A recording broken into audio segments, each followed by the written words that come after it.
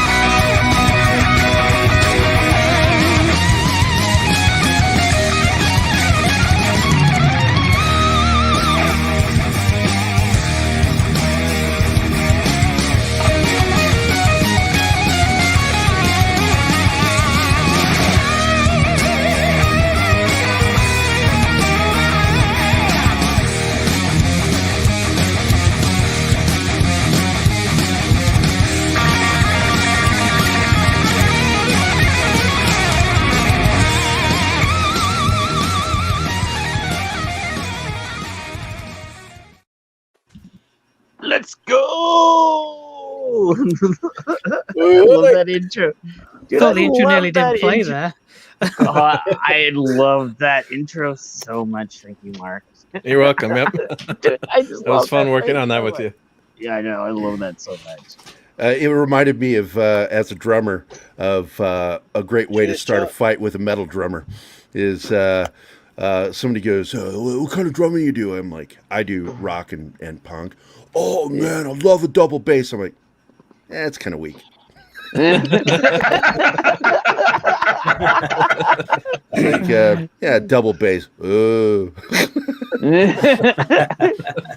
everybody, welcome to Pop Culture Archivists. Yeah, you almost said Pop Culture Minefield, didn't you? Yeah. Pop Culture Archivists 11. I think it's 11. We skipped. It actually be 12, but we didn't count last week because that was just something else. Pop Culture Activists. 11. What? Oh, It is Pop Culture Activists. I keep saying that to him. You can't even say the word right. I've been Yeah, saying I know. activists for weeks now. It's aggravating. Yeah, it's Without Pop the Culture. apostrophe S. Right, I know. Raquel, we took the apostrophe S out. The Yeah, why is it on, police- wait. On my name tag, it has the S again. I don't know why. What is it? Edit name. Why does it have the S in there again? Sorry, Mike. That's the possessive. Yep. I know. It's the grammar police. We've had the lecture from our technology scholar.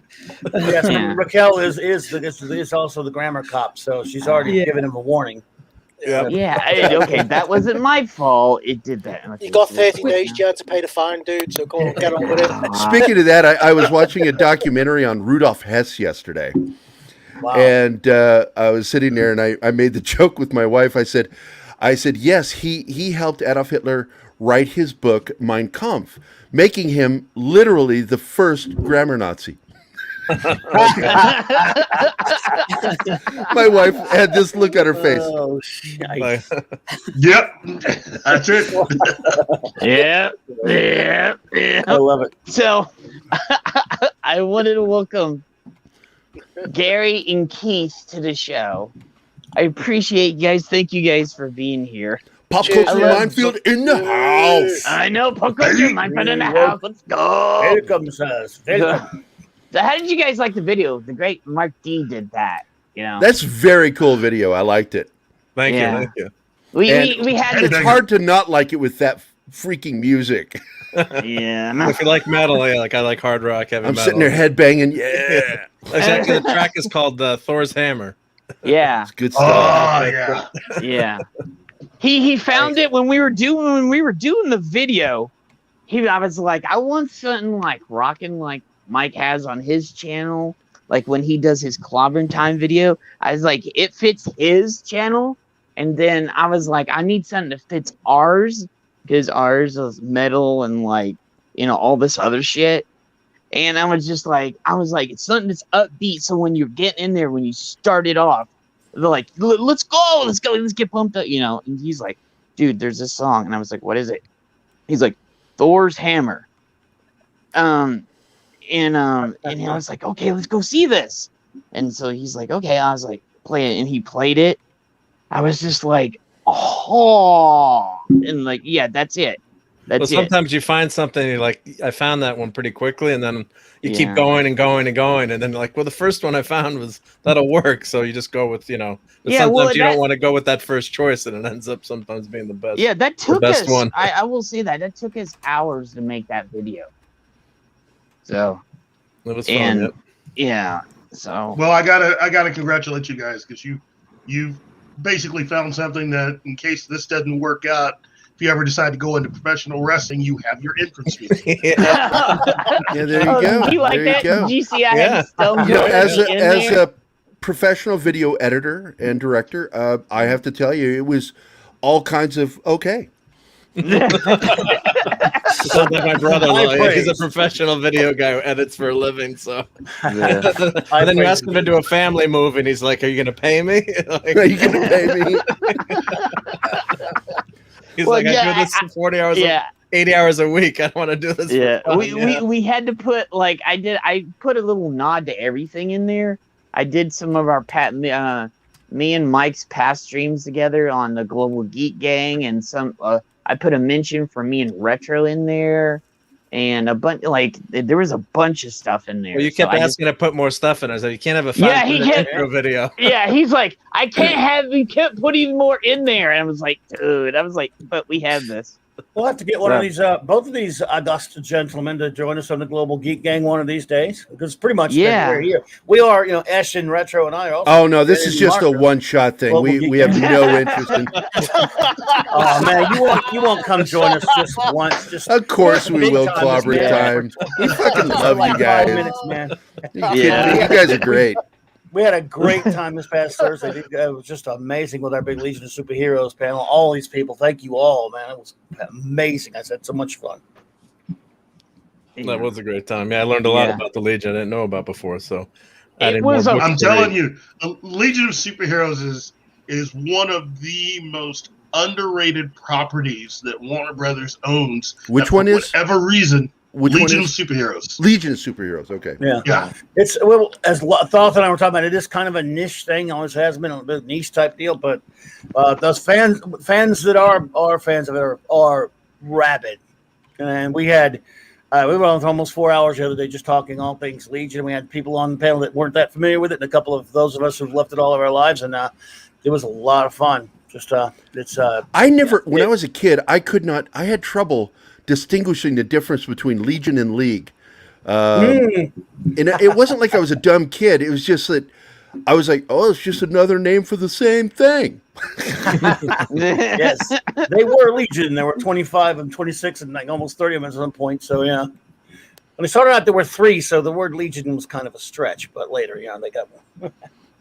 Well, again, it is one of those that I am very surprised that J.J. Abrams hasn't announced that he's making a Legion of Superhero movie. It's been ruined on CW and garbage like on CW and other veins, and even that cartoon they did, which was kind of good. It just didn't look like it was supposed to back for a while. So, it has been trashed by CW on the horrible Supergirl show. So. Yeah, it is. I gotta say, I still can't believe somebody got paid to create that makeup for Brainiac 5. And yet, when you look at the exact same time, on the Sci-Fi Channel on Krypton, and look what they did with Brainiac. And you Lobo. cannot tell me. Yeah. And Yeah. Lobo. Oh God. Night and day. Lobo was I as didn't see Lobo. close as we saw Lobo get so far in live action. You Yeah. know. So Yeah, it's like despite being a shit show, season 1, yeah. because Keith was It's like, terrible. "No, you really got to try." And I'm like, "I fucking hate this show." And then finally I broke down. I'm like, "All right, God damn it, Keith, quit telling me that. I'll watch it." And I watched it. I was like, going, it really does kind of get a little bit better as you go along. Not great, but goddamn, when Brainiac came on and Lobo. That was good. I was absolutely losing my shit, going, "Oh fuck!" That big effect with Brainiac's ship at the end of season 1. Oh my God! is still one of them. Yeah. Yeah. That was just the best that I have ever seen in taking something. And all that from the shit page coming out from the and- ship. Oh, jeez. Are you talking about Supergirl? Fuck no. No. Krypton. Krypton. I know. You watched Krypton? You guys did? Yeah. Yeah. Yeah. Yeah. I did. And it was terrifying. And it did a good job of making Look, it terrifying. Jeff like Brainiac's Johns- supposed to be.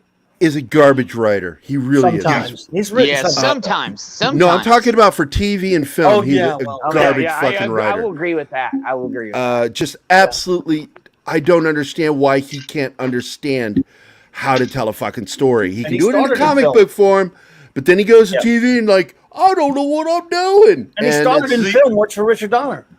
Yeah.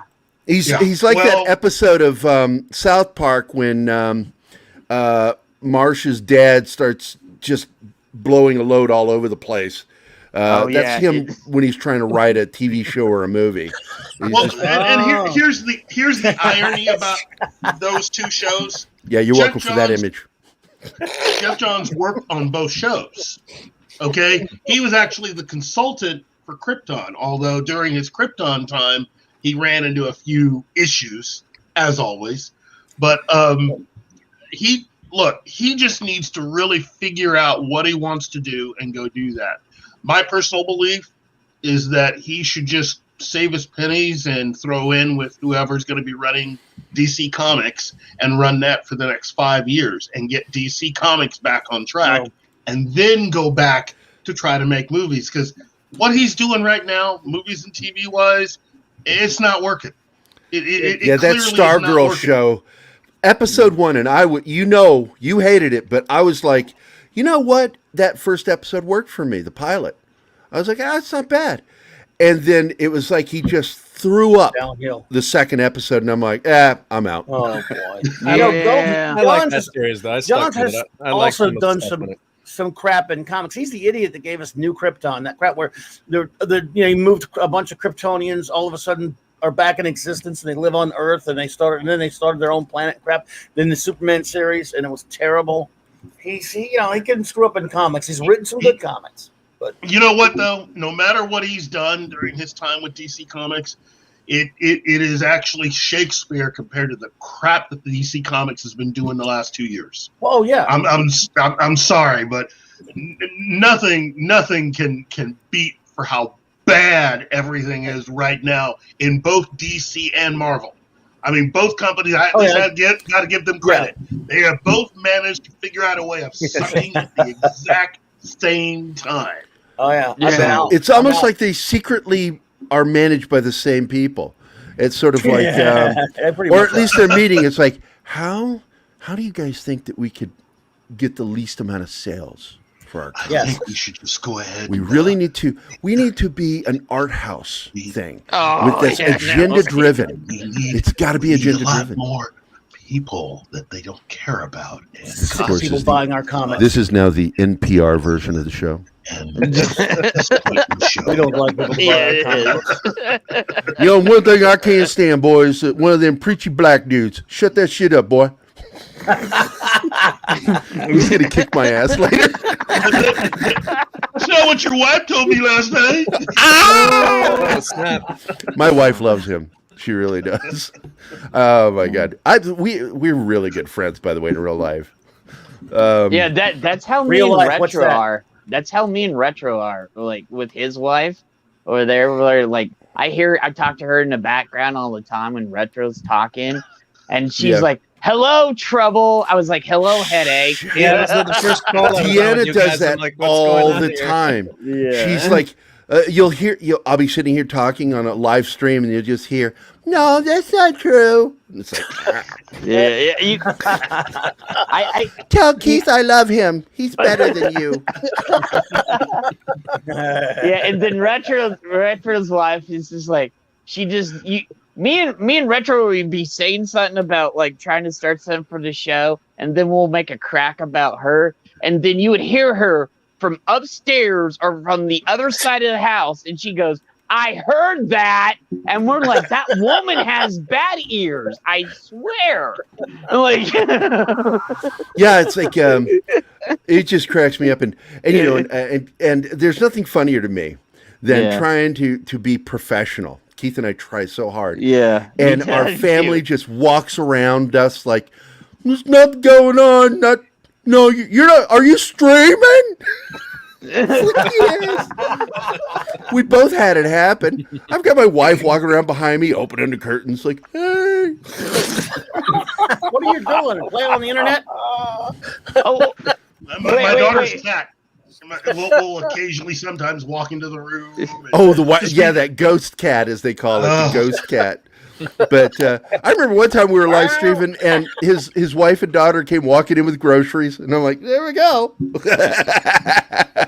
What was it on the 100 subscribers stream? Retro was drinking. I'm not going to say anything about the other part. Oh God! But this man. No, he was drinking, and she came in. He's like, "What are you doing?" And he gets up and goes to her, and you heard this mumbling in the background and shit. Wasn't that when the fire alarm went off too? Yeah. Retro? Yeah. He told me to set fire to the kitchen. Yeah, and then you heard the fire alarm go off in the background. I was like, what the bloody hell is going on over there? You know what the best bit about that was? Retro was talking to Paulie, and when his missus walks in, Paulie goes, "Who is that? Hi, Mom."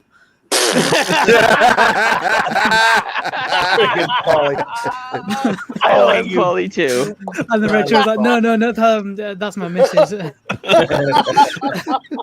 Oh boy, everyone picks on Retro. Let's pick on Ash for a change. Oh, that's fine.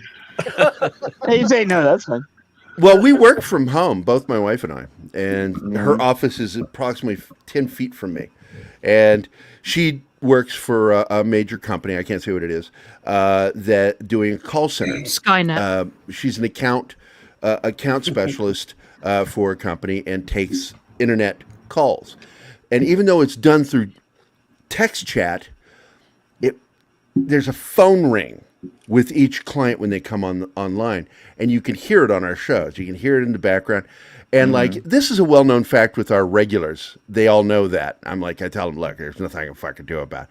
But then we got like somebody the other week that Keith saw me just kind of go off on this guy. It's like, Jesus Christ, do I have to fucking explain this every fucking episode? That is my wife. She's working. Yes, she has phone ringing and alarms and all kinds of interesting noises. I try to mute them when they happen, but if I'm talking, I let it go. And they're like, "Oh, I'm sorry, I brought it up." I'm like, "Fuck you." Put it on your streamer right on the bottom of your channel. Sorry for bonus noises. Well, and here's another thing. I have my 4 nieces and nephews that live with me too. And then there's my parents there too. And then I'm here. So there's like 7 people that live in this house. Okay. And then every now and then, like on the stream, you'll hear this on my door. And I'm like, "Hey guys, I gotta go get that real fast." And then sometimes, yeah, I know. And then we're moving into a bigger house. That's pretty soon. So, because we all, okay, Lord Thought, no problem, brother. Like I said, the offer was always open to you. Okay. But he's just too big for us. I know. But and then you'll hear the knock on the door, and they're like, "Oh, they're like, there's certain things with Retro. Either the fire alarm goes off, or Sam comes in and like bothers him in the middle of the stream, or like you hear some stuff in my background, or the bed. Like everybody complains about the bed sometimes when I'm sitting down. You're podcasting from your bed. You're streaming from your bed. Keith did a stream from his bed once.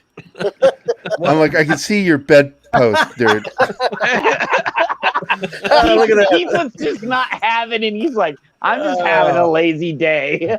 Yeah, it's like fuck y'all. Yeah. By the way, Lord Thoth actually said that earlier, but he tagged me. So that's the problem of having two pop culture names in the same stream. Oh, there you go. Oh, that's right. Yeah, you can grab. Yeah. the wrong one. He's like, he said that to me, and I'm like, what the fuck are you talking about, Lord Thoth? I didn't ask anything of you. Fuck you. Lord Thoth is just too big time to hang out with us little people these days. Yeah. We love you, LT. But he knows his Legion. Wow, he was amazing the other he day. does. yeah. Yeah, and I know that everybody wants us to get back into that. We really need to. As one person put it, the implosion of the comic industry. Yeah. The second DC implosion. Yeah. You know, and we're seeing it. It's widespread. It's hitting even IDW. Dark Horse, I think they're going to come out of this really stinking less than anybody with their latest contract. And I forget they got a major contract to do a new IP. What was it, Keith? We were talking about it the other day by chat. But Dark Horse just got a major contract that's tied into a big property. Yeah, and it's because they got with the sell of Star Wars or Lucasfilm, they got hurt pretty bad. Oh yeah. Yeah, they got the first signs, because before we even got news, I knew something was up because Richard Bonk and I don't know if I should mention his name, a writer friend of mine, and I approached Dark Horse about doing Indiana Jones graphic novel. Oh, nice. And it's really fucking good. And I mean, it's like a movie, not like one of the comics. It's just like a movie. Cool. Was it like the old Dark Horse comics? It was called Indiana Jones and the Eye of the Pyramid. And I came up with the story, wrote the full outline, and a buddy of mine from IDW was going to write the full script. And we went to Dark Horse and everything. Richard Bonk was going to draw it, and instead of me. And I was like, this is going to go over like gangbusters. And all of a sudden there was like this, sorry guys, we got to pass. And I'm like, you're not even going to talk to us about it? This is really good. You guys are in charge. And then we started hearing rumblings of what was going on with Lucasfilm. And we're like, oh, Dark Horse is losing Indiana Jones. Oh. Yeah, damn it. So when the sale took place in 2014, like almost a year later, it was like, yep, there you go. That's what Star Wars comics are really good too. They did some good that's ones. the thing. They did some good ones. This is a part of the whole of the comics industry, as far as the problems with DC Comics. And again, a lot of fans got to understand. Yep. Whatever happens to DC will happen to Marvel. They are attached. They are. You cannot always have have something been. big happen. Yeah, to they one, always have been. and they've always have been. And it's gonna look right now. I will tell you, everybody at Disney is paying attention to what's going on with DC and the sale right now. And depending on how that goes and who ends up buying it and whether or not they are successful in getting that back up and running, that will have a direct effect on what happens to Marvel. Because I guarantee you, Disney is going to do the exact same thing. What happens with DC happens with Marvel. We've talked about this ad nauseum. And one of the things that Keith and I talk about and both support is Robert Kirkman buying it. Oh, yeah. We talk about him on somewhat on the channel a lot, too. Yeah. Robert Kirkman would be the best thing to happen to DC Comics because he would, first of all, get it back on track. It'd be a real professional being in charge of DC Comics for the first time in almost, in my opinion, 5 years, maybe more. Oh, I'd say about it's been a decade, in my opinion. I would say longer because Ditto before Dan Didio, at least. Yeah. DC was good before he came there, and that's all I'm going to say on that because I hate that man with a passion. He destroyed a lot of stuff. Dan Didio did a lot of stuff that many fans didn't like. But I will say this. The only reason why DC Comics didn't end up becoming immediately what it is right now is because of Dan Didio. He at least had principles enough to stand up to Warner Brothers. He was putting a lot of pressure for everything to basically be how it is right now. Everything that you hate right now about DC Comics is what Warner Brothers was trying to do years ago. And Didio fought him. I mean, the only reason why it became like this slow thing is because Didio was in there fighting. Diane Nelson did a lot of damage too. Diane Nelson and him, but I will agree with you on that, Keith. But he still did. Oh yeah. He still did a lot of damage. And he did the Screw 52 for one. But there was no way you could have gotten around that. Whoever would have been in charge would have had to have come up with something, because by the time Dan Didio got hired and was in full control, Warner Brothers was basically making demands. There was no way anybody in that position would have been able to say no and keep their jobs. Yeah, that 52 came out right around the time you and I became friends. And I remember somebody walked up to I was at the con where I met you. And somebody walked up to me with some of those comics. And I'm like, fuck that noise. No. Such terrible. Yeah, it was a lot of legal stuff. A decade. You know what the funny thing is? That was the time me and Mike actually met at, Clobberin. That's the time me and him met each other, too, is when the new 52 came out. All those anti-52 groups. Yeah, I had the hugest anti-New 52 group on Facebook, and I still think it's not as big as it used to be because it's not around no more. But that comes with age. Yeah. I know. But a lot of people weren't happy. The group, and then DC tried to take our group down off Facebook several times. Wait. Let me clarify something. Not necessarily DC. DC Comics, as you've known it, has not been DC Comics since, get this, at least 1976.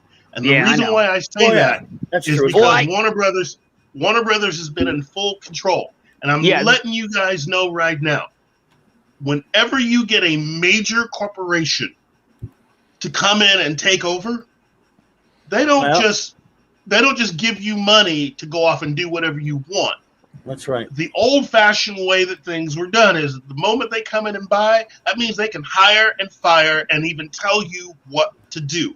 And they've been telling DC how to do business for decades. Okay? And they're not very good at business. And they're not. Exactly. They're not. No, they're not. AT&T, on the other hand, is a corporation that understands how to make money.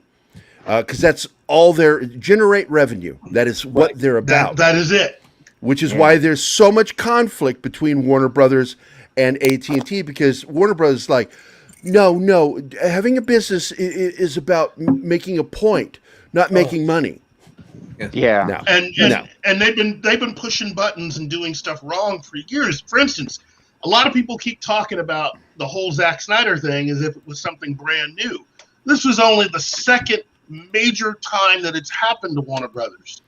Do you know what the first time was? Are you talking about with Superman? Yeah. When Byrne was brought in to draw the new version of Superman. Well, I was meaning as far as film goes. This is the second time. Well, it happened because of what happened with Richard Donner while they were making Superman and the Salkinds, Alexander and it wasn't just the Salkinds. The Salkinds were part of the problem. They weren't the whole problem. Right. The issue was the fact that you had a studio that was spending money that didn't understand any of what was going on. You had the Salkinds who didn't understand what Superman was and what he meant to those of us that live in the United States. And then you had a director that did understand and was basically probably speaking Martian compared to what the Salkinds and Pierre Spangler and what Warner Brothers was expecting. Because Warner Brothers, from their point of view, was getting all sorts of weird stuff. You know, the Salkinds were talking about, hey, let's make it with all these cameo appearances of actors of the day. Mario Puzo script. And Mario Puzo, if you can call it a script. I mean, that thing is the size of a phone book. Like 300-something pages. Oh, yeah, at least. And when you when Donner read it, he had to bring in Tom Mankiewicz to actually make sense of it. That's right. And the smartest thing they did was take it and just take part of that script and just rip the whole thing in half and take half of it and work with it. And in taking Superman and turning it into 2 films that were actually in actuality 1 movie, filmed which at is the what same time, a lot of it, yeah. Superman and Superman 2 were, and then filming them simultaneously to help save costs because of what they were going to do at the end of Superman 2, which was to end the story. They were destroying sets, and they didn't need them anymore. So rather than make a movie, wait 2 years, renegotiate with the actors, make another movie, you film both of them not back to back, but simultaneously, which a lot of the general public didn't even really understand until years later with Peter Jackson. But they did it first with Superman. That created a lot of problems. And going from Superman the movie to Superman 2 was the biggest problem because that movie should have been out the following year. A lot of people don't understand that. Yeah. When Superman came out in 78, Superman 2 should have come out in 79. Right.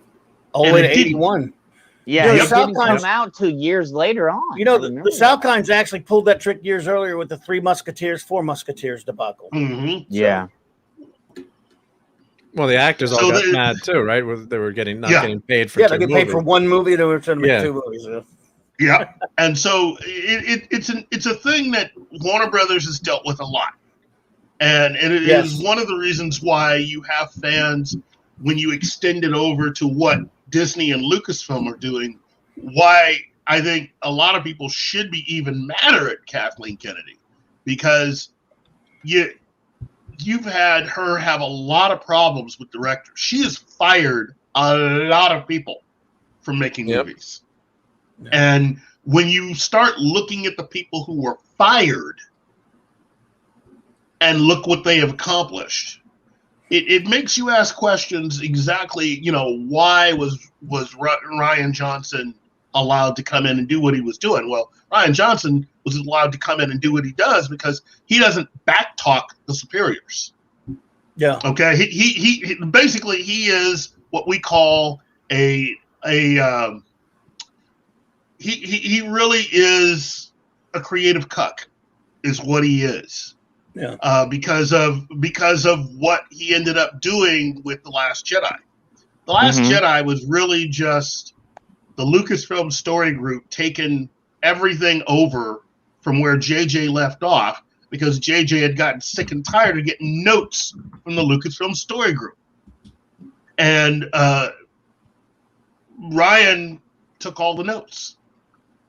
And the thing about Kathleen Kennedy is they sort of just constructed the story that it was all Ryan, because she didn't want it to get out that it was really the story group giving Ryan notes.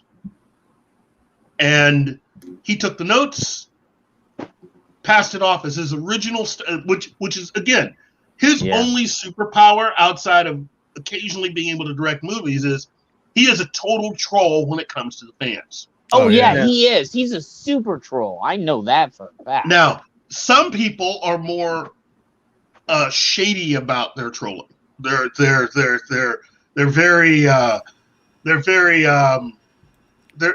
not into a lot of things, but unless you really press them, unless the director of Layer Cake, and he was also the director of what was the name of that movie? Because everybody keeps talking about him. X-Men First Class. Is it Brian Vaughn? Brian Vaughn? Oh, Matthew Vaughn. Matthew Vaughn? Yeah, Matthew Vaughn. Yeah, I will tell you, the thing that I've learned about Matthew Vaughn is he's also another one of these people. Okay? Mm-hmm. He doesn't use social media, but he's another one of these people that will look at the fans and go, hey, you guys are only good enough to give me money. Outside of that, I don't want to hear from you.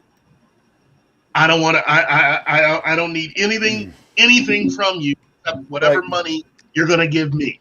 Kind of like That a is Dan the key Slott. on everything. Because Ryan Johnson didn't do it alone. He had a buddy of his, and there was a female that they were constantly trolling nerds. It didn't matter what it was, gaming, comics, Star Wars, Star Trek, didn't matter. He would jump in there and just shit all over him and troll him, and his buddy and that other chick would join in, and they're just shitty people. And once I caught on to it, this is way before Star Wars. I stopped following him on Twitter because I realized what he was. He was a shitty person. Yeah. So when he got hired for Star Wars, I was like, meh, he's a dick. I don't like him. Yeah, it's amazing. I just want to say we've got all this interaction with the directors and creatives now. Compared to me growing up and Clyde being guys our age, probably where you'd have a letters page, you'd write a letter, they'd write a nice reply. Now you've got people, making fun of fans and saying what you guys are demanding stuff. I mean, as a longtime Star Wars fan, I think most of us would agree, what they did to Luke's character, and even Hamill started leaking that, saying that too, was they ruined his character. It wasn't so much, we cared about, all the politics or Rey or this, give me a good story and don't wreck the old characters, continue that story. That's why so many people loved Luke on that Mandarin, 5-minute scene, Mandarin, excuse me, I got the 10 rings in my mind, the Mandalorian. I'm just so hungry for some citrus. Mark, no. Don't have that in your mind. No. But and then Dan Slott, I've read the FF for the last God knows how many years, and Dan Slott blocked me on Twitter for nothing. I don't know how he found me on the list somewhere. I'm like, never interacted with him. So and he was the guy that I think told all the fans basically F you. It's like you're just selling a product. If my day job, if I called the person up who was ordering a tool and said, "Oh, well, you don't think our product is that great? F off. I don't want to see you buying our stuff again." How long? Yeah, you cannot approach the people who pay the fucking bills with if I want your opinion, I'll shove my fist up your ass and work your face like a puppet. It doesn't work. If you're not listening to your fans, you will fail. Mm-hmm. And look at what has happened. Look at what has happened to Marvel. Look at what has happened to DC. Look at what has happened to Star Wars, Doctor Who, Star Trek. The moment you start shutting the fans out, the moment it no longer becomes any sort of discussion between you and the fans, that's when things go sideways or go south. And which is it, Keith? Which is it? South. South. Okay. South. Or sideways. South it is. If you look at Star Wars Theory, people at Lucasfilm picked on Star Wars Theory when he actually cried because he was so happy, and Jeremy feelings aren't meant to be shared. Yeah. Jeremy and everybody else stood up for him, and Jay and everybody else stood up for him. He's like, the dude just went through cancer and all this other stuff, and you guys are picking on him. Yeah, it's Hader Hidalgo who did it. Yeah, and he's another epic troll.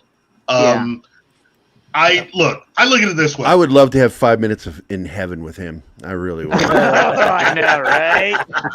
Okay. I bet that guy's never been really punched before. I'll show him. Yeah. I just think that ultimately, when things finally get worked out at Lucasfilm, and if Kathleen is allowed to retire, or I should say wants to retire, and you get rid of the story group, that will be a quick turnaround, comparatively speaking. Now, I'm not going to say that they're going to undo the movies that they made, but it will be easier for certain people to come along and at least massage everything enough to give it more of a to make it easier to fit in with everything that was established prior to Disney buying everything, and to also get everything more in line with where they would like, I think, with George Lucas' thought from there on. And I think once you fix Star Wars, I think you're going to see quite a few of these actors jump back on. Because as of right now, none of the new actors want anything to do with this. None of them. And that's the reason why none of them are signed to any other movies beyond this. Yeah. and it's not that tough to do. Look how they they did it, and with Baby Yoda and bringing Luke on. I mean, it doesn't take much to bring back the fans, and everyone was willing to give him a second chance. And I had that same reaction. It gets watching. So hard though after the third time. Oh. Yeah. But I had that same reaction watching it with my son. I remember one of my, memories as a kid was begging my dad to take me and my sister to see Star Wars in 1977, and he finally relented. And seeing that first opening screen with the music starting, just blown away by that experience in a movie theater, especially as an 8-year-old kid. And then watching it with my son years later with Luke coming, it did make me pretty emotional. Like this, my dad had since passed away. I'm like, yeah, this kind of reminds me of being. I'm watching this with my son, and then they go to, why would you make fun of a fan who had that reaction, who loves your property? Don't you want to make money and say, hey, not the money, but wow, look how much people love these characters. It's just mind-boggling. And ironically, you notice all of the movies that were affected because of everything that George Lucas and ILM and Lucasfilm had done. Because the very next year, what movie happened? That was Superman. Yeah. And then the year after that, you get Star Trek. And all three are just incredible movies. Yep. Very entertaining. And you also get trilogies out of all three of those films. And then you look at today, right now, and look at where they're at. It's like a wasteland of just nothingness, Yeah. I mean, what's been good lately? Cobra Kai, I think, is probably okay. The best new show. I mean, show-wise. This what could you name that was really good that you really liked that you'd recommend to someone else? I mean, Mark, this will bring up what I saw last night, okay? Because I saw this last night. I watched Nobody last night. Yep. I cannot recommend that movie enough now. Okay, it was a good time, right? It was a fun. Yeah, it was like I'm gonna fuck you up. Best moment in cinema since John Wick. Yeah. It's like. I mean, my wife even liked it. Watch with my wife because she likes him on Better Call Saul. I'm like, let's not watch a romantic comedy for a change. You mind watching? She ended up really liking it. I've been watching Odenkirk since 97, 98. And Mr. just Show. the Mr. Show with Bob and Dave. I fucking love that shit. And they had a close relationship with Tenacious D, which I'm a huge fan of since the 90s. And my God, I respect that guy so much. And to see him now, he's like close to my age, becoming an action star now. Yeah. It's like, my fucking God. I was like, the moment he said those words, I was in my room. I was like, it was like, was it like 3 o'clock in the morning? It was late. And I was like, I just yelled out, let's go. Like, I was like, yeah. And then after I got off the movie, Retro was still up, and I called Retro. I was like, dude, you need to watch this. And Sam was in the background, and I was like, Sam, do you like the movies from the 80s and 90s action? Like, where they're just fucking people up, they're just like, and there's just action, and there's actually story, but there's a lot of action, and she's like, yeah, and Retro, what did Sam think of the movie? Because I didn't ask you about that yet. Sam absolutely loved it. It was like absolutely brilliant. Again, like yourself, I could not recommend this film enough. It's one of the best films I've seen in such a long time. It was like akin to like Charles Bronson, Clint Eastwood, Harrison Ford, and it was like a grit. I don't know. For me, it was like a gritty version of True Lies.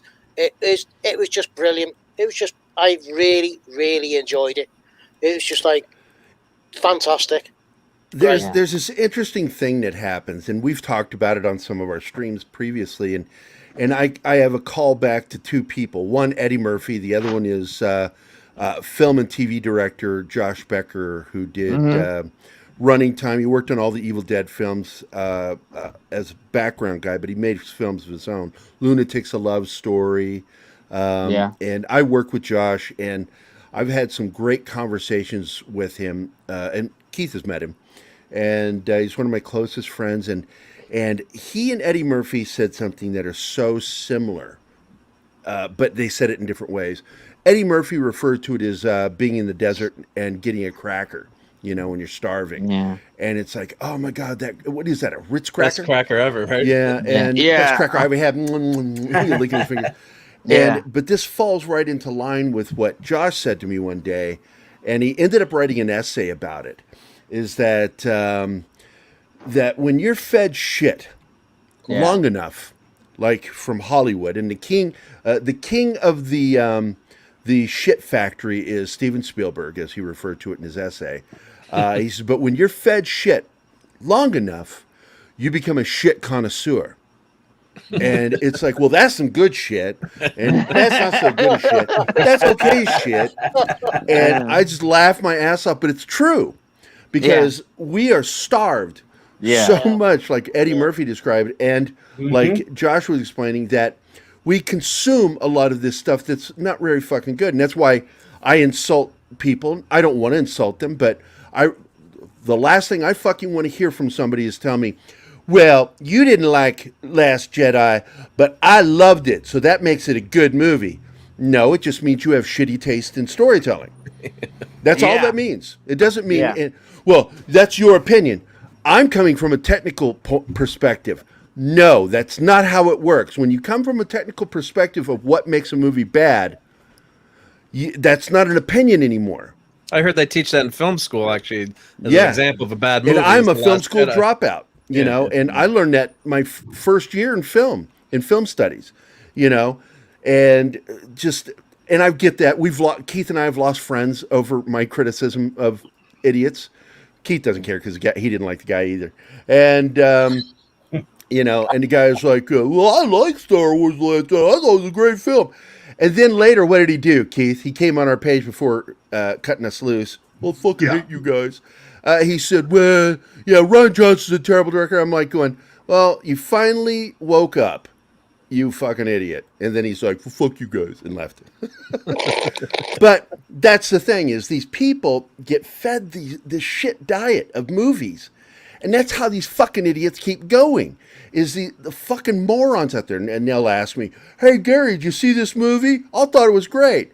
That's an immediate warning not to go see it then. Well, in the old days, you could trust your critics, like you had Siskel and Ebert. Just a second. Polly. There's Polly. There's Polly. What's up, Polly? Hey, buddy. We were just talking about nobody, Polly. So. Yeah.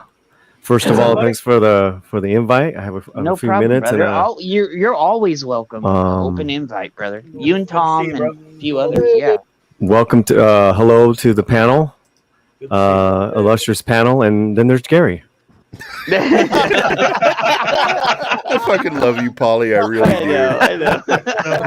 I refer to Polly many times as one of the two nicest guys on YouTube. Yeah. Him and Culture Casino. Yeah, Culture's awesome. That both of you guys shit on me makes me the happiest fucker in the world. Oh my God. I know. Yeah, you know what? That's an easy poke I'm doing. Hey Keith, how are you, Keith? Yeah. Hey Mark D. I am Great to see good, you. Paulie. How are you? I'm well, man. I'm well. It's nice and sunny, retro east, and then my man, the Clobberin Times. Hey, brother. Good to see you, my bud. I love those pictures that you had on your grilling and everything, dude. That looks so delicious. Oh wow. Yeah. Well, we had the fights on, and so we grilled and watched our boy. If I would have been closer, I would have hey, dude. I want Yeah. It was. The weather's been great. Did you see Nobody? Yeah, of course. I saw it last month in the theater. Oh my God! What'd you think? Oh, it was fantastic. I've been talking about it for a month now. Yeah, but I've been avoiding it because I hadn't until this week. Yeah, I mean, it's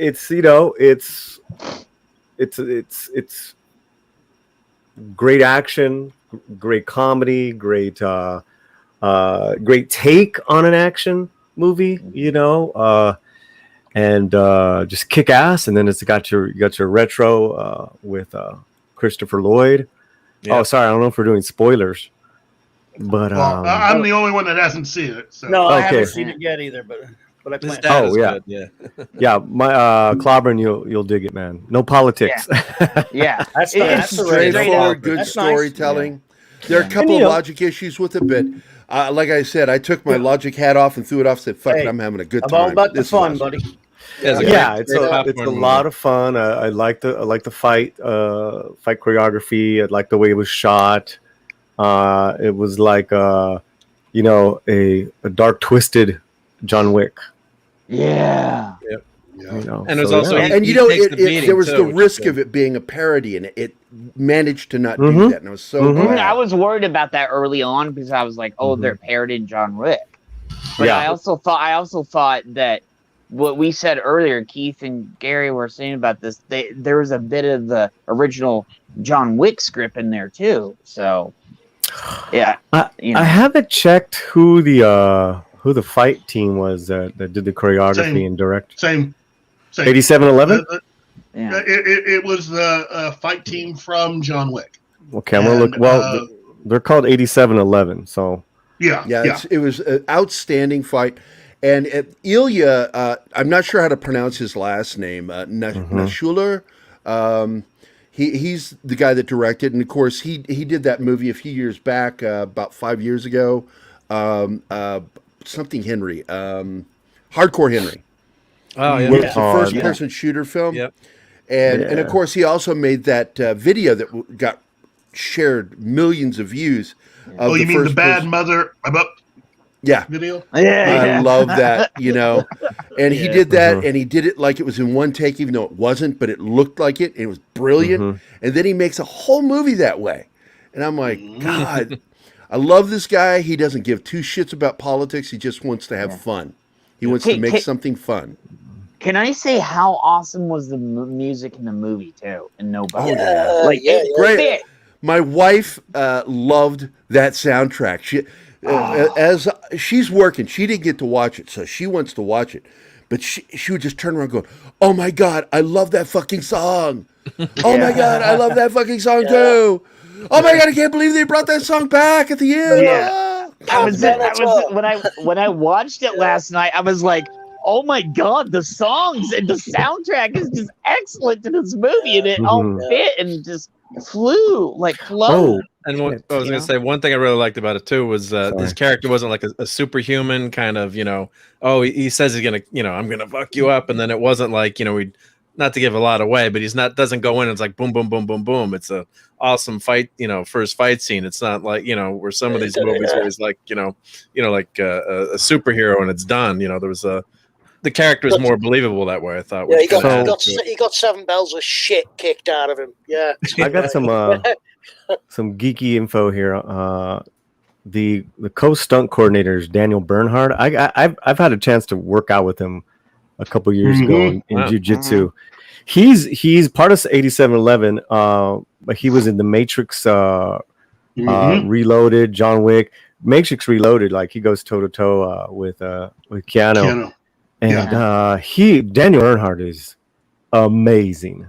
He is the truth. He is so good at what he does. And he was also Keanu's stunt double for the Matrix films and for I'm gonna work on getting him and a real good buddy of mine on the show. And we'll do like a round table, like breaking down recent martial arts films as far as because people are like, hey, you should do a full martial arts breakdown of Mortal Kombat. Which I watched today, by the way, and it was great. I enjoyed the shit out of it. He was fun, right? I had some issues with Mortal Kombat. So I had zero because I didn't play the game, and I didn't give two shits about those movies in the 90s. Yeah. Right. There you go. The thing about Daniel Bernhardt is that he was also in the Mortal Kombat television series. Yeah. Which I also missed. Super nice guy. Nice guy. That's what I hear. Great to work out with. This was when I was like training and teaching every day. But that's what he does. That's what those guys do for a living, you know. And it's fantastic. Good for him, man. Well, that's why it was so good. Yeah, it's good stuff. Yeah. Man. Yeah, it's good to see them produce, you know, being the head dudes on these films. I'm going to say a name, Paulie, because you being into the martial arts, I'm hoping that you'll know who I'm talking about. Do you know who Al Dacascos is? I do not. Okay, Mark Dacascos is his son. And Mark, of course, played the Crow on TV, and he's on Iron Chef as the senior host. He's in one of the best weird horror films of the early 2000s, Brotherhood of the Wolf. Good actor, great martial artist. Mark is incredible, and his dad is the first guy that was selected to play Bruce Lee, but it took too long to get the movie made, and they finally went with someone else because he got too old. Yeah, Dragon. He was the original person asked to play Bruce Lee because he actually knew Bruce, studied Jeet Kune Do, and he's also the guy that dislocated my shoulder. Ouch. And only time I ever had my shoulder dislocated was by Al Dacascos, and Mark was actually there when it happened in the dojo. God, I missed that. Funny. I'm just telling you, you would have loved it. You would have loved it. It was we were doing Kajin Kimbo. I don't know if you've ever heard that form. Of course, yeah. And I was thrown. It's a move that's based off of I think it's called the Adini move from Aikido, and but it's turned into a different kind of throw. And I didn't. They just laid down the lacquer on the floor, so it was really slick.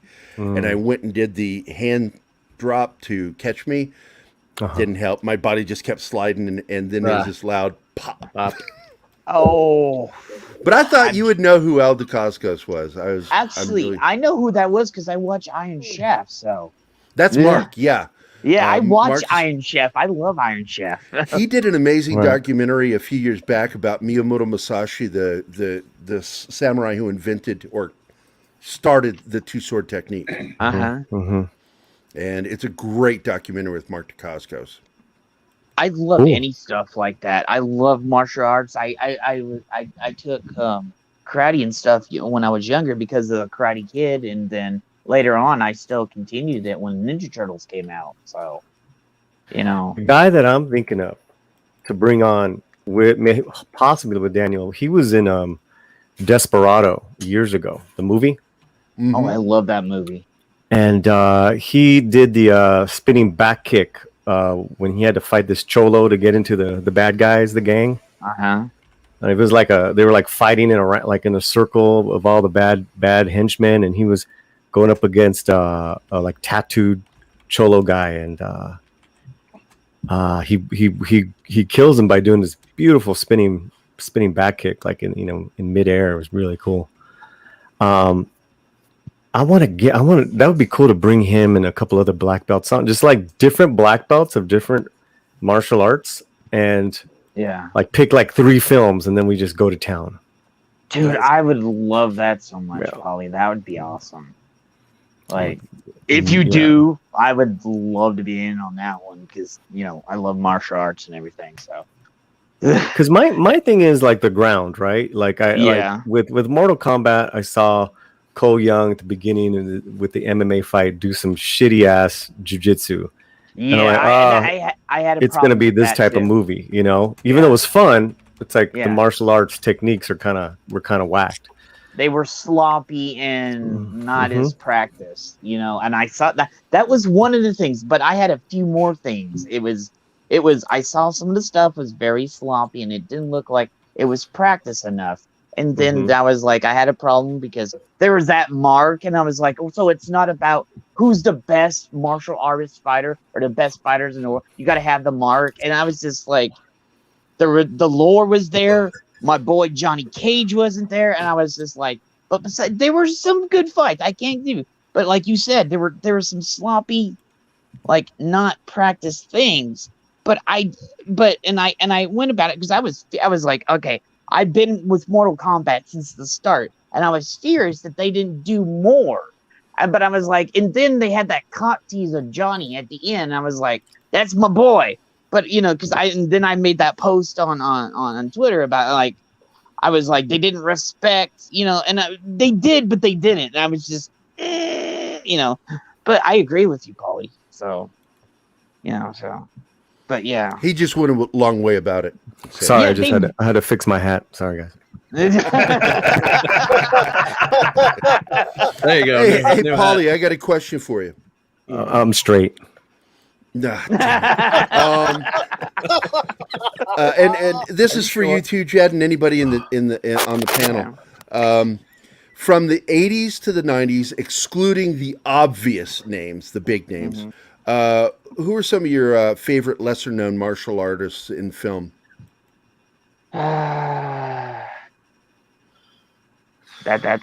You gotta exclude Jackie. You gotta exclude Jet Li is too well known. So Jet Li, Chuck Norris. Well, Chuck is well known.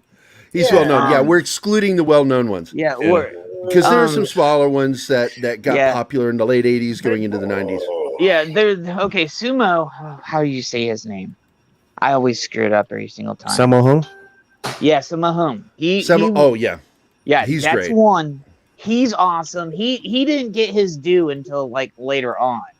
I don't think he ever really got his due at all. No, but you know what I'm saying. But he's a great choreographer. He got a little bit of it, but he didn't get his full due because dude is awesome. Okay. Let me see. And there's like, American Jeff Speakman was pretty dope. That's the one I had. Yeah. That's the one, that was my ace up the sleeve. Is I got really with Kajin Kimbo, I was like, I need to find something else that interests me, and Eskrima just is an amazing weapons fight. I love, and he is the only guy who really used Eskrima in film in a very correct way.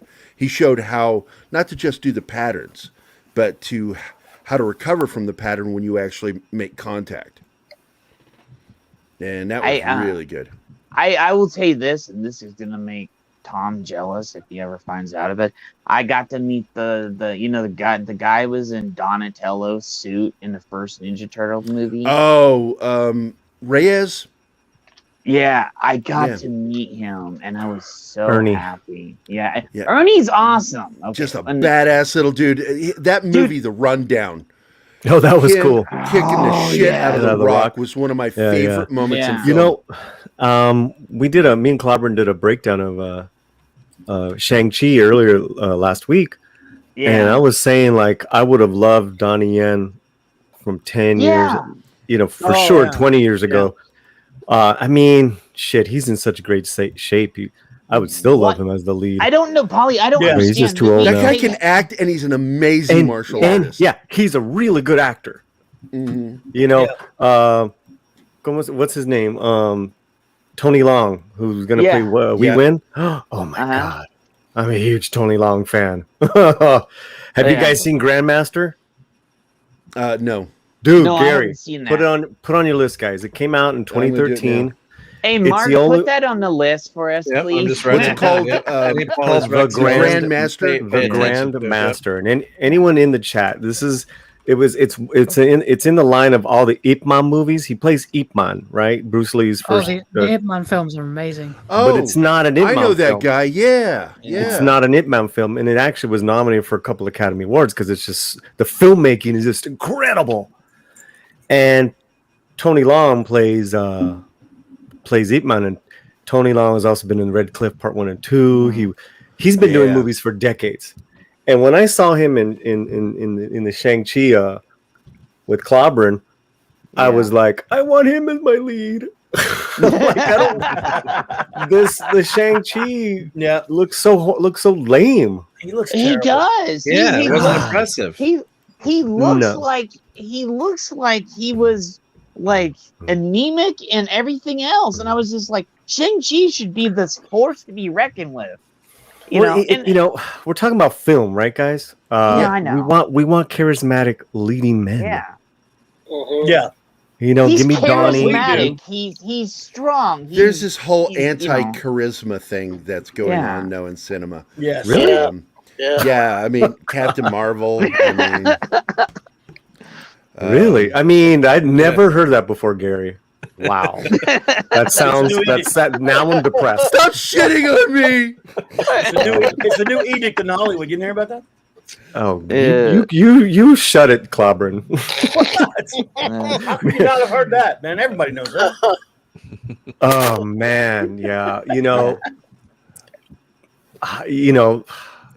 I mean, how would I think that's a big reason why I love Rogue One so much was Donnie Yen.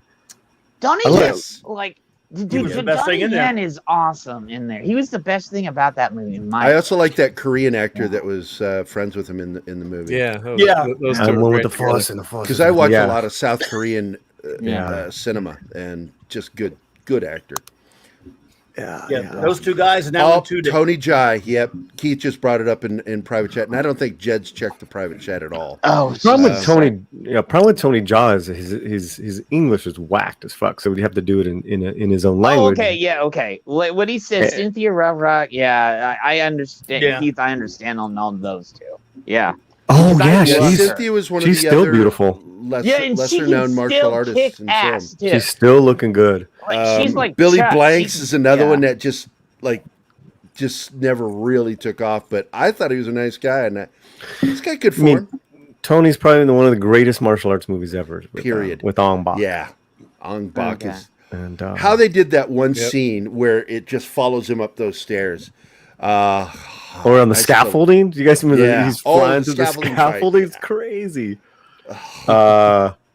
But yeah, I wanted to point out something. I watched that. There's a channel I watch. I can't think of the name of it right now. Corridor Crew, and they do a stunt thing, and I love it when they have stunt guys on there. And they were talking about how Donnie would pay extra money to his stuntmen to let him knock them out on camera. Wow. Because the stuntmen, if they're not on camera, they don't get paid. You got to see this movie, Flashpoint. Oh my God! Not the Flash. No, I know what you're talking about. Flashpoint with Donnie Yen is Donnie Yen and Flashpoint is the shit. Yeah, but he's like, when you see him making contact with some of those stuntmen, he's really fucking laying into them. Yeah, God, what's his name? I'd have to look him up. When because the fun thing about training in LA for so long is I got to meet a lot of cool people that would come in from Asia, and then you'd see them like in the movies, like, oh shit, he's getting his ass kicked by Donnie Yen. What Keith just said, Don the Dragon Wilson. I've worked with Don on one of the films I did with Lou Ferrigno, where I did artwork of the characters that are in the movie. And through him, I met his brother, and I really like both of them. What was his claim to fame? The movies he was in the 80s, 90s. I just remember him always having a gi on, like Kung Fu gi. Yeah, and his movies, riff tracks in Mr. Seven Seater ripped in some of his movies too. But they rip everybody. Oh, I know, and I love those guys to death. They're hilarious. Who? But they do one Don the Dragon Wilson. I can sit through it. Like it's like Manos the Hands of Fate. I can sit through that every single time. That pretty bad. Cracks me up. Yeah, but the movie for Don the Dragon Wilson was Blood Fist in '89. Yeah, I've seen that one. So. And that was the one that got him launched, and of course they did subsequent sequels and stuff. But that was the one that I enjoyed watching. Was the first one. Yeah.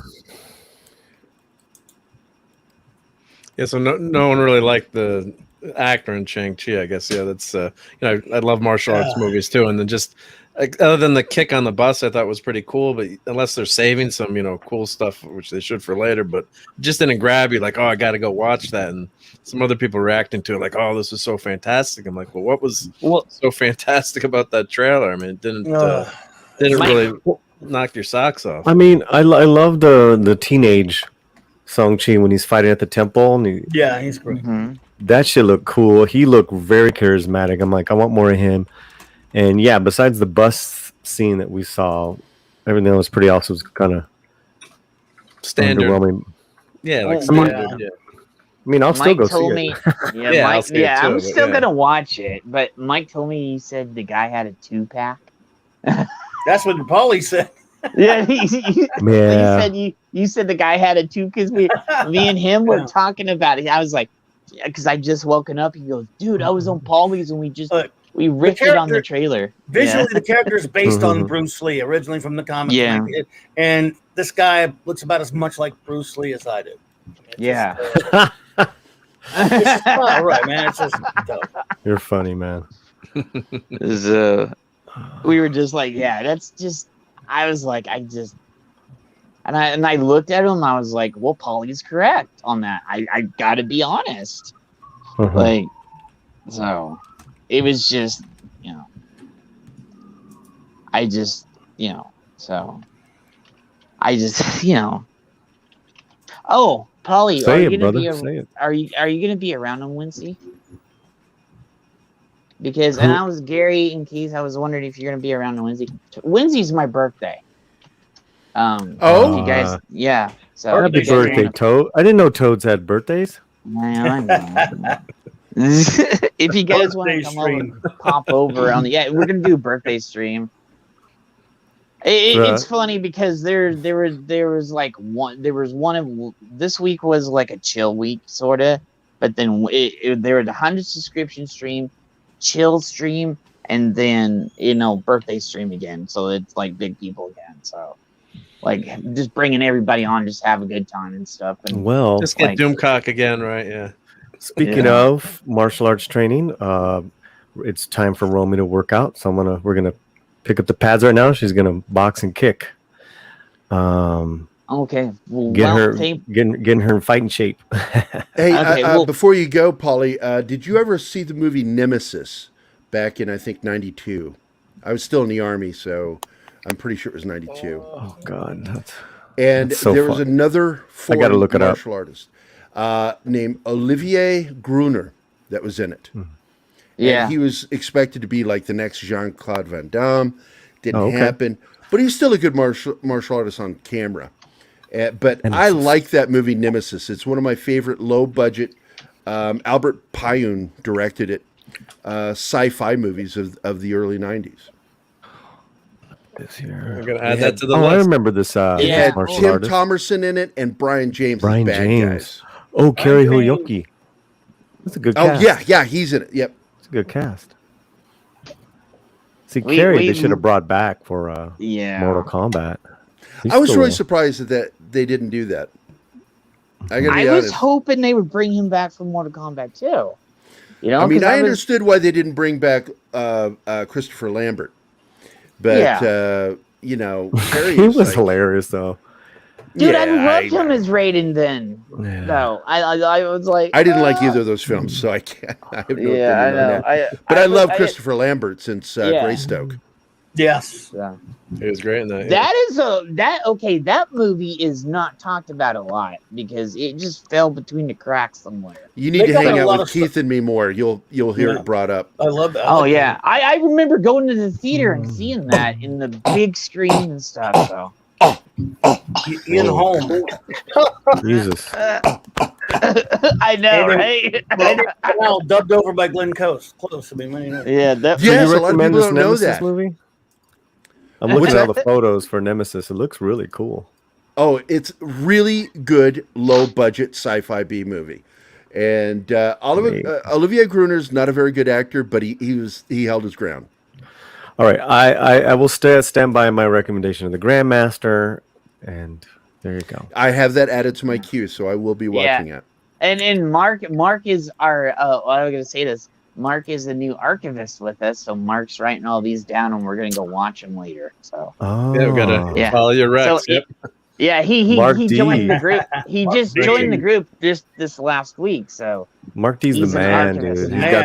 He's got the best office. Yeah. He gave us the tour the other day, right? That was you, right? A lot of fun. That was great to share that with you guys. Yeah. A lot of fun on that one, man. And then Brian slated the Raquel cut. Polly. What's that, bro? Thanks for the suggestion. Oh, you're gonna love it. I mean, and it's a slow burn, but it's worth it.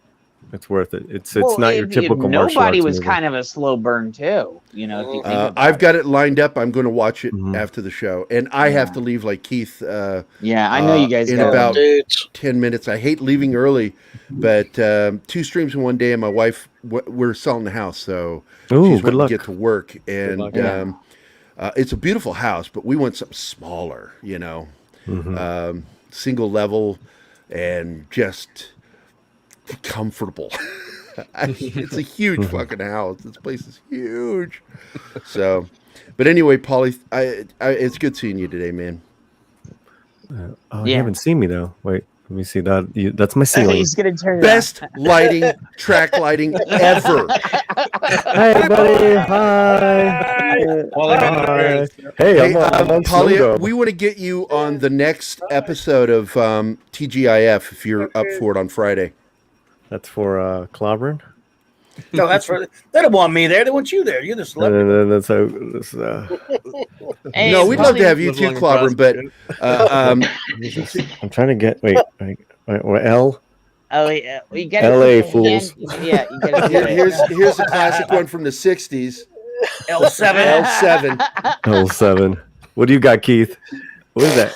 Louisiana or LA, baby? He does Vulcan scissoring. I'm Louisiana. Really, dude? Fucking scissor. What is that? Wait, what was that? That's I'm Louisiana. I don't know. Louisiana? Yeah. No, that's Okay. me, not Keith. I don't think. Yeah, Anyways. Clobberin's the deep southerner. Yes, sir. Yeah, he is. I'm a southerner, I'm proud of but it. I have no accent. Take it easy, I Paulie. try not to. Paulie. Great. God bless you, man. Take it Love easy, you. brother. Hi, brother. Dude. Have a great rest of your Sunday, guys. Peace. Bye, You Paul. too. That was fun. That was fun talks. Ciao, Peace. Bello. Ciao, Bella. I didn't Not get a chance Bella. to bring up. Bello. What he Mean. I said. didn't get a chance to bring up actor Rain from Ninja Assassin. I think should have been cast as Shang-Chi. That you know. was a terrible film, but it had some really good martial arts in it. Yeah. Mm-hmm. If I'm thinking about the film, let me look it up before I make an ass of myself with you. There was, Well, it's the one by the Wachowskis. It's the only one that the Wachowskis did, and that was. Oh yeah, I I've fucking seen hate that that one. movie, but I love the martial arts in it. Yeah. Well, And the there's actors some- did a good job. yeah, there's some movies where the movies is really bad, but they got good martial arts in it, and there's some hmm the movie's good, and you can see where it's sloppy martial arts. hmm Yeah, So- there's this one movie that I just absolutely hated. It had Kristen Crook in it. Street Fighter. She did that. What? Street What Fighter do you film. mean with Raul Julia before The he passed Legend away? of Chun Li. Oh wait! No. Oh, wait! Whoa! That was a different that one. one. That one came Yeah. out. I didn't. Ever, I saw that when it came out. Yeah, I was so disappointed with that film. I was just like, "What the fuck are you Yeah. guys doing?" The first Everybody one was was Jean. Yeah, go The ahead. first one was Jean-Claude Van Damme. Has a kind of charm to it, even though it is kind of a bad movie. There's lots of quotable stuff in there. You know, it's Yeah. like you got paid. You know, you can quote a lot of stuff. Who wants to go home and who wants to go with me? And you know, stuff like that. But that second movie, Kristen Crook, oh god, that is bad. Yeah, I'm going to share this screen with you. The only thing I liked out of this movie was this guy, There Mark you go. McDonough. What an actor right Neil there. McDonough. Neil Oh, McDonough. he's Neil fantastic. McDonough, yeah. He's cool. Yeah. Yeah, he's awesome. He's still on I- I have Cartoon literally voice 1 work, degree of separation with him He'd make a great master. because I work for Dale Dye, and Dale Dye was a senior military advisor for Band of Brothers, and McDonough was in Band of Brothers. yeah, Oh, wow. Yeah, you can actually play 6 degrees of Gerry and connect me within 6 degrees with tons of celebrities. It's weird. It is a real drinking game. Have fun. McDonough's Retro, done he some would make a voice good acting. master. Yeah, he'd make a good master in Doctor Who, definitely. Oh yeah. Yeah. Oh, Oh, yeah. McDonough? Oh my God, he can do anything. He can be Yeah. the most likable fucker you ever saw, and then he can turn around, Yeah. walk Yeah. back into the room, Yeah. and be the most evil motherfucker, and you want Exactly. him dead. Perfect for Yeah. a master. The master Yeah. should It's be like very De Niro. British. I though. want don't him know about- dead. about the master. I want to piss on his ashes. Piss on his ashes. Can McDonough do British though? The master should be very British. He's that good of an actor. I wouldn't doubt for a second he could do it. He could, yeah. Look. I put up with English Aussies and New Zealanders coming here, Kiwis, coming to America, trying to do their nasally American accents. Oh yeah, of course. And I don't complain about it. So when an American goes over and, except for Keanu Reeves, and does an English accent, it's always forgivable, except for Keanu Reeves. And I love Keanu Reeves, and he was great in Dracula. But that is the worst fucking English accent ever. Constantine, yeah. Did he do an English? Wait a minute. Did he do an English accent? Yeah, he tried. He tried. Parts of the movie. I don't remember even hearing it because I love that movie. Because I know that the person who was running that film. Yeah, exactly. The first thing you go to is Dick Van Dyke with his Cockney accent. Hello, Mary Poppins. Hello, dear. Yeah. Hello. Speaking of Neil McDonough, Kevin Costner. Yeah. Oh God. Oh yeah. At least that fucker didn't do it. Oh God. And then he dropped the accent. Yeah. Which made for a great joke later in a really bad movie with Robin Hood Men in Tights. Yeah. Where he says, "Well, at least I played a Robin Hood with a proper English accent." Yeah. The funniest line in the damn movie. Yeah. Well, one movie I want to mention too, speaking of Neil McDonough, it's a football movie. But it's called Greater, and it's kind of an overlooked movie. No, that is a good film. No, I love that film. I love that movie. He's great in it, and I always recommend that to people if you like. I also tell people, movies. give the film a chance. Disney's Angels in the Outfield, McDonough was in that, and he is so fucking good in that. I could never imagine him being somebody less than likable because of that film. He was so enjoyable in that film. In my opinion, the star of that film is McDonough. And then he turns around and plays the helmsman, I think, or weapons guy on Star Trek First Contact. It was the helmsman and it was Lieutenant Hawk. And he's gay. He played the character, even though it's not in the script anywhere. Nobody asked him to do it. He played the character as gay. They turned him into a Borg. He got assimilated. Yep. Because I like talk. I'm going, oh, he's cool. He's in trouble. He's doomed. Yeah, when he turns and it's like, you're like, no. He also did the voice of Green Arrow, Ollie Queen, in one of those DC animated shorts. Yep. And he's done a lot of animated voices. Yep. Just, I fucking love McDonough. I fucking love that guy. He became the villain in Damien Dark. 2 or 3 of Arrow. Yeah, he was good. Damien Dark.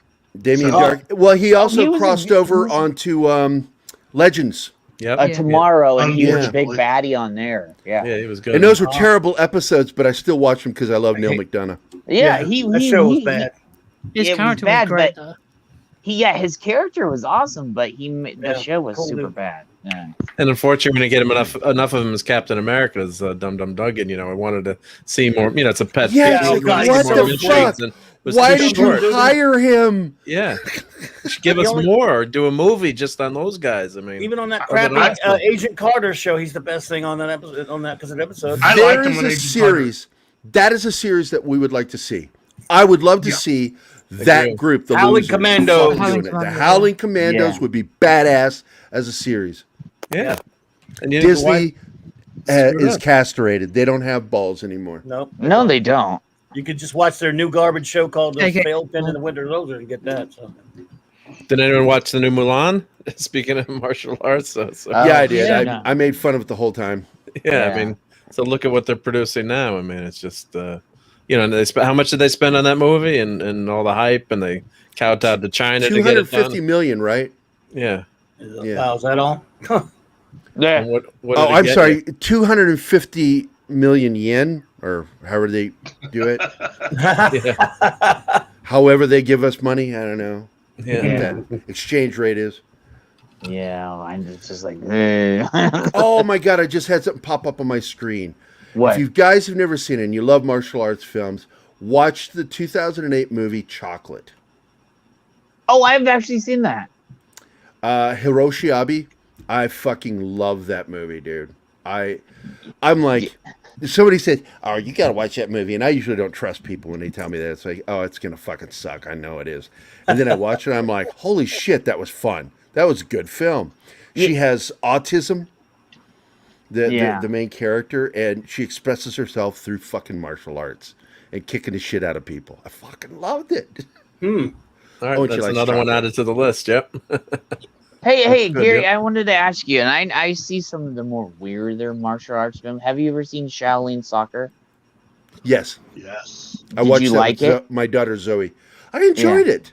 It's Yeah, dumb I as love fuck. It's just Yeah, fucking it is, dumb. but it's But it's dumb, fun. but it's Well, it's corny, right but I up there love with it. that other Yeah. movie, Kung Fu Kung Hustle. Fu Hustle. Kung Fu Yeah. Hustle is awesome. It's like, check your brain at the door. Don't come in expecting a brilliant fucking film. Yeah. But it is brilliant in how it does the martial arts and Yeah. brings it into the story. There's brilliance in it, but it's really a dumb fucking film. Yeah. And I like dumb fucking films when they're done Yeah. well. Yeah. Kung Fu Panda's pretty good. Yes. Yeah, I'm a big fan of that. Again with my daughter. Keith knows my kid. She and I watch a lot of stuff together. That was our favorite moments. Was going to the probably movies. a younger generation thing because I'm 21, so a lot of us younger people love like movies, animated kung fu movies like that, and Kung Fu Panda. I love those films; those are great. But yeah, I've seen bits of Shaolin Soccer, and I was gonna say Mulan reminded me a lot of The Great Wall with Matt Damon. Like in terms of the animation, I felt and that film, The Great Wall, was a better cheesy film. And I I'm thought on that about was- in terms of like the look and feel, like the way the animation. Yeah, was I done. get what you're saying. Yeah, but I actually, comparatively, Oh, I yeah. preferred that movie over Oh, yeah, Mulan. same.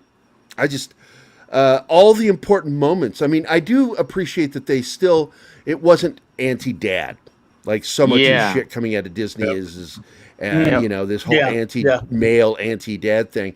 Well, Dad was still important, but they left out some important things about the dad that I thought were integral to the storytelling that they just completely just left out. Well, Gary, if you and I got now you bring that up, if you go and look at WandaVision and the Winter Soldier, who were the two people that got away scot-free at the end of the series? It was all the women. They did some bad, evil, fucked up shit, and they got away scot-free. The problem with it is like that final episode. I enjoyed the final episode. I enjoyed the series, but there's a lot of bullshit in it. Yeah, when you start pointing a finger at your audience, you've got a fucking problem. Yep. When you start preaching to a character in the show, but you're really directing that at the audience again, you're fucking up, and that turns a lot of people off. Nobody likes overly didactic films. Nobody. No, they don't. Jodie any is the kind of doctor with intelligence. that environmentalism speech that she gave that was so panned that It's like, exactly Oh that. my god! It's like, You're the plastic. So, you know, Yes, like, what's his name? Mackey's speech at the end was so misdirected, and there was something that he could have said there that he doesn't say, which is we. A simple word. Yeah, We need to do better. We have to be the better. But instead he directs it, and it's just like it fell flat for me. Yeah, he's Yeah. saying that there's people watching him that don't want him to be Captain America and basically crap. feel the hate. I'm like, what? You know, we love this character. I grew up reading. The Falcon was one of my favorite fucking characters. me growing too. up. I love it. You don't get much more white than me. Yeah, why are you saying that? You know, maybe there are bad people out there, but don't, you know, just go. Stop to the, lumping everybody together. Like you said, Joe. Yeah, just said, Gary. Just do better. Just you know, and an uplifting character. Bring us all together. Don't separate But there was us still and some try to- good shit in that fucking show. I enjoyed the last episode, but it is true that I personally was glad that bitch died. I'm glad she fucking died. Me too. I was like, She was I not so a great glad character. she was She was bad. There were two things. There were two things in that I have to agree with. When it comes to what Gary is saying about that is the difference between Captain America's speech by Anthony Mackie versus Ben Affleck's speech in Batman v Superman at the very end at Clark's funeral. Mhm. And notice how he said we. Mm-hmm.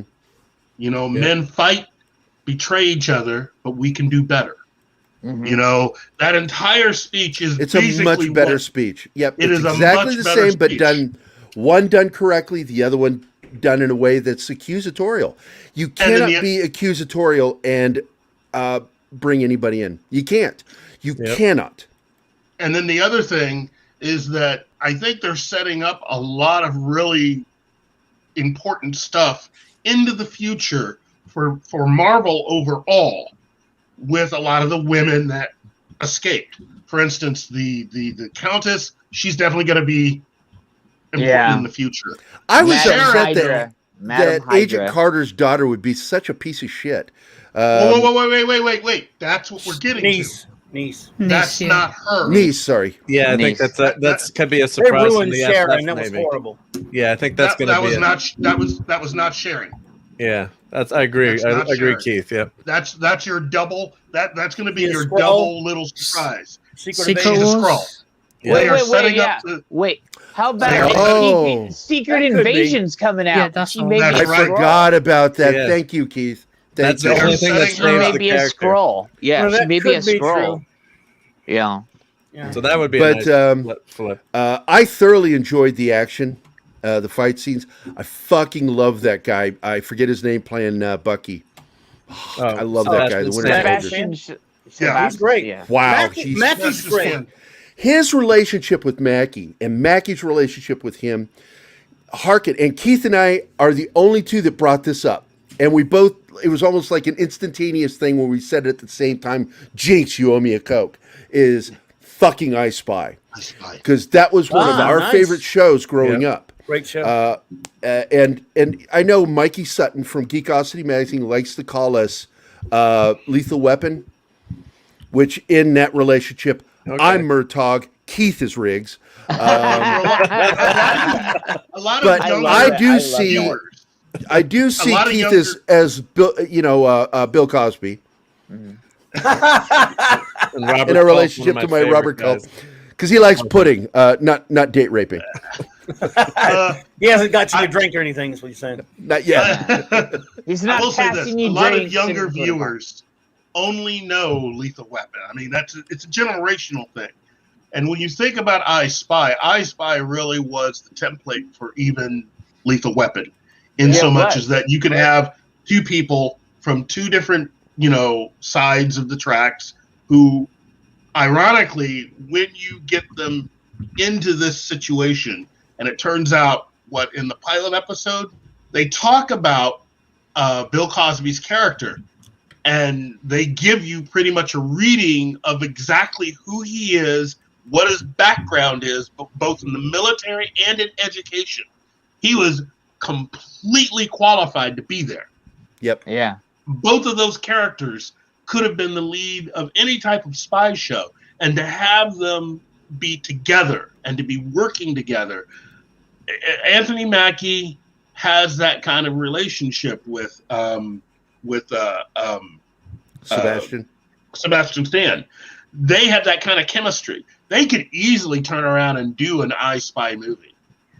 I mean, I would watch that agree movie with in you. a I agree heartbeat. with you on that. I agree with you on that, dude. Absolutely. Like, I hated that I Spy movie with Owen Wilson and Eddie Murphy. yeah, I'm like, what a garbage film. It was terrible. Yeah. I gotta agree, because my grandparents, when I was growing up, my grandparents turned me on the I Spy because they were much older, and I used to love I don't want to say just how bad it was, but it was so bad that I got dick chafing from the fucking that it was bad. It was so fucking bad. It was terrible. That idea for the story and taking one of them and having them not be a spy, that was just dumb. I mean, that was just exactly. But hey, guys, Keith and I gotta go. Yep. Thank you so much for having us on, Jed. I appreciate it, man. You guys are welcome anytime. Just shoot us the link if you want us on, and we will join you. Okay, and then Wednesday, you guys are welcome to be here Wednesday. Okay. Yeah, I've got one commitment, which of course is Fat Steven's show. And I'm actually going to work with him on renaming the show to just simply The Shows That Made Us, because I enjoy it when we get into these deep discussions of shows from the 60s and 70s and early 80s. Yeah, if you guys want me to come on there, I'd love to come on there. I know you wouldn't fit in. You wouldn't know. You wouldn't. I wouldn't fit in. I'll talk to Steven about it. It's his show. Yeah. But I will bring it up that you'd like to be on there, Jed. Yeah. So welcome. Thank you guys very much. I appreciate it. Thank you for having us, man. And Great hanging with you Clobberin guys, Time, man. Retro, Mark, and Esh. It was great hanging out with you guys. It really was. You too. Cheers, guys. Even despite you guys being limey bastards. Take care, my friends. It's great having you. Take care. See you guys later. Out. Cheers. Retro and Mark, show and tell time. Would you guys like to show off anything? I'm sure Retro's got something to show, right? Retro? Yeah, Retro. You always have some good Doctor Who stuff, and I can pull up some stuff. Yeah, Mark will pull up some stuff. Retro, if you want to pull up some stuff, we can show and tell. Do a little bit of show and tell. Give me 5 minutes. Let me get my camera set up. Okay. So, Retro, why don't you go first and give me like 5 minutes? I'll be right back. The only thing I've got is basically like all my Target novels, really, to be honest. That's the only thing I've got at the moment, so I'll have to drag all that through. And then if anybody wants to sit there and look at Target book novels, Doctor Who novels, that's. I thought you put them all away. They are actually accessible at the moment. Are they still on the bed? They're still sort of packed in a box. I can get hold of them. I can drag them through if anybody wants to. Does anybody in the chat want to watch this? What you would like to see this? The Target Doctor Who novels? What thought and stuff?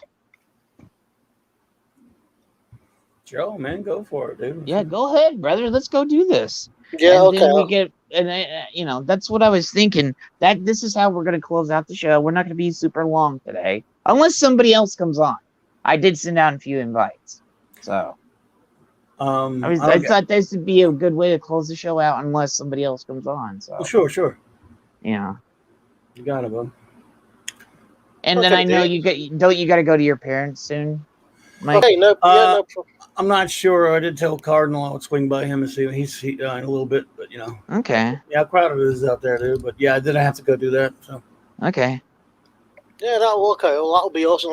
I'll clear. Thank you, Gerry. I'll be back in a sec, dudes. Okay. All right, buddy. What's Ash got for us? You showed us. Yeah, Ash, you got anything you want to show off since we're doing show and tell? No. Okay, just asking, brother. Oh man, no, those are some cool gents there, though. Absolutely. Yeah, dude. I gotta get, and it's just another thing that shows how many cool people that are on YouTube that we've been bringing over to the Global Geek Gang and everything. Oh, wait, we do got somebody. Just a second. Pablo, what's Pablo? Hey. Yeah, I see him. I always send Pablo and them link. So, all right, Pablo, friend, how are you? I was eating. Sorry for the delay, but I didn't see this until right now. Yeah, I know. You just missed the Pop Culture Minefield guys. They were both on. Oh, and Polly was here too. That's I did it. I even did that before Polly popped on. And I was like, I know you do the show with Polly now and Tom. And I'm like, I sent him a link and Polly popped on. So man. I was like, I know I send you like random requests, and I know sometimes you don't see them. So yeah, sorry, I was. I have a small garden. I grow some fruit, some vegetables, and I was taking care of that. Also, I got a nice crop of wheat. Mm-hmm. Today was harvesting day, so no. Oh yeah, I know how that is. My grandfather was a gardener. He taught me all that stuff, so I understand. Yeah. Dude, it's quite amusing to have your own vegetables, but your own wheat is quite better.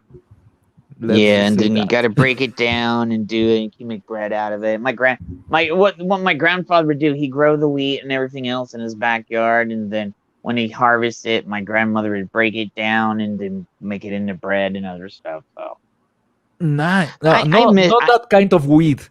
No. Wait, the other kind. Okay. The other one. I was like, wait a second. I thought you said wheat. But no, the process is kind of similar. You have to harvest the whole plant. Yeah, I know. I know how you do that because I have a friend out here in Arizona that does that too. Okay, I know what you got to do on that one too. Sorry. Okay, your grandfather growing wheat. That's actually quite amazing. No, I was like, wheat. Oh, I was like, wait. Oh, and then anyway, Hoogie's. Oh, okay. Yeah, I have a buddy that does that. That has a what do you call it? Dispensary, that he has this thing out here that he actually does that, and you got to pick it off the buds and all the other. It's just yeah. So yeah, I know about that one too. So. Yeah, I was trying to understand. I was like, okay, there was a miscommunication there. You know, sometimes I'm slow, so.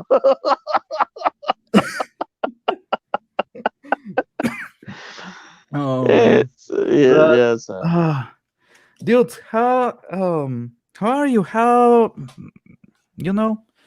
Yeah. You my having a good country day isn't cold, besides but that? how are you guys?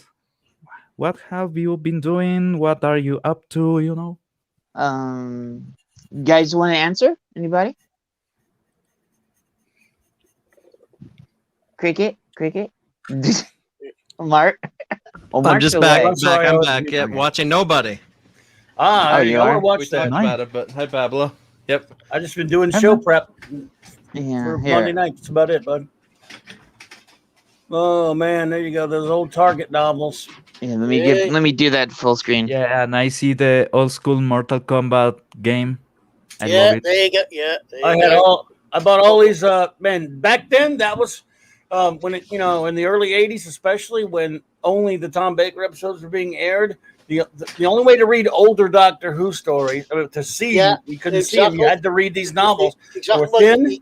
We didn't get them till like the late '80s on we did. Yeah. Occasionally we would get a bootleg here and there. Yeah, but as you know, Robert Holmes. Yeah, dude, Robert Holmes was the best Doctor Who writer. Oh my goodness, you got Robert Holmes' autograph. Holy shite! Oh, Colin Baker's. That's still great too. I met Colin once. Yeah. Still, dude, Robert Holmes was a best Doctor Who writer. Yeah, he never knew any novels. These are like selections of like the Sixth Doctor novels, obviously. Time Lash, which featured the great Paul Darrow. Yeah. Avon Lives. Yeah. Hell. Yeah. I love it, dude. I love those. I've nearly got the entire collection. I'm just missing 2 from the entire collection. What's interesting about this one? This book is from an unshot, unmade episode. Exactly. For that second season that Colin Baker did not get. Yeah. Or remember he had a hiatus? These are quite rare, these ones. Yeah, I have that one. Look at that. That was going to be, and if you see the cover, exactly. That was going to be Michael Gow again, who played the meddling monk. Yeah. And played Alfred in the Burton Batman movies. They were gonna have him come back. The Celestial Toymaker. The Toymaker, not Meddling Monk. Sorry, so the Toymaker. Yeah. That one, and there was Mission. Was it Mission to Magnus or the other one? Yeah. Not Mission to something Magnus. Yeah. There you go. There you go. I have them both. So great. PJ never got made. PJ said he had the first. Let me go back. Oh God, that's great, dude. Oh, yeah, that's heartbreaking, PJ, dude. No, dude. Oh, nice. PJ goes, I miss all my books. I had to sell my collection, all first prints. Oh, okay, man, that's heartbreaking, dude. Sorry, dude. Sorry to hear that, dude. That's heartbreaking, man. I'm sorry, PJ. How hard will be to get at least a good amount of the books for someone that doesn't have any? And I'm talking. Cool. Doctor Who, the old Doctor Who episodes, you mean? Yeah, these are the Doctor Who Target novels are becoming quite hard to get hold of now. Being honest, I mean, just a single, sort of like one that's quite easy to get hold of. You're talking about £20 over here in the UK. Yeah, just for one of these. I mean, I'm missing 2. I've seen one. I'm missing The Wheel in Space. Oh man! And the Macra Terror. And I've seen. I think the Macra Terror I saw the other day was on eBay for like £95. Holy shit! You know what I mean? A lot of them are out of print, and not only just those episodes. Pablo. There you go. There's one that I was missing. Now this I probably got probably about 10 or 15. I mean, look at the price on that. That was probably about 10 or 15. See what I mean? 10 or 15 years ago. So that was then. Yeah. So God knows what this is. This is worth now. I have no idea. And wow, and these are novelizations of the episode. Yeah, all there were also a lot of Doctor Who books that were independent of the show, like new stories. And some of those from the '90s are tough to get too. Yeah, the new adventures are. I got it retro. I got a bunch of them from like the '70s and '80s that were novels. They must be worth on too. Yeah. They will be. They'll be worth a few. Some of those are really good. Look for that 16-something year stretch between the end of the show, not counting the dumb Fox pilot, until they brought it back again in 2005. There was all you had was a few comic strips, and you had the Doctor Who novels. You wanted Doctor Who. It wasn't easy being a fan. I'll drag some more out. Hang on a sec. Okay. Yeah, that's right. I'm so happy that I got to see the Canadian movie when it was already a disaster. Because being on the actual time of release of the movie, that got hurt like a bitch. You talking about the Fox pilot with Paul McGann? No, being when the movie released. What movie? The Doctor Who movie, the Canadian movie. 1996 one. Yeah, that's the Fox pilot with Paul McGann. That's what I said. It was a Fox and made it with cousin with the BBC. Yeah. May have filmed it in Canada, but it was a Fox show pilot. And it was called. They actually have a title for the BBC, like the later version, called "The Enemy Within." Nothing to do with the Star Trek episode, but and it was really kind of crappy. Ultimate Foe, great, the Feliard. Yeah. Dude. Really? Yes. Yeah. The Feliard, the real yard, stockyard, barnyard, the Valiard, the real 13th the Doctor. Boatyard. The final Doctor, indeed. Yes, Remember what Sixth Doctor kept calling them all those names? Now, here's one that probably a lot of people don't. Oh my goodness! Yeah, probably a lot of people don't have that one. That's because that's not an unshot episode. Yeah, exactly. So yeah, that's another one. Eric Solid was a pretty good episode writer. Yeah, another one there. How was the reception for the fans to the Canadian movie?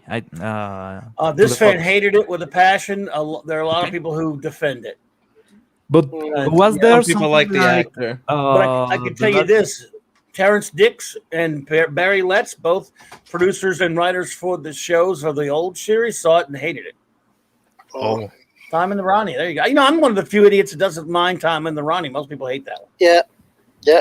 Well, I think fans were starved for any Who too, so Well, exactly. This is what went on in the wilderness. These covers are great. I like the Time in the Ronnie. No, a lot of Who fans think you're an idiot if you like that one, but I don't like it. Yeah. I like it. It's not that bad. But Pablo, I think generally a lot of people are, especially after all the water under the bridge. Great cover. Love to see the Ronnie come back. Love to see the Ronnie come back. But excellent character. A lot of people do like that McGann thing. It's just got a lot of anti-canon stuff in it that aggravates me. I like Paul McGann a lot. Yeah, they really screwed around with it. They were trying to Americanize it a little bit. Maybe it's simplifying it, but well, the worst thing is her screams in those few episodes. Again, what got me in that movie was the romance, because of being a classic Doctor Who fan. That didn't gel with me. But again, looking back on it now, considering what we got, and when you get to the 8th generation of Time Lord, evidently Rhea experiences puberty, and then because she was Daphne Daphne Ashbrook was really cute. Yeah, I love Dragonfire. But McGann, they had stupid crap in there. Like all of a sudden they say he's half human, which is garbage. Yeah. Oh God. Geez. He has the Eye of Harmony is inside of the TARDIS. That's crap. Yes. I hate the Gothic TARDIS. And he's supposed to like humans, so that's the reason why it opens for the Doctor and everything. It's a lot of shit. That's a load of crap. So much crap in there. It's still enjoyable. That's the compared Eric to Roberts though is the master. Jesus Christ, and he's like the Terminator. Yeah. Hey, however, not too long after that, because Terrence Dix hated it, he wrote a book that is very difficult to find, but you can not only find it online in PDFs, and you can even find fans did an audiobook of it called The 8 Doctors. which was Terrence Dick's answer to that movie, and he fixed it. He actually explained things, and he wrote an ending that explained why the Master was the way he was. I actually own that. I own that book. Yes, and I had it. I can't find mine, but let me tell you something. At the beginning of that Fox pilot, it automatically starts stupid when they have this. When they say that the Daleks put the Master on trial and then sent his body back with the Doctor to Gallifrey, he was bringing it back. The Daleks have a legal system? What? No, they exterminate. It was so stupid. No. There's a reference I'll grab some more books. I'm going to say. Go ahead, man. There's a reference for that on the 7th season, on the Asylum of the Daleks. You actually see the legal system for the Daleks. You see the quote. Well, for the Master though, putting him on trial, they just basically executed. Yeah, but then again, the Master became a slime. Yeah, but Dix fixed that, and he said that was stupid. And basically, the Master was he'd already used up his regenerations. And he was finding tricks. He only got a new regeneration because he took the power of the Keeper of Traken and stole Tremos's body, the Anthony Ainley Master, and he was dying. He actually found a being, this worm type being that if you consume it, it could actually it could embody your essence, and if your body dies, it could carry your essence. That's what he did, but you have to suffer a traumatic death to be able to make that transition. So he ingested the being. And then he went and found some Daleks purposely to get them to kill him, and they goaded them into killing him. And he wanted them to, his whole thing was he wanted the Doctor to take him into his TARDIS. That will also a bit explain how is the Master coming back through the ring and everything on the new series, because that's a bit nonsensical. It's like witchcraft. Yeah. What they do to bring back the Master. So yeah, if the Master has some kind of essence still around, I can see that working. He's no longer really a Time Lord, but some of his DNA did transpose with that being, though. I mean, okay, because remember, his DNA is in that watch in Utopia. Doctor, just like this, the Doctor. Human Nature, the one with David Tennant with that watch, where his DNA was stored in there. Yes, that's actually based on a novel written by Paul Cornell for the 7th Doctor, Sylvester McCoy. They adapted it for that David Tennant episode. Interesting, yeah. And that was always a good part of Doctor Who, the finite regenerations, and there you go. That was part of the plot line. Well, yeah, that's why. As much as I love the Five Doctors, this is probably one that a lot of people haven't seen. I've seen it. I love it. A junior Doctor. I remember those. We had them over here. I don't think I got that. Yeah. I remember it was called The Giant Robot instead of the novel was called The Giant Robot, not Robot. And of course, there you go. Even though the episode's called Robot. Yeah, the Giant Robot. There you go. Remember in Planet of the Dead when the Doctor's talking to Bernard, David Tennant Doctor's talking to Bernard, and he's telling how he loves all of his adventures, his files, and David goes, "Which is your favorite, the Giant Robot?" That's awesome. And another absolute classic. Great episode. The Ark in Space. That's a great episode. What is with Doctor Who? I love the Ark in Space. That scared the absolute crap out of me as a kid. The weird. Note the author. Harry Sullivan himself, Ian Martin. Yeah, yes. Passed away very young, 40-something, 5 years old. Yeah. He wrote a Harry Sullivan novel, as you know. Yes. You probably have it. I have it too. Yeah. I love Harry Sullivan. Love it. I love these covers, man. Brings back so many memories, these covers. I had them all. Absolute joy, these are. Absolute joy. Man, that Doctor Who I miss it, dude. 40 years of loving it, and they ruined it. Oh, yes, they have. Love it. There you go. Look at that. Genitals of the Daleks. Absolute awesome story. Brilliant. There we go. Genesis of the Daleks, my favorite Doctor Who story. Do I have my first one? My first one. Yeah, that's my favorite Doctor Who story out of all of them. Yeah, friends, we used to debate like what's going to happen if the Doctor runs out of his regenerations, and of course, now nice. Like, they cheated on that. But of course, that was kind of fun, part of the plot. I mean, that got introduced in the Five Doctors, if you remember quite rightly, when they brought the Master in, and they said they would give him a whole new set of regenerations. Which made no sense, really, to be honest. Yeah. Because even though I love that episode, why, if they could do that, why did Barusa need to bother to steal the Ring of Wrestling? Exactly. That's, you know. Seeds of Death, great ones. Yeah. It's weird. The two you just showed us are Troughton stories, but they've got the Davison logo. Or the later Baker the Davison logo. Yeah, the new logo on it. Yeah. Okay, who in the panel believes that the resolution for the name of the Doctor and the whole stick with the Clobberin Time was planned from the beginning of the Moffat era? I think some of it was, and he was kind of out of his ass. I'm like Mike. I think some of it was planned, but I think he was just doing it as he went along. He's like, okay, I'm gonna see what sticks, and then I'm gonna go from here. You know? Yeah, from observation, I think Clara was not supposed to be there. No. Yeah. It was either to be Amy or River Song. But Could be. Moffat got derailed pretty bad. Nice. There you go. Recently released. Yeah. Recently released. Yeah. Troughton stories. Love them. So many missing episodes, man. Here's another one. Probably this actually isn't, as far as I'm aware, a Target novel, but they were like reduced in like 2 sets. There was like two stories. 2 stories in each book. So these are Troughton stories. Yeah. Those and are of course, great, then again, there's the that cover is awesome. The individual one. There you go. Ian Martyr again, man. Ian Martyr. Yeah. I loved Harry Sullivan. Yeah. Remember when the cover of a book made you want to buy the book? Oh yeah. God, that's right. Yeah. I mean, it's beautiful just to look at those covers, man. Yeah, the art and everything. Wow. The Doctor Who books are just like. Always. Soldier. Dude, what's that? What's the author on that one? Peter Ling.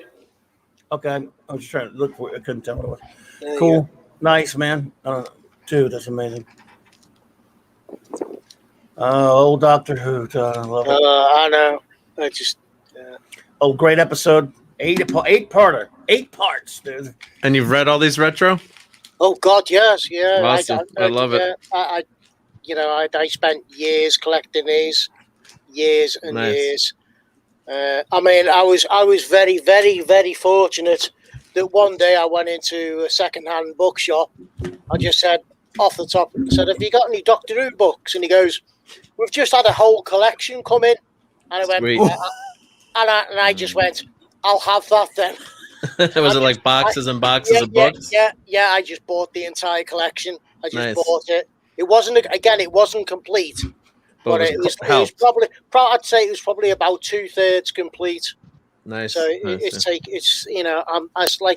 just down to needing 2 now to complete my entire collection.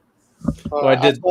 Well, sorry, I was gonna say I did that with some action, like Fantastic Four action figures shopped, and someone came in. He's like, "You just unloaded, these 2 boxes of figures. Do you want them?" I'm like, and it was, it was in the, early aughts, so it wasn't really value, just like, here's $25. You can have, all the, $50 for like, 50 figures kind of thing. Just get them out of my store. Well, I've got some more. I don't know if anybody wants to show them. Let's see this. I've got some more. Okay. Yeah. Okay. Yeah. Like, you miss the days when you just had the stuff on the covers and like, especially the comic book covers. I'll say that too, Mike. You remember back in the day when the covers would just make you want to just like buy that comic?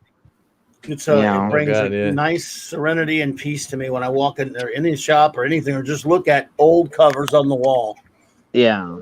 Bronze Age in particular, I love those. And of course, silver and anything beyond that point, below that point. Just makes me happy. It makes me comfortable. I love seeing these old covers. Yeah, comics. Yeah, and then, but yes, also those old Doctor Who books. I have a few of those.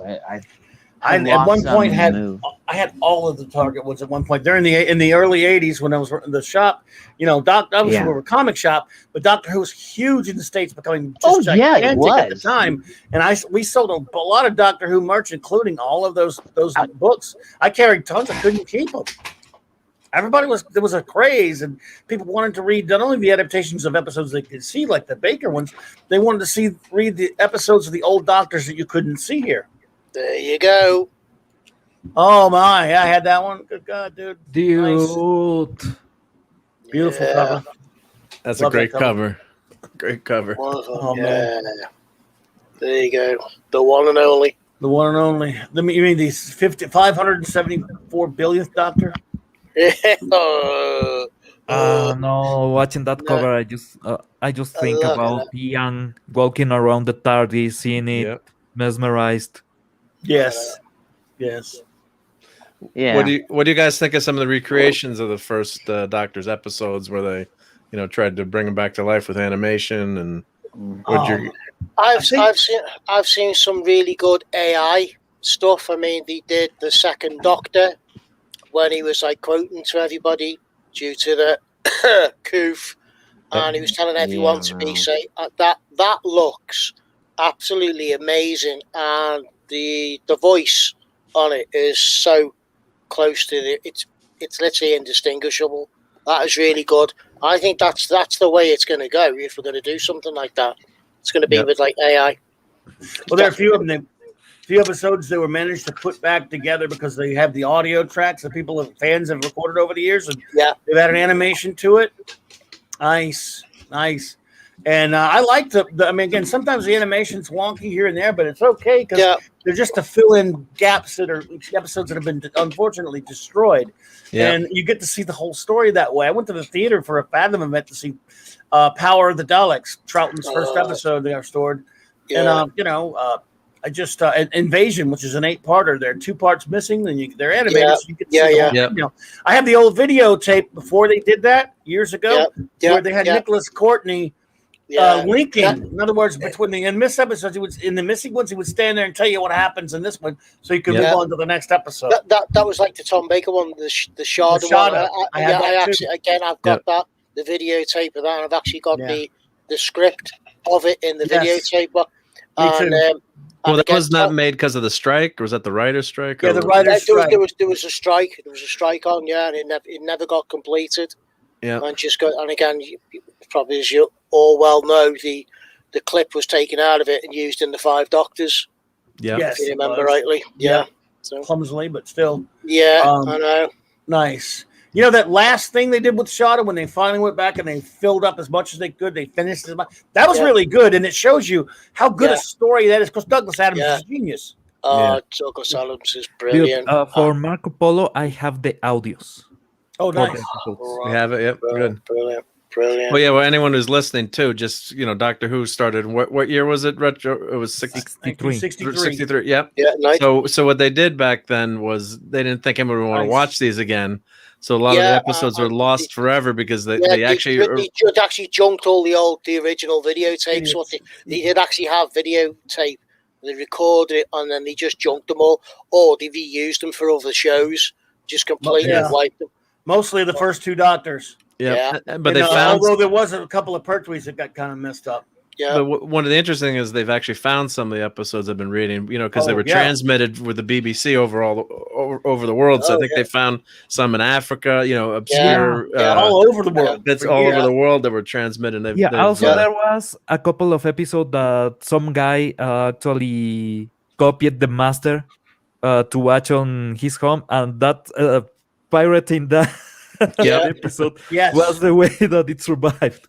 It's believed some are still like in private hands.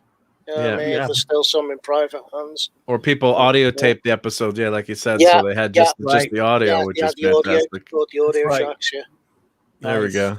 I love these old covers, man. These Target covers. Oh, the Asterix is an amazing arc. And it's not Target, Target, the store in the U.S. Just for anyone who's no. Yeah, just so Target. people know. There was also a company, I forgot, it was American or whatever, called Pinnacle, that did them with these black background covers where the art was not like good. They had a Harlan Ellison introduction to the Pinnacle novels. I don't know if you ever saw those. No. Where he loved Doctor Who and he was insulting Star Wars and Star Trek in this little opening because Doctor Who's the greatest science fiction show of all time. Yeah. What he said. Love it. In Martyr. Yeah, there you go. So if you ever see any Doctor Who novels that have a black background from Pinnacle Publishing, it has a Harlan Ellison intro in it. They're some of them are kind of butchered a little bit. They're edited a little bit as well. So they're inferior to these Target novelizations. Oh man, that's a cool cover again. That's amazing. Nice. Yeah. A lot of imagination. Yep. Yeah, absolutely wonderful. I mean, look at that. So how many books do you think you have retro? Any idea? Oh God! Like I say, I've nearly got the entire Target collection. I literally, again, during the Wilderness years, I just spent, because obviously I was working at that point in time. I spent most of my money. I'd just go into. We used to have a company of it. Place over there, W.H. Smith. I'd just go in and just purchase like a whole row. I'd just look at the entire row of Doctor Who novels, just go into me shopping cart. I just go, that's £50, please, sir. So that's. Did anyone give you a look like? Do you think you've got enough books in your cart or what? Yeah, he's mad, but absolutely. That's what I used to do. Spend my money on Doctor Who stuff, books, and the videotapes. I used to drive your mates incessantly up the wall because I'd be sitting there just watching it all the time. Go, do you mind if I put a Doctor Who tape on? No, for God's sake, don't put another Doctor Who tape on. No. So I'll go get some more. Well, that's what happened with we're joking, with Ash and Green Lantern. My friends were over finally visiting, and Green Lantern popped up on the screen because I'd started to watch part of it again in some of the cartoons. And like, no, we're not watching that again. Any other movie? They were giving me a good ribbing because they all. I said, well, guys, it's my birthday. We got to go. My birthday's in June, so it was always, superhero movie out. So of course I'd, go with my buds to watch it. I'm trying to defend Green Lantern. I could have used Ash at the time, but they were trying. It was horrible. Why'd you take us to that?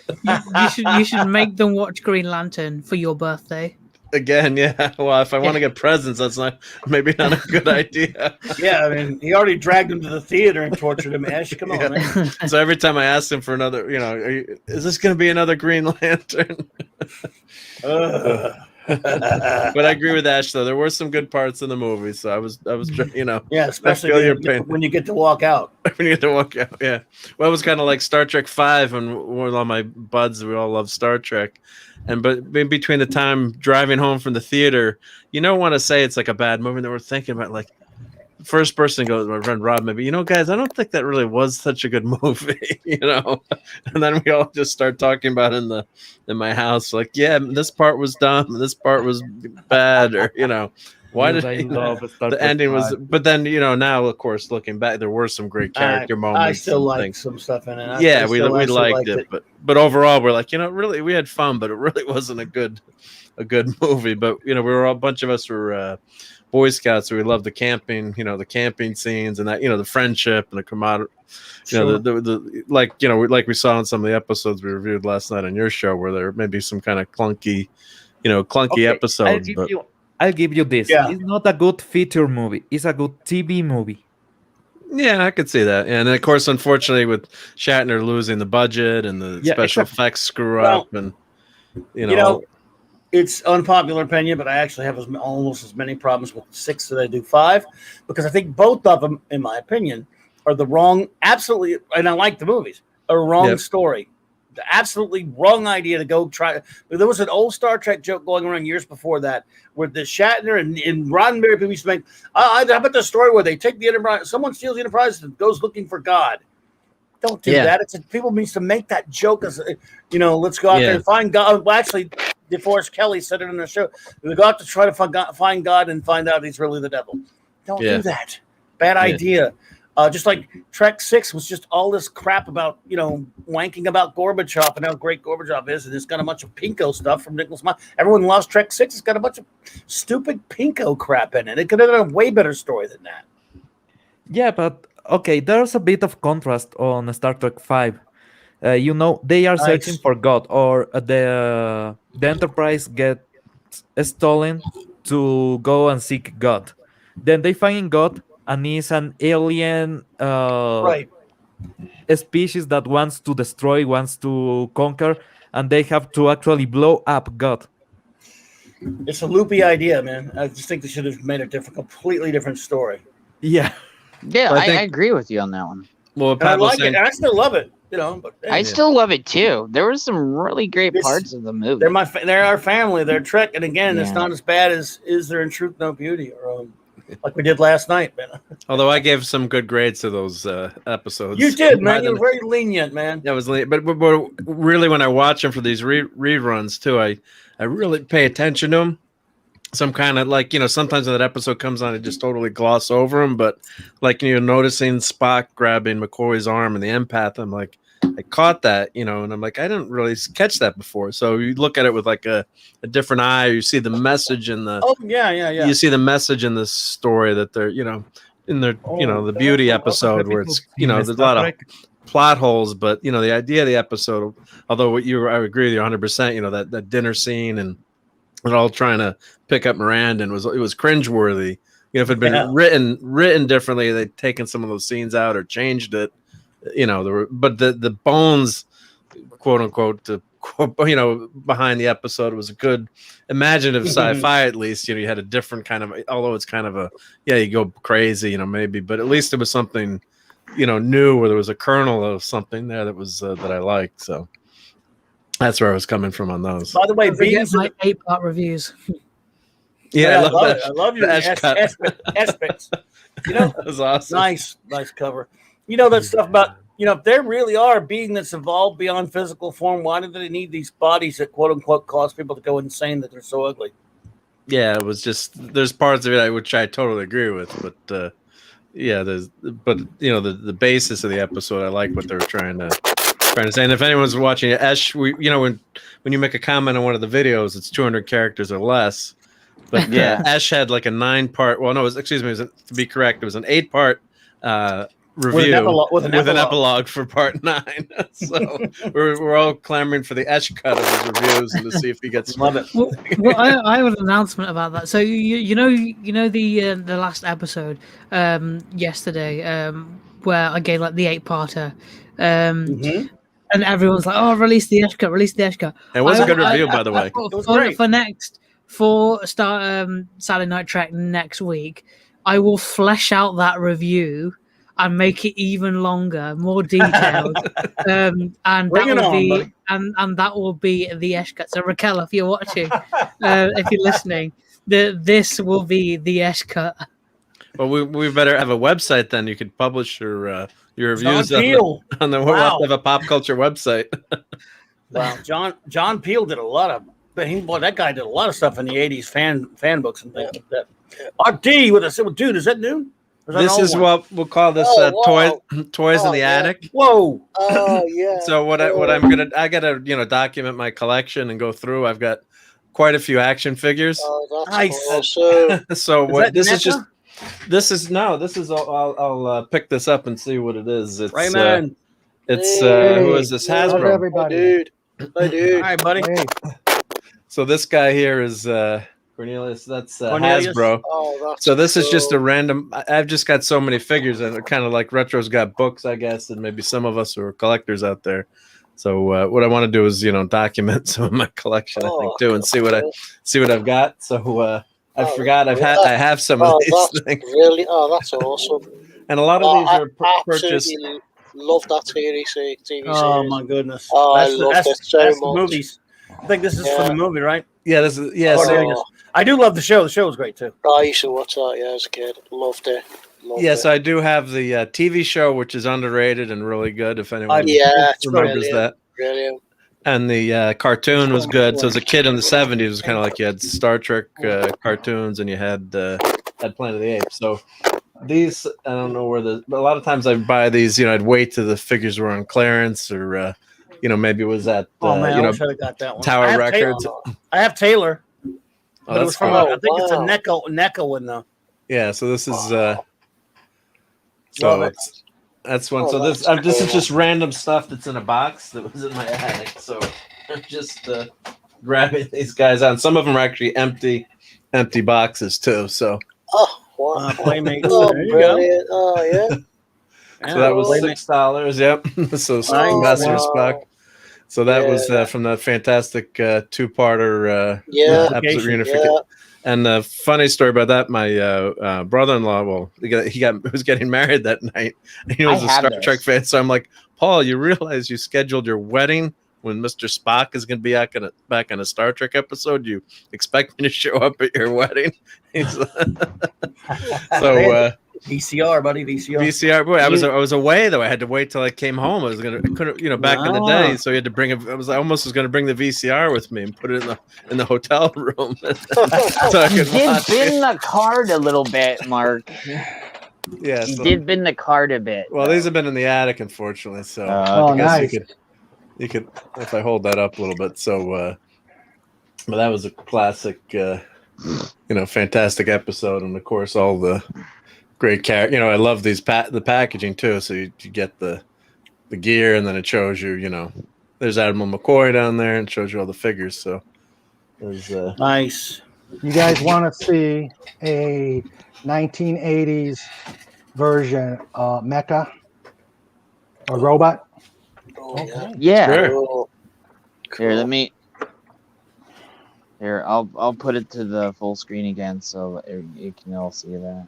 Okay. That Avengers mark is that's awesome. Scarlet. That's I have that Scarlet Witch that you could see actually. This is. I'm just going through I had the box. So I got to find where it's Scarlet. Well, I'm going to show you the Scarlet Witch now. Mine broke apart. That's a very fragile figure for some reason. Yeah, I had those too. Had those too. So this figure is in my room. So this. There you go. So there's the Scarlet Witch. So I keep her out.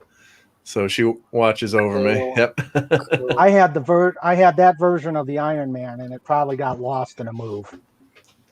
Yeah. So there was a cool Loki and kind of a crazy Mighty Thor, but you had the I have that one. And you had a Heroes Reborn armor. Yep. All right. So we'll make Raymond full screen so we could see that. Okay, and then we'll go back to you, Mark. Yep. Sure thing. Yep.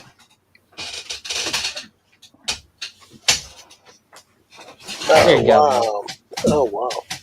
That's awesome. Nice, Raymond. Cool. That's awesome. How long have you had that? I have had this since 80.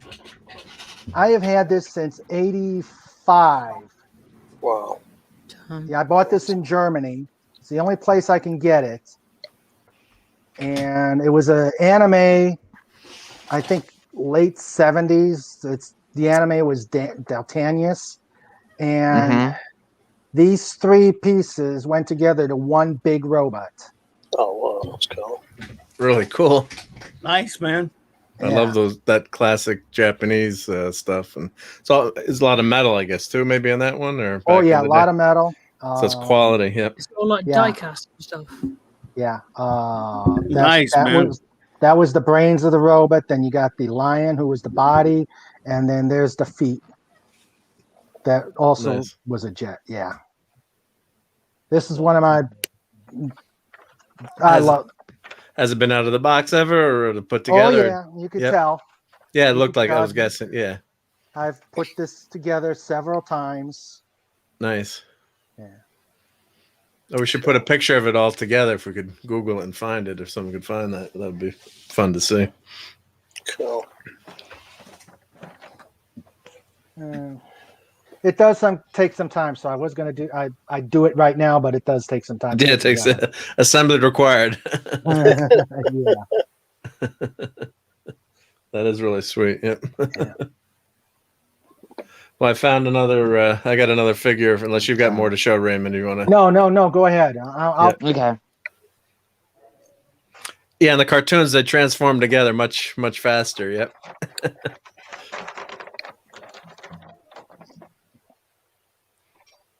Actually. So if you want to put me full screen again, Jed, I'll show this figure. Yep. So this is the funny thing is I've got this box and I looked. I'm like, oh, I found it in my room. So this is a Total Justice Hawkman. Wow. Let me put that guy down there. Well, I guess the angle would be better if I hold him like that. You know what's?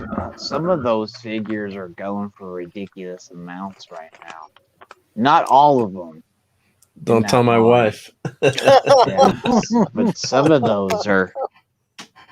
So you can sell those. Yes. grip, massive grip talon zip. Yeah. So yeah, the artwork is really cool on this box, I think, and then here's the whole total, the line that came with it. So let's see, Flash, Dark Side, some of the kind of crazy figures, but they're kind of fun figures to rob.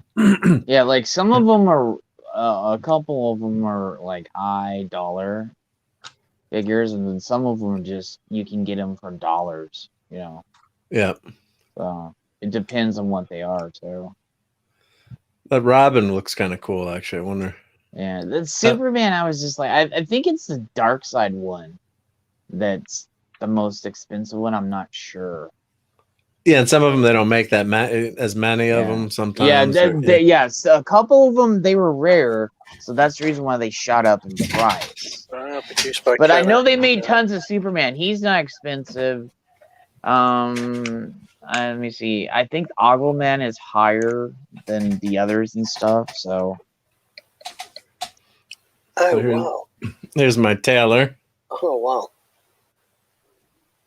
So.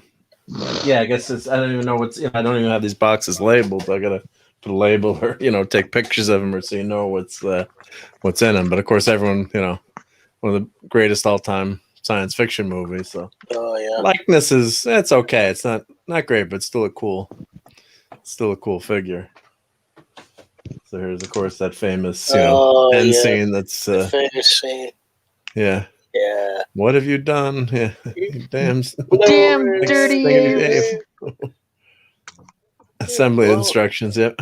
You blew it all to hell. Yeah, absolutely fantastic. What an amazing movie this. Yeah. Absolutely brilliant. So of course it says you're supposed to destroy the box and cut this out and use this, insert groove into base. So it goes into the Planets of the Apes base. I guess there's a cutout. Man. Taylor. So there's Taylor. Bright Eyes. Bright Eyes. George, Yep. George Taylor. It's one of the greatest movies ever made. The original. Yeah.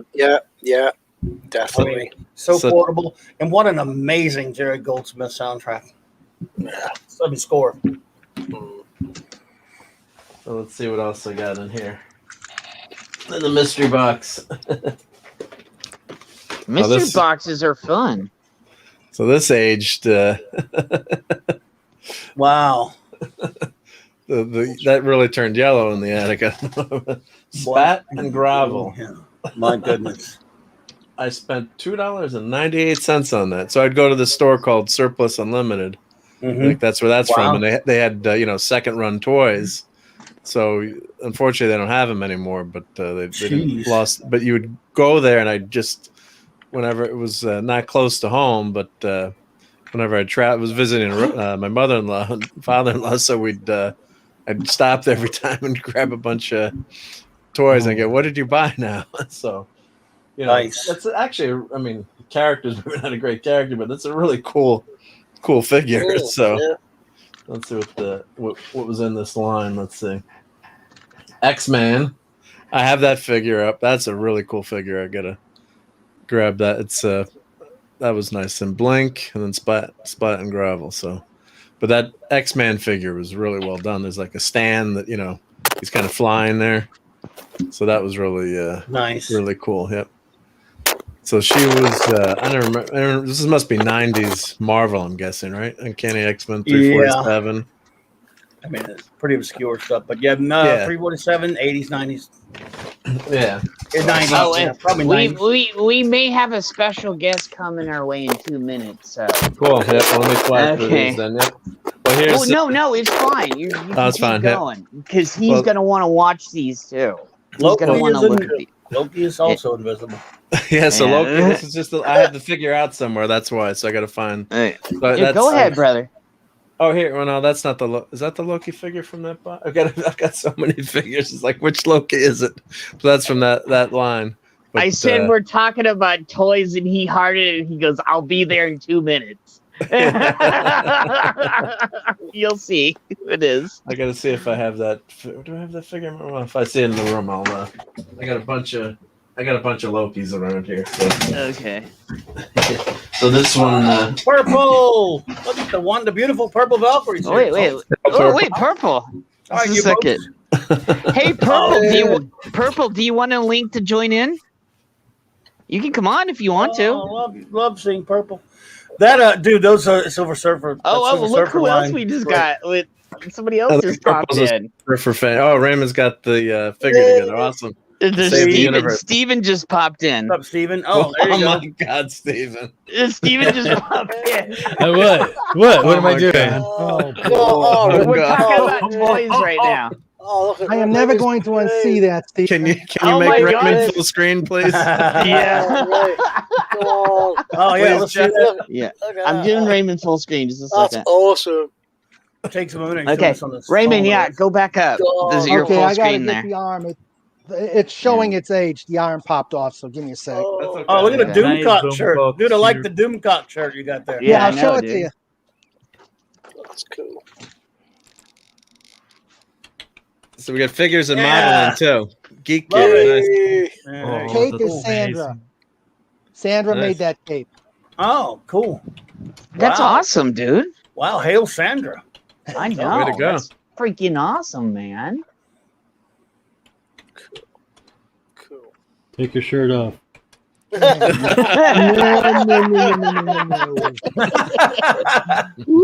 Talk dirty to Steven. Wow, Lord Thoth, that's a good score, bro. Yeah, let me put that up on the chat. What he just said. Look at that. What Lord Thoth just said. Hey, Purple. Just won a Near Man Adventure Comics $3.29 for $15 Canadian. Nice, dude. Wow, cool. One of the missing issues for Legion. Hell yeah! Long live the Legion, brother. Long live the Legion, brother. Yeah. Collection. Yep. Does anyone else think his hair is really soft right now? He just looks like a really nice cotton ball. You just want to rush your hand through it. Steven wants to put his hands on. You want to run your fingers? I just want to run my fingers through your hair, sir. Just at a very slow pace while reciting Saturday Night Live from the 80s. Raymond's look was classic. Is that girl lying? There we go. Yeah. Oh wow. That's very cool. That's very nice. Is that die cast? Yep. Oh, wow. So that's not only a toy; it's a concussion. Yeah. Oh yeah. And back in the day when Nice. toys could be as weapons, you know. It's showing its age. We can rebuild him. Yes, I've got make the him better battle than he damage was. version. It's showing Faster, its age. stronger. Better, stronger, faster. faster. We can the It wasn't technology me, to it make was the the world's one-armed first Voltron. bionic man. How are you gentlemen doing today? Excellent. Thank you, sir. Don't call me sir. Sure. Thank you for coming, Steven. I'm all over the place, but I try to make as many as possible. I know you are, brother. Don't call him sir. Call him jerk. I mean, Steve. Oh, call him Listen a here, dick. Mike. I mean, Dyke. I mean, Mike. I mean. How you doing, buddy? Good to see you. I love you, Mike. You're bro. great. We love you. And buddy. hello, chat. How are you guys? Yeah. You want to get the Sears catalog? Shut up, Ash. He just wants to see the lingerie section. We did find a couple pages last time. Yeah, you missed it, Steven. The other day, we actually found the lingerie section. Okay. Can you stop? Can you stop? You're making me sound like a horn dog for like old bra sections here at this point. I made a joke like, "Hey, here comes that pervert. Get out the pictures that are stuck together." What does that sound? That's the sound of 80 sperm. That was water damage. That was water damage for the record. Water damage? Is that using air quotes? I gotta say, Mark, you got a glorious beard as well, sir. I saw that, and I'm like, yeah. Thank you. Yeah. Thoth, I don't know what 15 Canadian is, buddy, but wait, you got a good deal on that comic. That's about 10 USD, I think. maybe 9. Wow, And you got a steal on it, depending on the we got conditions. another new arrival. Hey, buddy. It's Ninja. I want to ask a question though, Dickie. How did it feel talking to Doomcock? You went full red and all blushy. How does that work, bro? Oh, dude, it was awesome. I'm glad. Ninja. Hey Pablo, how are you? Hola, hombre. Sorry, lads. Take your shirt off. Pablo, you still there, buddy? What's going on with Doomcock? Oh, nothing. He was on last week. He was teasing about because something happened with Retro. Dickie's a fan, so it's nice seeing fan. But hey, I did it with World Class when we were interviewing Jeff on Friday, so I get it. Yeah. Then he showed up on another stream with Robert Meyer Burnett and tagged me. I'm like, you bastard! And I was like, stop. Jeff's a good dude. Yeah, he is amazing. Like, but Robert, that show we had on Friday with Robert. He literally postponed his live show about 2 or 3 times. We were supposed to be an hour and a half. We went almost 3.5 hours. Wow. Yeah. Nice. He's a good dude. Yeah. Yeah, Robert's good dude. Is that the Invisible Silver server, or is there an actual Silver Surfer? Yes. This is called Toys. It's a segment called Toys from the Attic. So I've got, you don't know how many boxes of toys. So some of these have been freed from their captivity of their boxes and are, around my house. Hey, Raymond, are you done? Are you done? Yeah. Okay. Okay. Let me put the camera on. I have the same section, Mark, but it's called Twinkies from the Attic, and I have like a whole collection of Twinkies from like the '60s onward. So we got some are empty boxes, some are okay. There you go. So I got a few more to show. That's so the animated series. Animated series, really great artwork. Animated series was excellent, man. That was the Power Hour, right? It was amazing. No, that was a different Marvel Action. That was Iron Man. Yeah. This was different. It was a little bit later, but it was on Fox. That's weird because it was before that for me on Saturday mornings. This is like '98. It came out when it originally debuted. The Silver Surfer cartoon was incredible. The first episode where the planet got destroyed and he's kissing the girl and he's like, "I have to do this for the planet." And he said, "I love that." Oh, it's beautiful, and it was a great combo of 2D animation with a little bit of CG stuff thrown in there. It's beautiful and great. Yeah, music. Galactus was perfect. Yeah. The only thing wrong with that Origin 3-parter was the only thing wrong with the Origin 3-parter was they didn't have the FF in it. But still, go ahead, Ninja. Speaking of Galactus, there was a rumor floating around today that they're looking at Arnold Schwarzenegger to play Galactus. As a Cloud? As a Cloud, yeah. No, apparently they're looking at doing a sort of CGI type of thing and having the voice in behind it. What's the thoughts on the panel on that one? That sounds like it could be quite interesting. Oh, boy. It depends on how they work his voice, though. Would it be his voice, you said, or would it be a different voice? His voice with a modulator, I think, on it, like something to do with the ADR after the fact. Well, that could work with that kind of accent. Maybe as like a foreign. So unnecessary. It's not like he's a character that calls for a lot of physical. I don't know. Well, the only problem is every time you get close to California, he'd be mumbling like, "Welcome to the wonderful state of cauliflower. I'm in California." Dude. Oh man, well, that's from that series. Nice. Beta Ray Bill. So here's Beta Ray Bill, and this is the Frankie Ray box. So Frankie Ray's going down in my entranceway so I can grab her, but I shouldn't say it like that. So when are you adopting me, Mark? One there, man.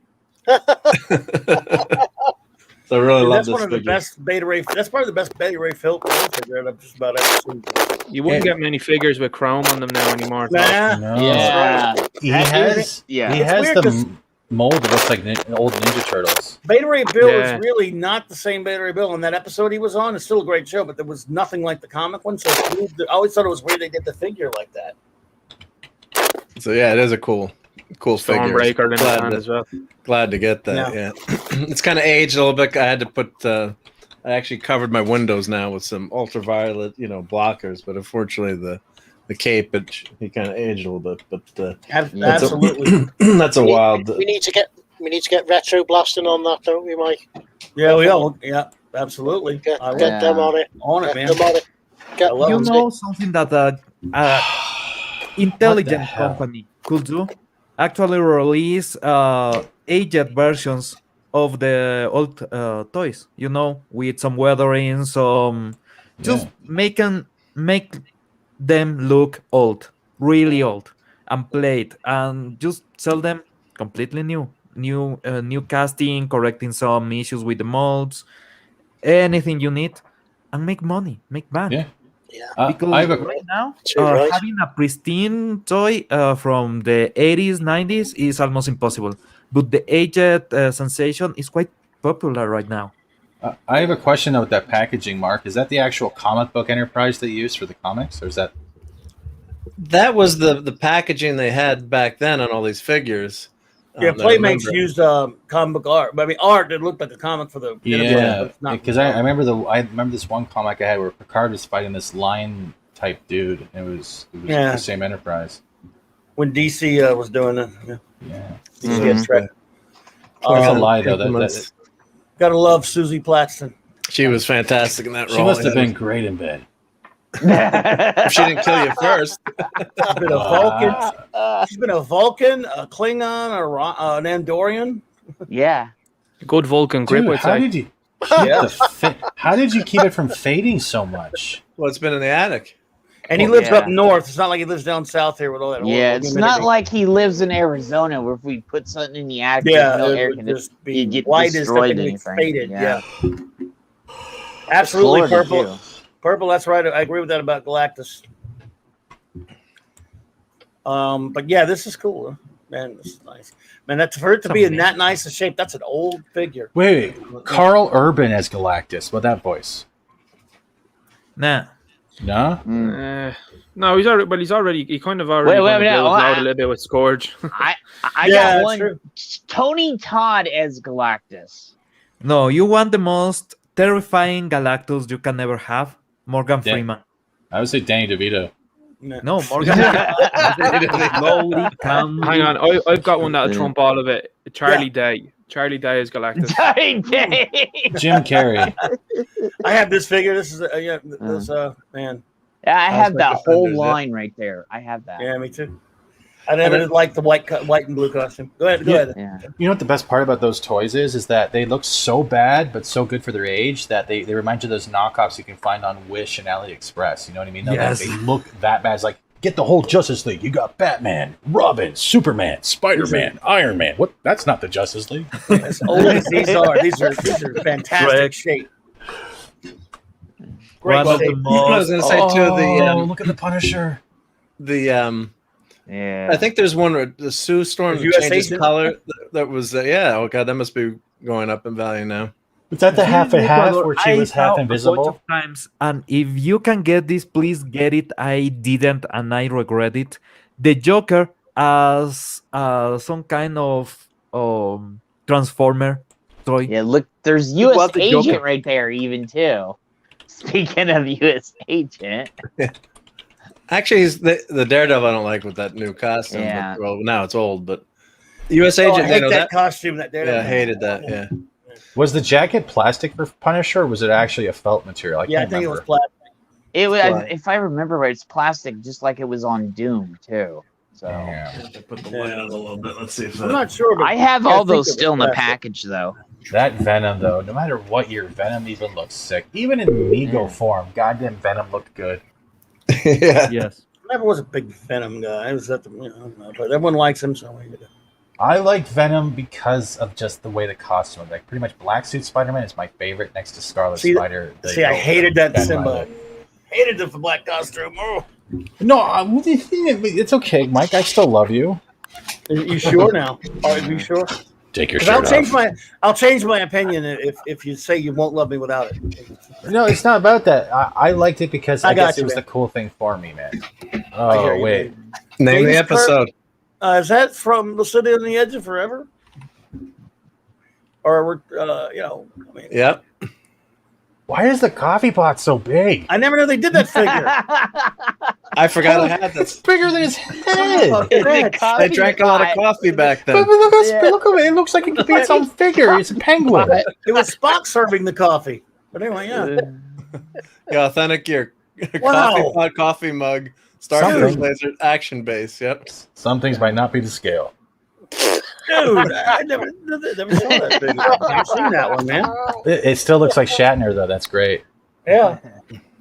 Playmates did some good stuff. I mean, that wasn't Playmates, maybe. KB, God rest KB Toys. Yep. Yeah, good old KB Toys. Factor Series 5. Yep, serialized it. Oh, Top KB Toys too, dude. What does the back look like? Oh yeah, nice man. Never seen that. So I guess that must have been about the time of Generation. First Contact. It looks like because you got the First Contact Alien, and I don't think I got Spock, but that would have been cool to have a Spock with that. Nice. Yeah, it would have been. I might have. Who knows? I might have in one of the boxes. Should have been a set with them with the Guardian of Forever. Yeah, God, that would be. And there's a really cool. I collect all the Christmas ornaments. There's a really cool. Guardian of Forever Christmas ornament that's out. Hey, Mark, I have a question though. You talk about Christmas ornaments. What do you feel about Hallmark and them still doing their like sci-fi and like pop culture ornaments? You still like them? Yes, some of them. I got to find the figure here. Some of them are really well done. Some of them, the quality has gone way down, and it's like. Did you see really the green? crappy. Sorry, I didn't mean to cut you off. Did you see the Green Goblin one that they released a couple of years ago? That was like $40, but it looked beautiful.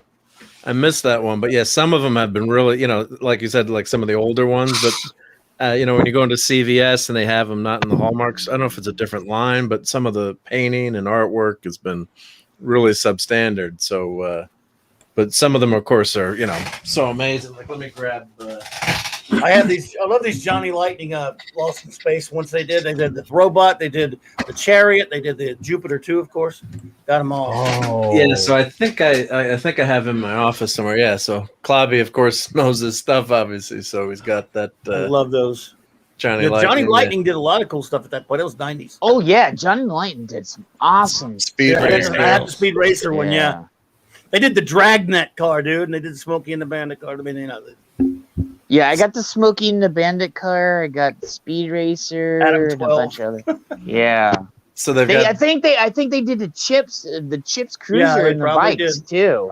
Probably, yeah. So they're all vehicles that need to be done as a Transformers crossover. They're after doing a couple of Transformers crossovers already with like Ecto 1 from Ghostbusters, and they've done the DeLorean from the time Back to the Future movies. Yeah, and the X-Men. I have the Back to the Future one. Yeah, does the phone number on the back of the Lost in Space still work?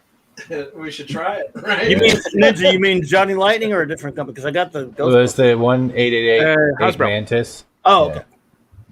I don't know if they even have Johnny Lightning anymore. Yeah, give it a shot. I'm trying to see if I can find the actual B9 anywhere, but he might be out somewhere among these shelves. But like here's don't knock the camera over. That wouldn't help. Here's like a cool Star Wars Hallmark ornament. So this is an old. Oh, nicely. Wow. Yeah. So I like these so much, I just keep them on the shelf. So I keep it on the shelf. Love it. That's fantastic. Yeah. It's got some really nice details. Yeah. So it's. Where do I send the adoption papers? Wait. Have you seen his office, Steven?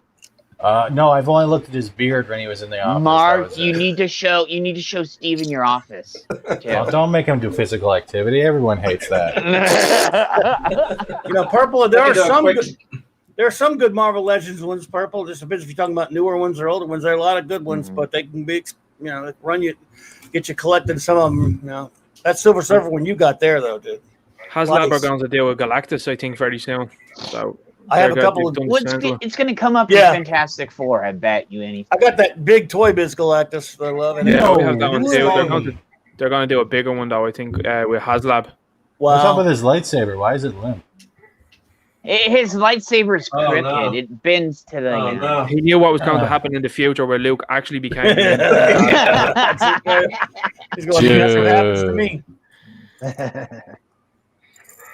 See, I'm kind of upset that they didn't do it with all these ornaments that you could have like how you have like the Jesus setup for Christmas, or you can have like the Christmas villages, that all these ornaments would interact. You can actually just have it all be sound activated. You know what I mean? Though you could actually make it a diorama.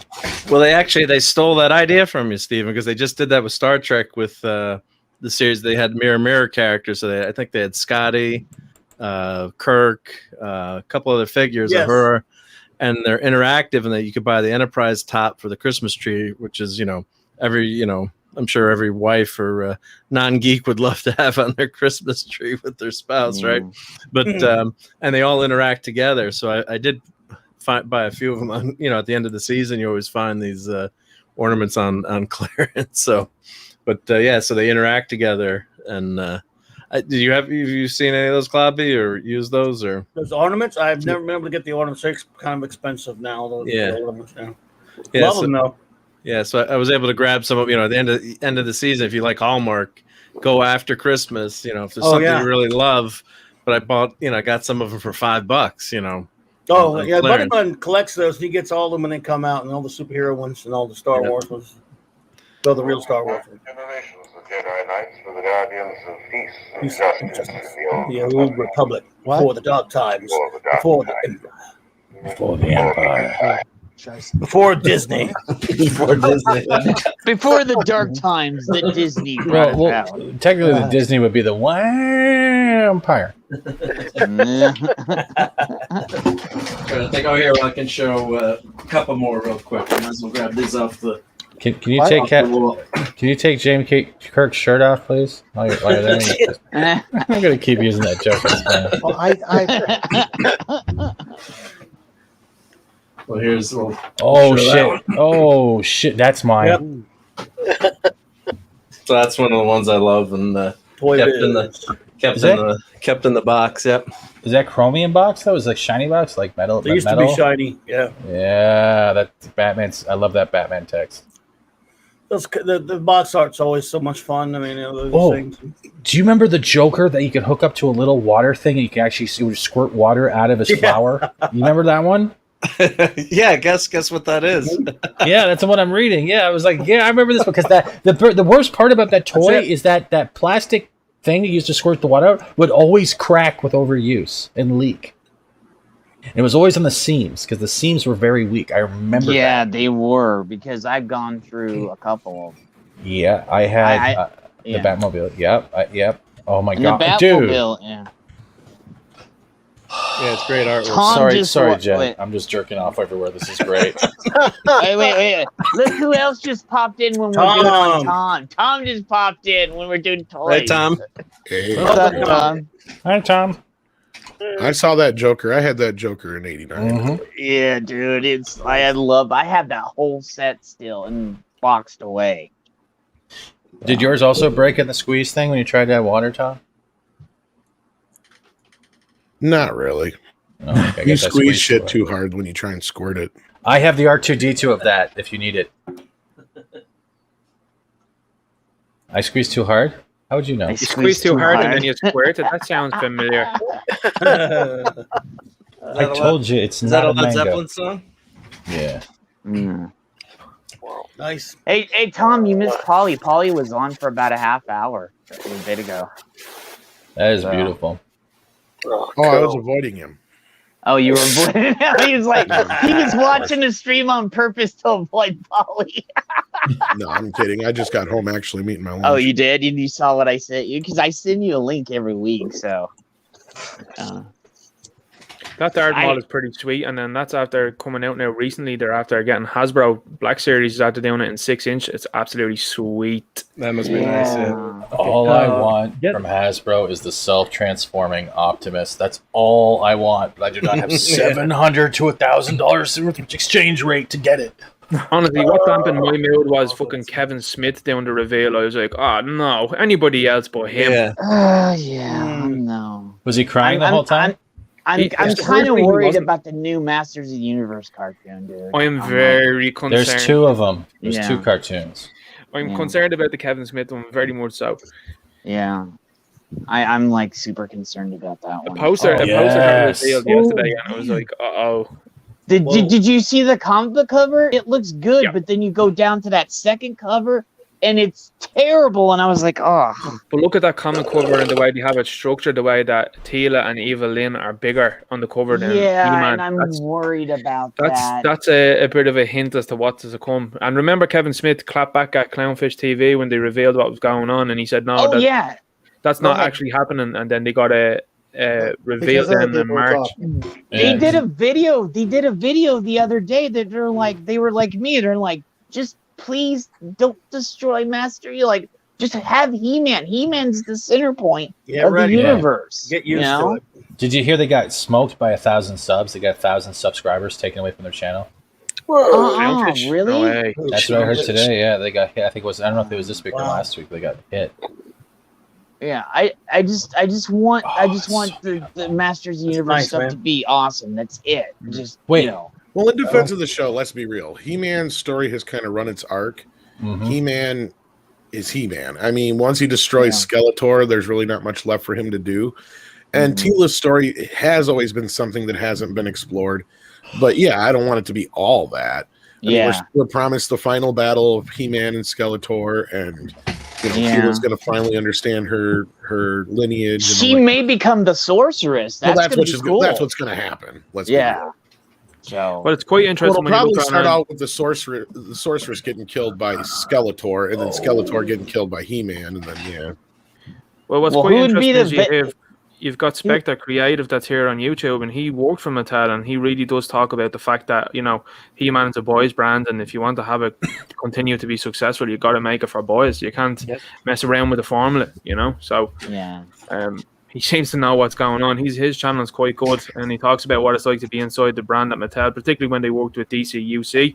Amazing stuff. Some of the insights that he gives you is incredible. It shows why the likes of Hasbro struggled with the Star Wars property over the last couple of years, because they just did not cater to who people wanted, and that's why they're going through the old prequel stuff now at the moment, because they need something that's going to sell. That is beautiful, Juggernaut. And Psylocke card inside, yep. Nice, man. I guess the cards are going crazy on eBay now. I guess some of the old Marvel stuff. I don't know if that's still going, but let's see, how much did I always like seeing what I bought it for. Yeah, $4 on sale at Woolworth. Dude, I miss Woolworth. I used to go in there and get all my toys in there all the time. Oh, guys, do you want to see some bootlegs? Oh yeah, he's like, I know that voice. Yeah, that's Pablo. It's Pablo. Hello, man. All I know is that we've got a wall of people in here. I didn't even see half of who was in here. So I couldn't read here, just a second. I think we're maxed out, actually. I mean, I only got a few more minutes. Why does Colossus look like Captain Planet? And he does. He's our hero. He? Yeah. Even Wolverine looks like Captain Planet. What He's the gonna fuck? take pollution down to zero. Oh shit! And Storm looks like a Captain Marvel costume that they decided to change halfway through. It's Apocalypse. Even then, they knew it didn't sell. Yeah, a lot of that stuff. Apocalypse is all dancing. Okay. I do have the Wolverine mutant cycle. I have Wolverine, the Storm cycle. I have Storm, Archangel, Nightcrawler. I didn't get Cyclops. He's a bitch. I got Magneto, Apocalypse, and Juggernaut. Yeah. I couldn't hear Jed. Was he speaking bitch again? Do you want to share my screen for a second? Sure. Yeah, I'll share anything with you. I have been drafting a bunch of really weird bootlegs. This is almost Bionicle. What the fuck? Yes. I know that. The thing gets even weirder. I swear I'm Gerry the kid because I fuck it Let's up see all the Chewbacca. time. Look at Chewbacca. Chewbacca. Holy shit. It's Hardware Wars, the sequel. Holy shit. Chinchilla the Wookiee. But then, Wait, what's What the the orange motherfucker on the side, dude? What happened to R2? Yoda, the Amish Jedi. Why is BB-8 not even fully painted? Oh my god, look at Yoda! Look at hey. Yoda looks like Gumby transformed into Yoda. Why does BB-8 have a dildo sticking out of his head? That's He has a camel toe. What's going on there in his eyes? Tom. It's a Futurama Bender dick. You know what they're talking about? It's the antenna. Collect all filth. Look. BB-8 for Holy your shit. pleasure now, and I'm just saying. Why, look at Yoda is like the half a crossbreed between Captain Picard and the thing from the Black Lagoon. Darth Maul looks like Groucho. Look at Maul and his smile. Wait, Maul is that I want that Maul. He's like Groucho Marx. He's holding in a Sith fart. He looked like Groucho Marx. I will use the Force on you. Chewbacca looks like he escaped Five Nights at Freddy's. Yoda looked like Bernie Sanders. Why is his belt attached? Wait. Why is his belt attached to his balls? What's up with fucking Chewbacca? What kind of fetish is this? Everyone knows Chewbacca has big balls and needs help holding them up. Come on. Rolling his eyes. There it is. Cartoon skip leg day. Oh wow! Oh my god, dude! Just like Purple said, R2 skipped leg day. Hey, we got battle damage Hulk there. Yeah.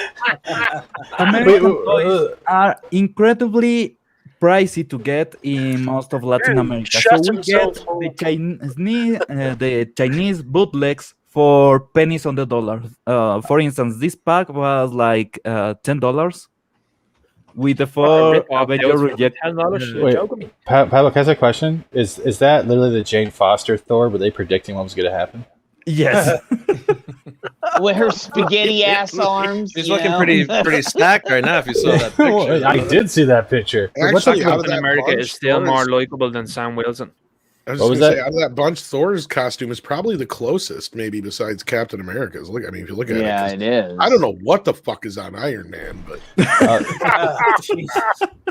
think it's an actual Braun parody. That's the Army Hammer variant. That's what it is. No, it's a cheese grater on his chest. The amount of creativity on the bootleg toys is amazing, just amazing. The guys can do a mix between Shrek, Hulk, and Captain America and sell it. Is that Drax the Destroyer Hulk? Like, I just can't believe that Hulk. Let me see his face. Plus, he looks like maniacally happy. Looks like Drax. He has the like Drax the Destroyer. Yeah. He looks like he just came out of a McDonald's commercial. It's like, I love burgers. No, wait. No, he went to Taco Bell and he has to go to have a shit real fast. It looks like his abs were made out of a deformed garbage bag. What the fuck? Who was the one he said battle damage Hulk? Me, yeah. Thor looks blind. Well, that's what it looks like. He's got like 3 or 4 gashes on his chest there. Yeah, isn't that what He-Man looked like when he had the battle armor on? So when he had that thing, you would click it, and he would spin it, and he would get all that battle damage. Yeah, I had all that. Here's another. Sorry for that. What the fuck is Carnage doing there? Oh boy. Yeah. Actually, Carnage don't look too bad. How are you talking to? Really? Compared to the rest. Yeah, compared to the Sandman looks terrible. That is not Carnage. It looks like a Transformer threw up red paint. I can't really see Green He's Goblin. in the middle of transforming. Transforming into what? Yeah. Venom doesn't look as bad from the top anyway. No, actually, Venom. The artwork's nice. The artwork was actually really, really good. Wait, is that supposed to be the Green Goblin on the end there? Yeah. More like the Holy Green Goblin. shit, he's been roiding a bit. Yeah. Right, look at the size of Carnage's hands. They probably modeled He's been talking to the Rock, so you know. It's probably on the same figure as Hulk. They just painted on him. Can someone explain to me why Darkseid is beside Venom, though? No, I love the. What is that, a dick? Sandman didn't skip arm day. You know what I'm saying? It's just a random arm. It doesn't belong to any figure. It's just a random arm. So they just give you a random dick in your box, pretty much. Yeah. And like, hey, how you doing? Here's a dick. You can't see the other ones. I can't see Lizard. Gotta hook them while they're young. They called me Sandman. Later in life, they called me Abby. Abby Smash. That Sandman looks more like Popeye. Yeah. Popeye the Sandman. Dude, I'm envious that you get such shitty, great toys. Like, you can get this stuff on Wish and shit. It's hilarious. Purple. That's a good one. Buying it Good in one, person, Purple. you know, you go to a store that is dedicated to bootlegs.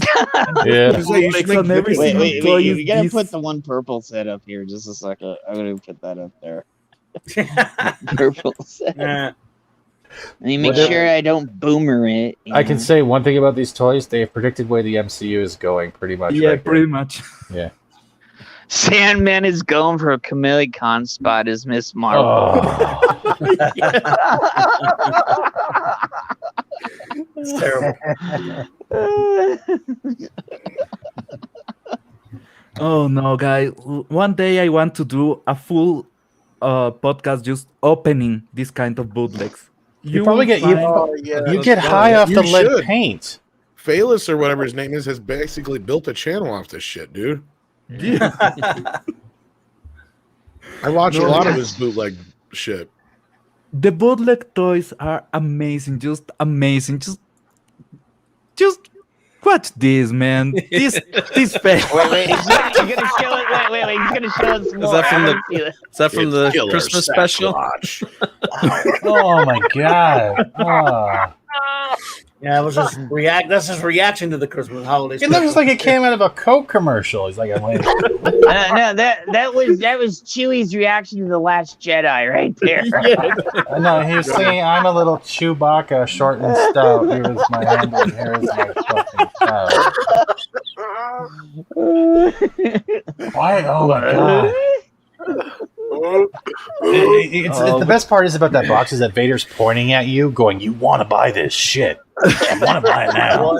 And why does it say collect all 4 if you're buying all at once in the box, right? I mean, collect all 4. Like, you just did. Just bought them all. You can take one home now, kid, but you got to put the rest on layaway. What the hell is it with that Joker thing? Oh, the Joker Transformer Bionicle thing. Oh my god! Fuck what? Yeah, that's what I'm saying, Tom. That's what I'm saying. What? I'm going through a transformation. I've decided to have it all chopped off. Not just the dick, but the whole thing. He didn't even put the lipstick around his full mouth either.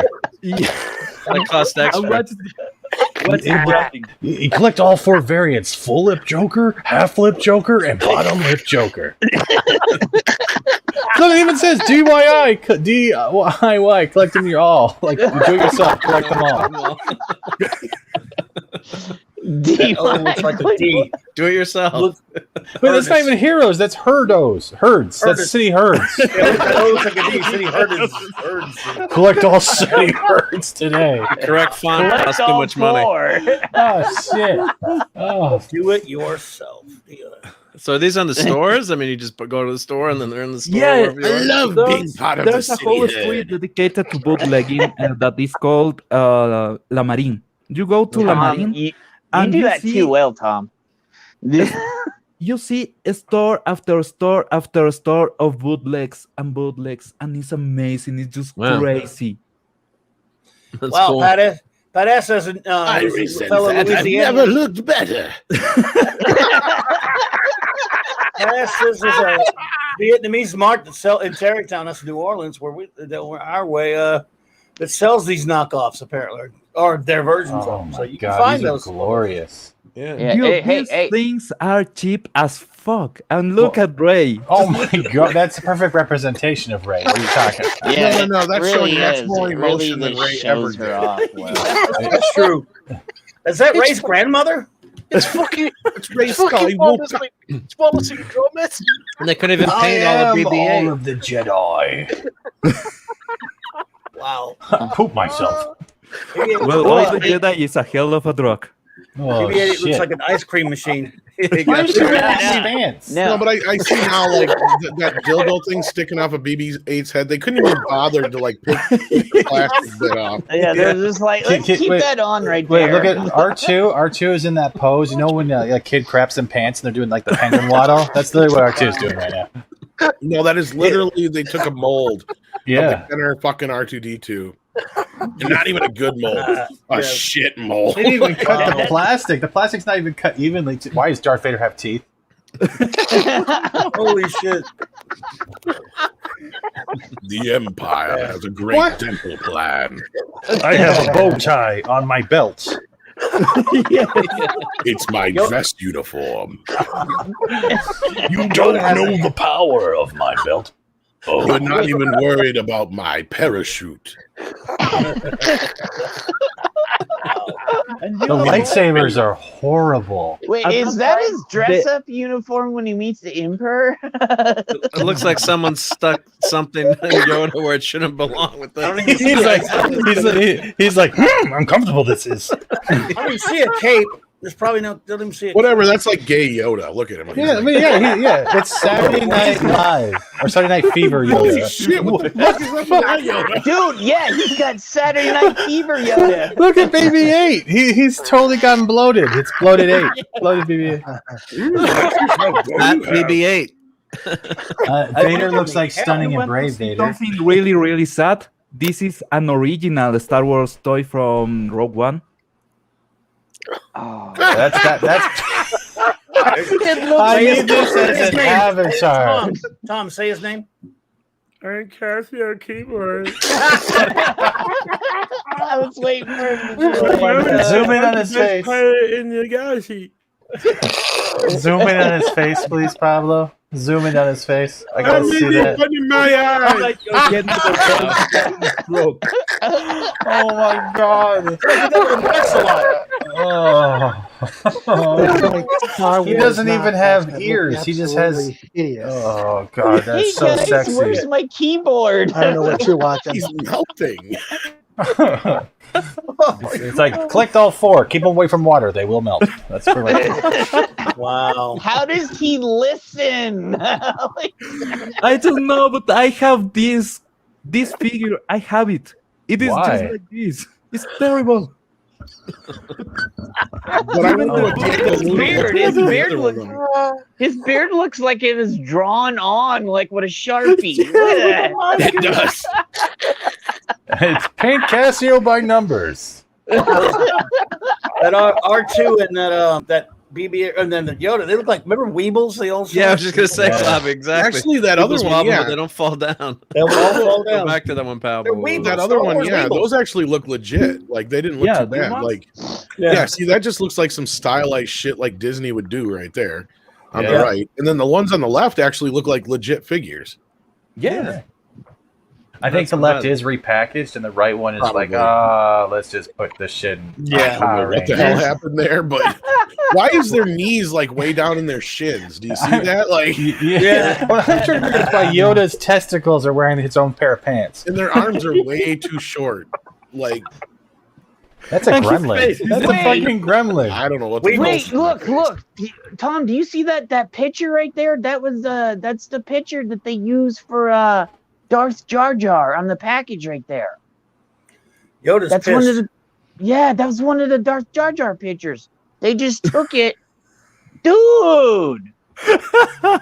What the fuck? I'll highlight Purple's comment about Vader. Yeah, Prom night Vader. Yeah. Yeah. Oh my I'm Vader. stunning and brave. Yoda ain't happy.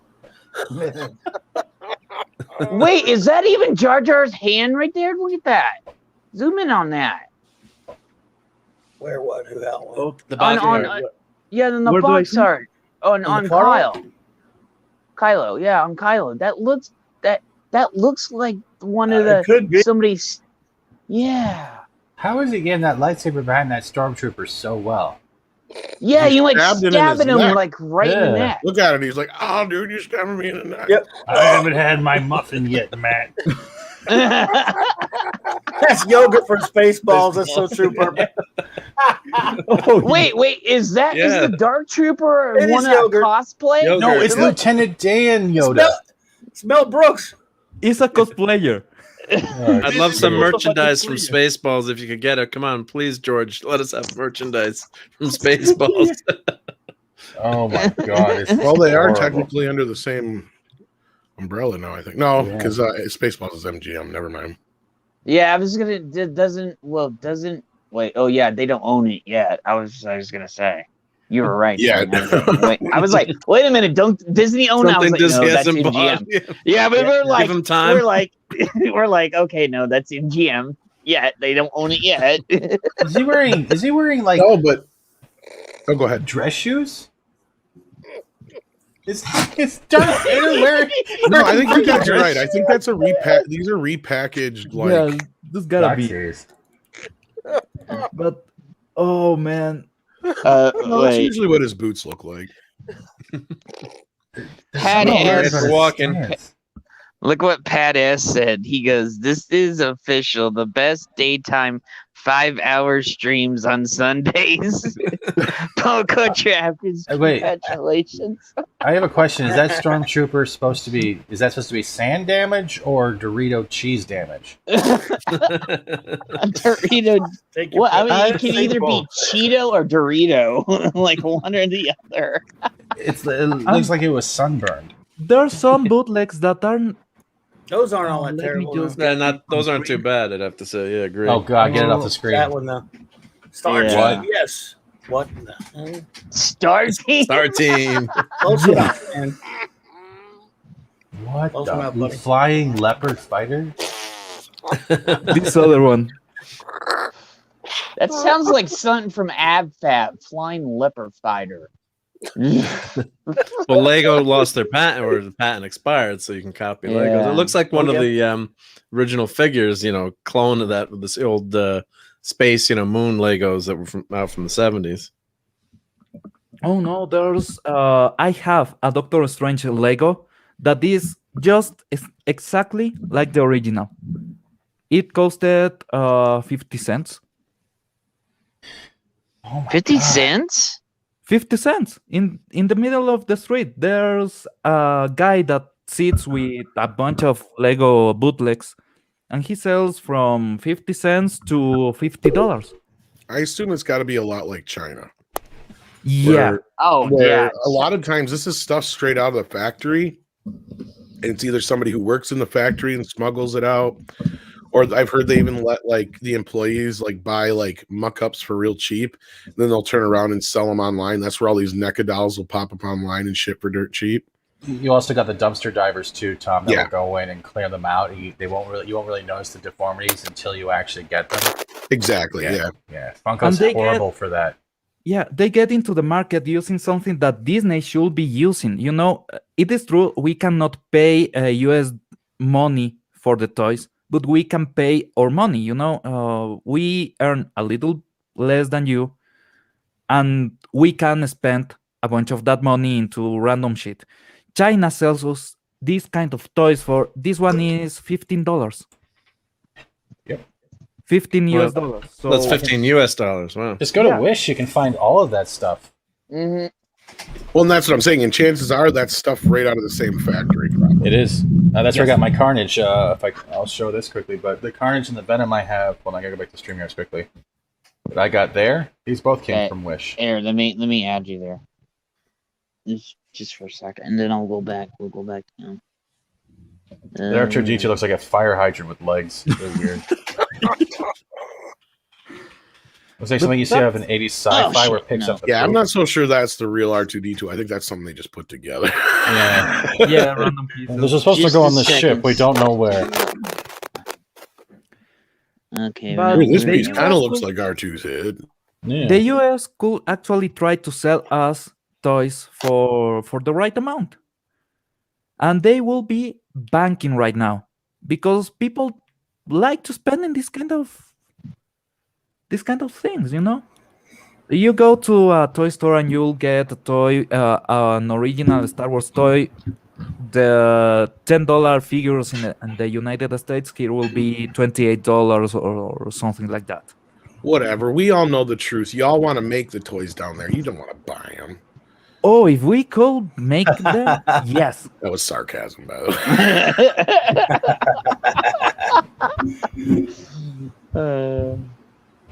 way. I love that bareness right there. Yes. That's actually signed by the voice actor. Do you realize how much shit we have here now is actually made in Mexico? Yeah, that's actually good.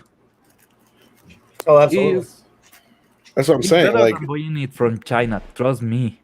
That's probably what's going on. Is we're actually we import the toys here, put the packaging and stuff all in here, and then even though you guys are making it down there, we're recharging you to bring it in back down.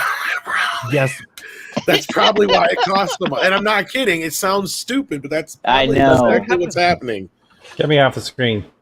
Okay.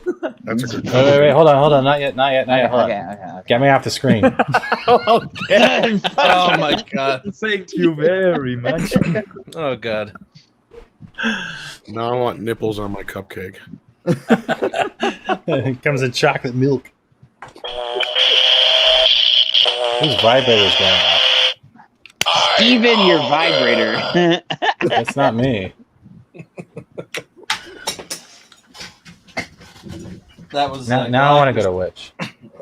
That was Galactus here. Sure. Let me get the. Hold on. Let me get this Galactus figure ready.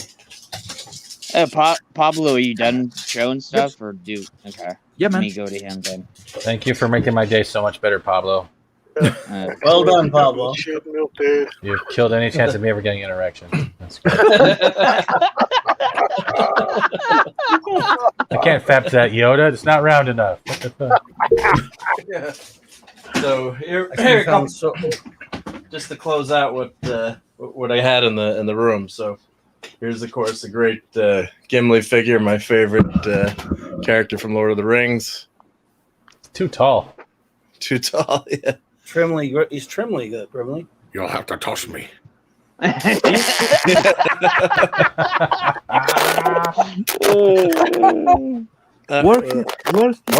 my salad?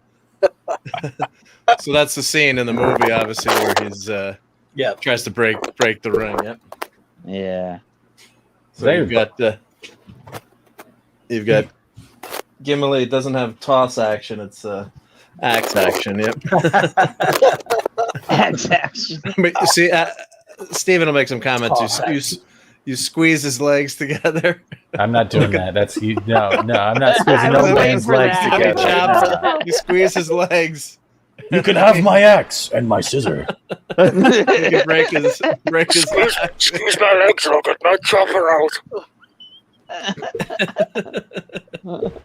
Oh, we got to do fucking scissor for ass. Pablo, what I want you to do if you ever get those knockoffs is do Eiffel Towers with those and then tweet as to them. Oh, you got it, man. Wow, that Frankie Ray figure's cool. Man. Whoa. So that's from the box that I had before. So I always keep this figure out because it's so cool. Frankie Ray. That Silver Surfer line was amazing, man. Yeah, I love the Silver Surfer line. She's nice and shiny. Very shiny. You polish her up all the time, Mark? No, but I haven't dusted Raquel. If Raquel's there, yeah, I got to. These figures are tough to dust, but. Like Tom, he had his Enterprise phone. It was all dusty, and Raquel got on his ass. She's like, "Have some respect for the phone." And then she goes, "Oh, I really want that. I would love to have one of those." And Mark jumped on and then found the phone and got it for Raquel. We're sending one to Canada. Yep. Yeah, he sent one to Canada for her. So, Clobby, you want to give Frankie Ray's backstory quickly, or? Well, she originally popped up in the early 70s. She was Johnny Storm's girlfriend, even though she had an aversion to flame for some strange reason. And then later, in the Trial of Galactus story or something like that, I believe it was, turned out that Galactus turned her into his new herald. Even though, but before that, though, exposure to Johnny, because of certain chemicals that she'd absorbed earlier, actually turned her into she was going to be the second Human Torch in a sense, female version. But then Galactus very quickly turned her into the Herald. Very in a nutshell. And she was on that series. And that was the only thing wrong with the origin, that three-parter, that great Silver Surfer cartoon, was they couldn't have the FF on it, so they just had Frankie Ray. Yeah. Mm-hmm. And they didn't have that same origin I just told you about. He just turned her into the Herald. So I think this is the original, not from that series. I think this is the Marvel line, that first Marvel line. Yeah, that's from the Toy Biz. That's not the one from the Silver Surfer. Cartoon. Yeah, I think this is. That's the Silver Surfboard with the wheels on it. That's wheels on it. Yeah. Is it the backup? Is it the backup one? Oh, it's not the one where you actually can wind it back. Biz. Yeah. I don't know if there's probably can't see it. I'm sure there's. I never liked year the on wheels on it. Yeah, me either. But it's more like a fucking skateboard than it is a surfboard. Silver skater. Silver skateboard. Yeah, and then of course the figures aren't. They actually look better in the package, I think, with the artwork and everything. Well, I mean, seriously, how hard would it have been? Because that looks pretty thick already. You could have just made it a 2-piece and put the wheels inside underneath where you don't see them, kind of like they used to do with the Star Wars. Luke's hover. Yep. Mm-hmm. Yeah. Or you can have the Desert Speeder. Desert Speeder, yeah. You could just have it without the wheels. I mean, like they did later. Yeah, I prefer it not to have the wheels in general. But if you insist. No, Tom, right, yeah. Make it thicker and high, just so you just barely see him at least, yep. Wasn't there a variant where the board was a little bit thicker, but it was more like a rounder at the bottom, it wasn't flat and hollow, and they actually had the wheels more centered in the middle, but they were white, and you could pull it back and he would drive? Am I missing? Was that a different one? Could be. I don't know. I don't remember that. Okay, that's mine. That's mine. It's like that's save lives. Hello, Arnold Schwarzenegger. Is that from the Circle line, dude? I'm not looking at the year. I'm not sure if it. Yeah, that is. I have the earlier one for Toy Biz, but that one is great. But that's the one that's got the voice in. There we go. Last time I checked, Galactus was a fucking fart cloud. What the hell's that shit? So, go zoom out a little bit because, of course, Galactus is so big. You know, I saw a guy cosplay Galactus at Dragon Con, and it was perfect. And he had this little bitty miniature Silver Surfer on his shoulder, hanging, connected to his head, a headpiece. It was amazing. Nice. Nice. Now we know why kids in the 80s got seizures. Yeah. The blue kids nowadays are just wusses. We'd get a seizure and we just walk it off. I know, disagree right, with someone, they have a seizure. What's that? You lost a finger? Walk it off. You break your ankle. Walk it off. Yeah, you can't walk. Well, build character. You want to learn a trick? Well, you want to learn a trick to forget about that pain? Well, give me that finger here and I'll show you. And get killed, walk it off. So what happened with the horns, Clobby's right. I lost one of the horns. I can't find it. Well, I copied it exactly. My friend Chris did it in Fusion 3D, and I 3D printed them. I haven't gotten around to painting them, but they're exact copy of the toy. They are probably too big, but I have one of the horns. Yep. I didn't know that you'd done that. I just thought they made them too big. Yeah. No, the blue is actually not so bad. I was looking at it. It's like. Unless you're, real. Is that from the Silver Surfer animated line? Let me see what. I think it might be because the one I have from Toy Biz is shorter than that.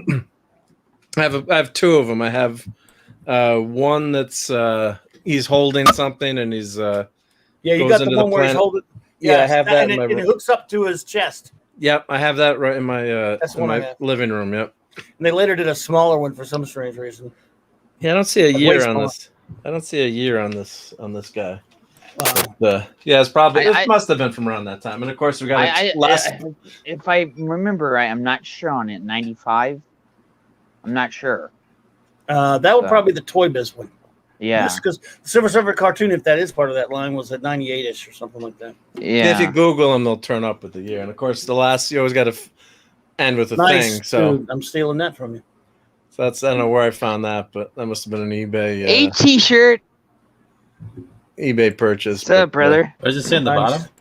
Hola, hermano. Oh, it's a stick-on. So let's see. Let me read the back here. I got to get the magnifying glass out. Let's see. Oh, you got to give Steven a quick glance around your. Oh, it's from 2005, made in China. There you go. Yeah, I can give you a quick glance around there. I'm sure. Yeah, so Steven can see this. He's gonna go ballistic. I'll go ballistic. Well, I got the video camera, so it should be instead of my handheld. It's a little bit easier. At least he doesn't go X versus Sever. Yeah, we won't do as long as we did before, but I'll do a quick sweep. Let me undo the safety line here. Let me get the. Gotta go handheld here, so hold on a second. We're in good hands. Free the camera. Do it. Do it. For the battery will last. Yeah. So here's my Star Trek wall. Let me stream on. Get on back here a little bit so I can see that. So we got, of course, you got the Enterprise up here. No, we don't. There we go.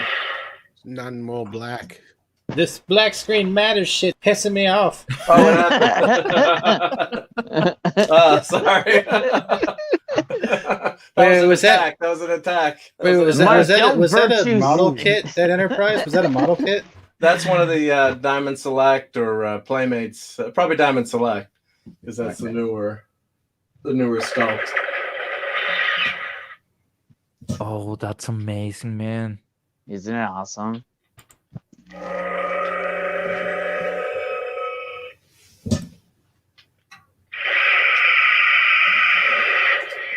And there's another one that talks too. I think the Rathacon. I'm not sure if this is Rathacon. So we got that, and of course these are Rathacon. Those are laser discs actually that I had framed. Nice. So those are laser discs, and then this is the soundtrack. You got your Spock gears and the console, of course, to get into the bridge. Oh, that was just the mic. That's okay. Nothing viable. And then, of course, down comes the house. There's Thor, Loki, of course, the old Migos and Picard. And then we got Micronauts, signed by Mike. Oh, I want that Kong.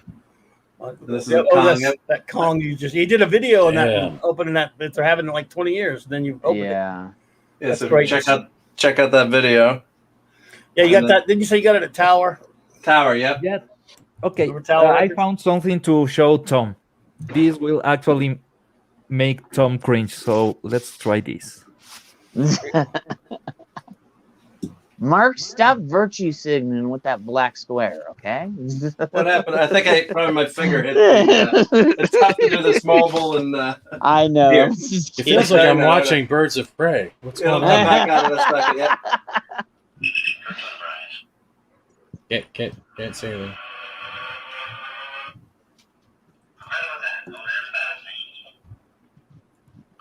Hold on.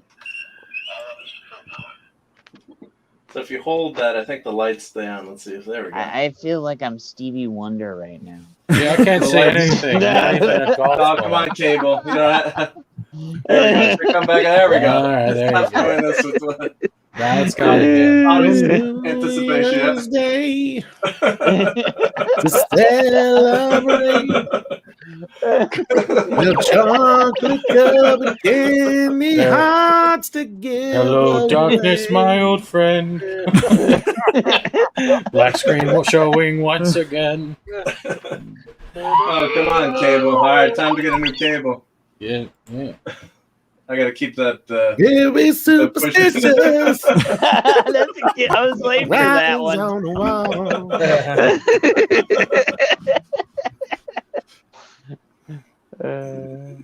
So we got some 3D printed figures there and some classic signs. It's a signed Reggie Jackson, Wayne Gretzky. You know that Empire poster you have there? It pisses me off to see that because the theater I had nearby me growing up as a kid had that on the inside of the box office for many, many years, the same poster. Yeah. Wow. And I kept trying to bug them to buy it, and they would not sell it to me. And after so many years, it just got so fucking like sun-baked. Yeah. Wow. And it just started cracking and shit. And I just, after a while, I'm like, you fuckers.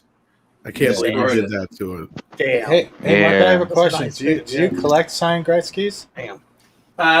Nope. That was just one I just happened to have, but that one's not signed yet. Of course, the great one's awesome to have. Yep. And then of course, Forbidden Planet, you got to have that, and I've got you got a bunch of figures. You got to find a spot for figures everywhere.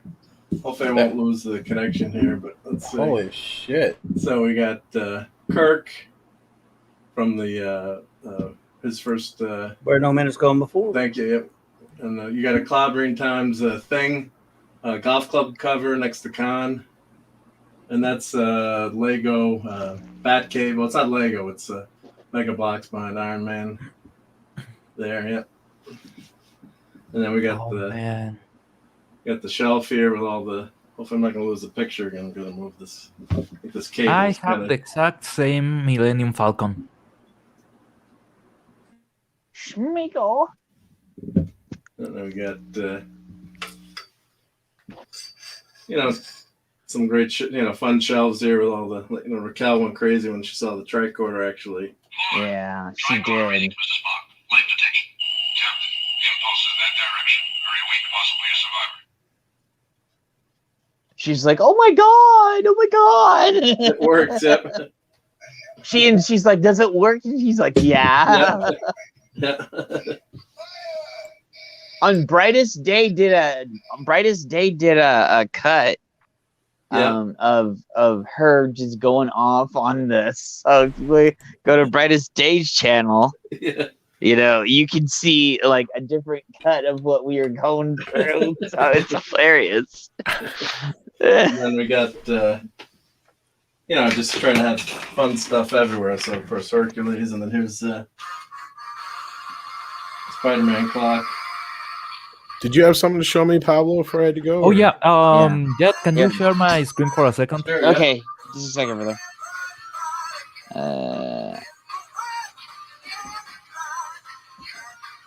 There you go. What the fuck is that?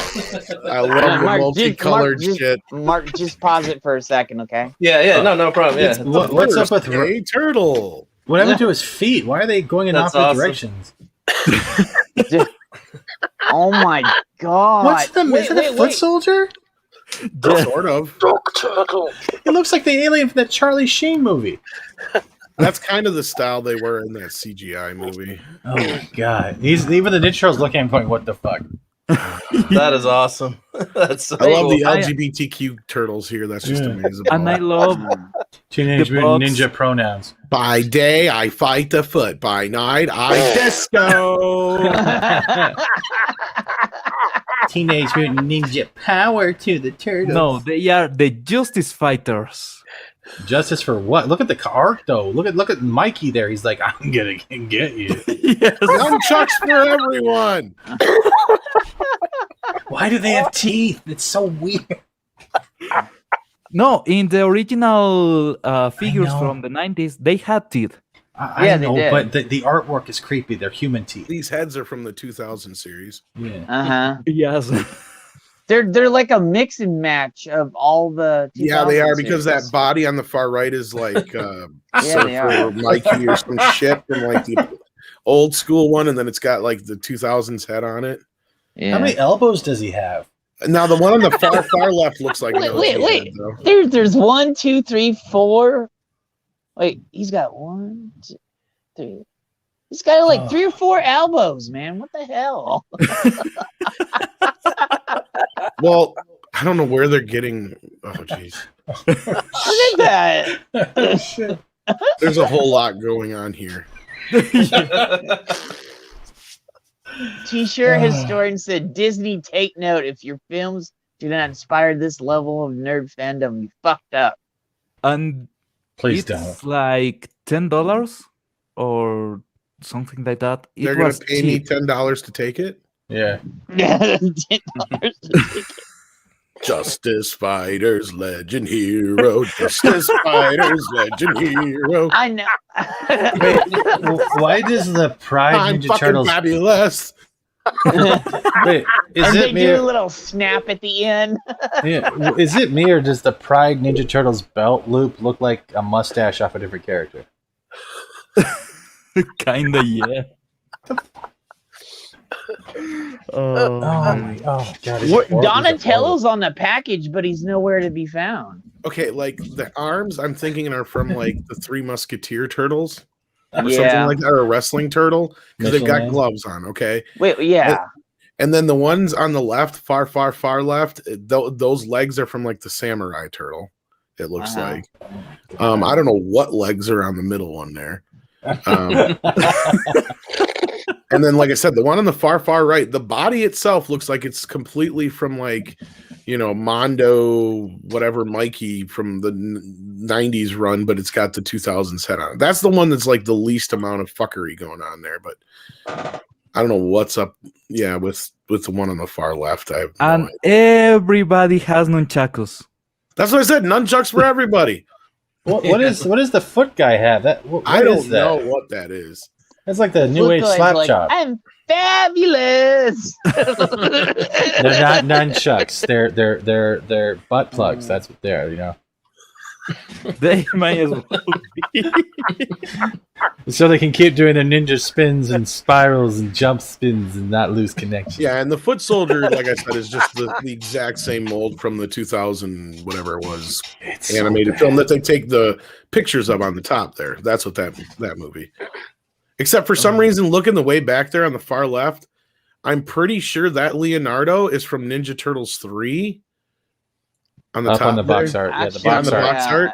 Go up to the top and to the left. Yeah, you got right the CGI turtles for the rest of them, but for some reason, just like floating in space there, that looks like Leonardo. It is. Leonardo from Ninja Turtles 3. I could be wrong, but he's just like floating in space there. I don't know. It looks odd. He is floating in space.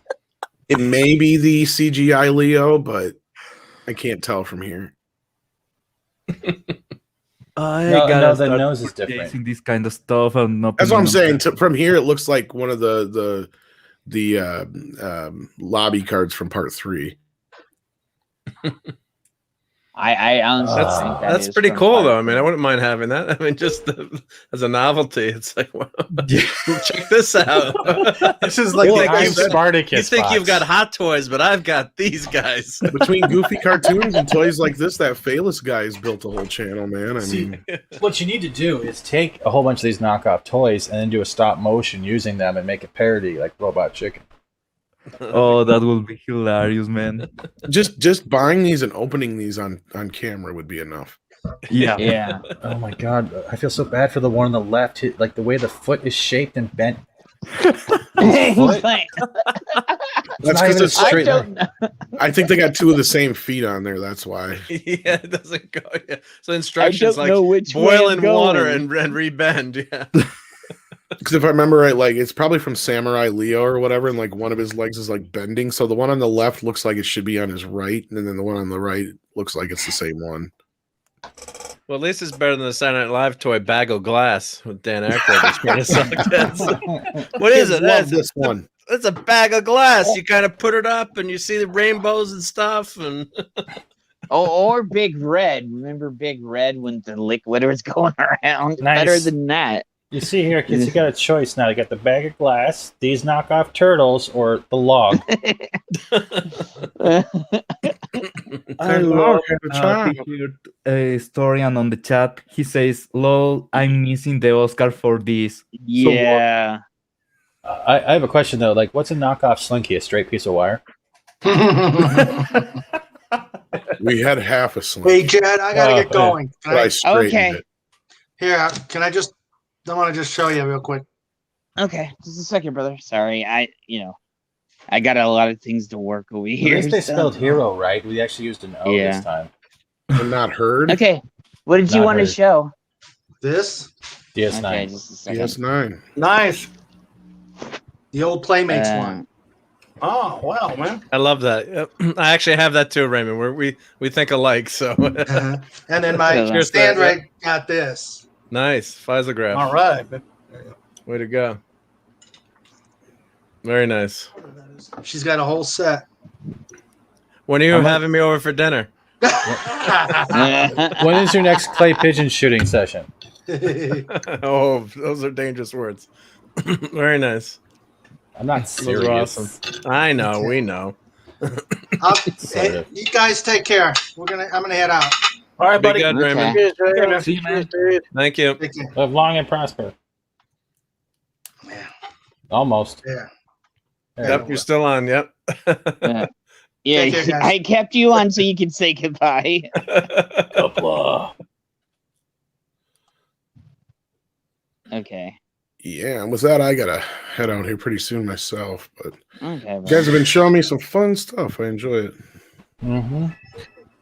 Thank you. I gotta send you some toys.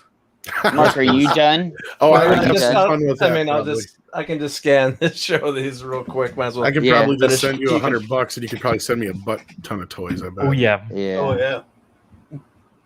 There's the Clobberin Times Times sign that everyone that I will be stealing soon. Yep, visitors will be clobbered behind the Phoenix here. So, of course, some pins from the conventions, and my nieces and nephew gave me these, so I keep them up, even though it's Justice League. But my nephew gave me. Get him out of the window!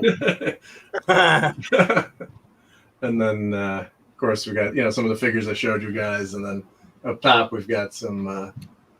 You gotta find figures everywhere. Skibbies. Holy shit! X-Force. Yep. Ooh, that one from Gargoyles. Dude. So we got and then we got Johnny Depp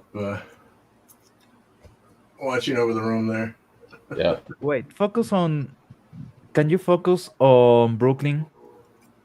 Which one? From Gargoyles.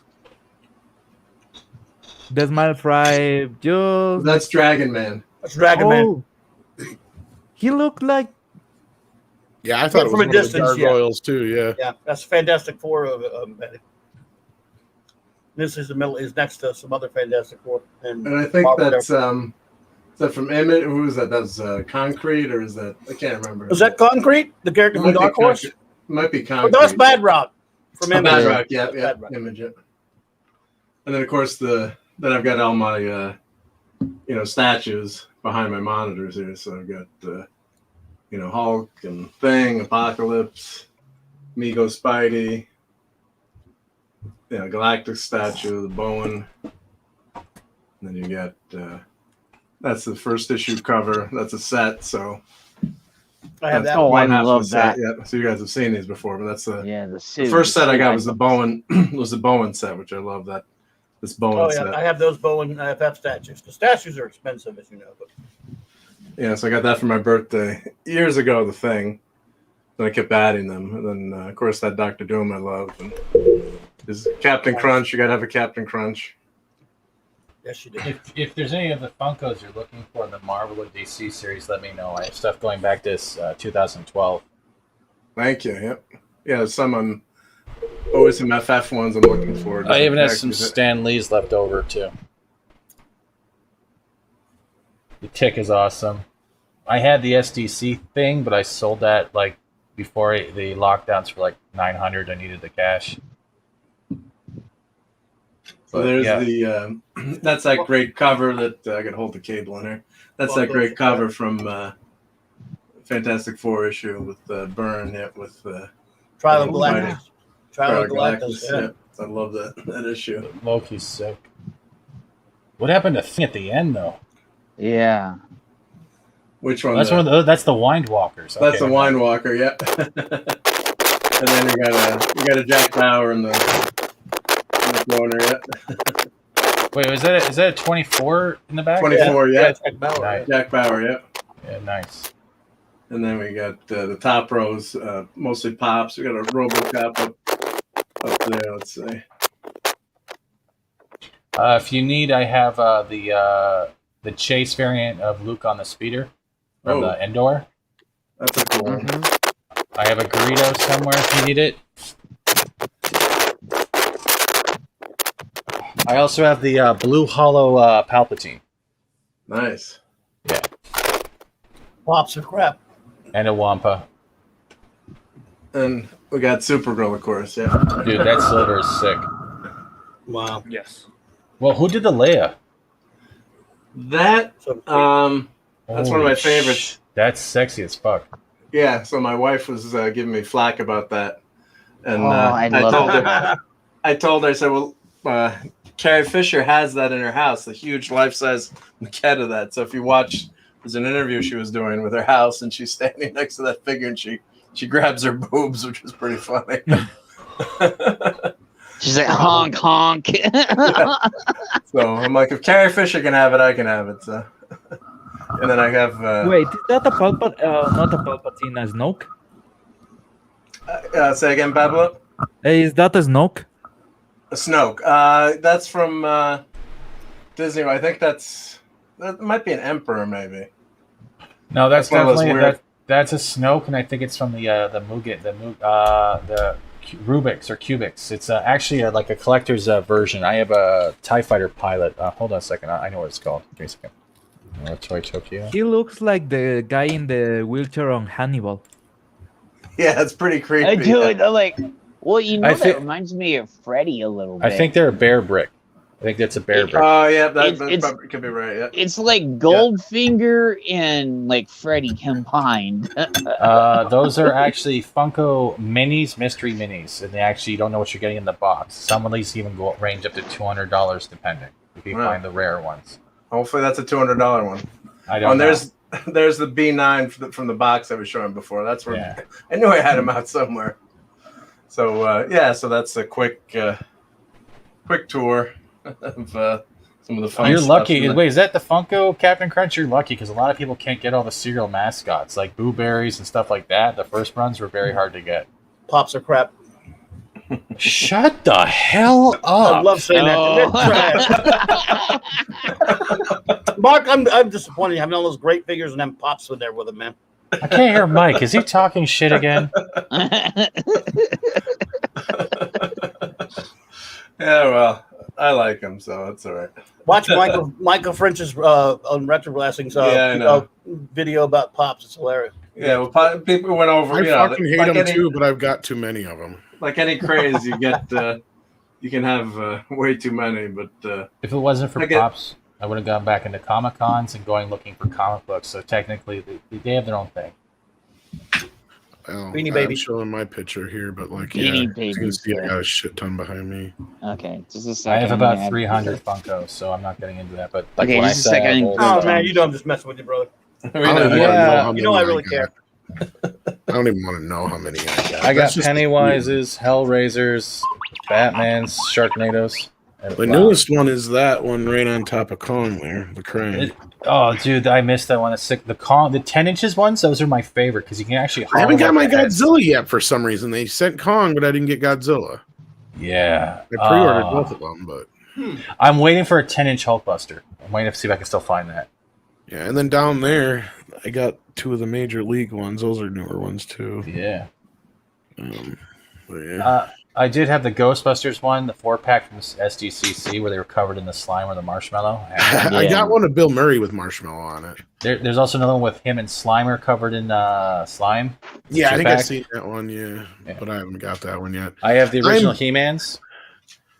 Yeah, I've got the big He-Man. I don't know if you can see him here. They're down there. I have the original one where they did She-Ra, not MODOK, but all those, like, you can't find them anymore without paying a hefty. Yeah, you gotta pay an arm and a leg. I'm kind of choosy on which Funko Pops I get, though. I mean, I've bent on a few, but I try to get ones where they don't generally get a lot of. Again, I say this on merchandise, as you got Ninja Turtles and shit like that have tons of them already, but those are the movie versions there. But no, I generally try to get stuff that don't generally get a lot of merchandise when it comes to Funko Pops. I have a Swamp Thing that actually smells like the swamp.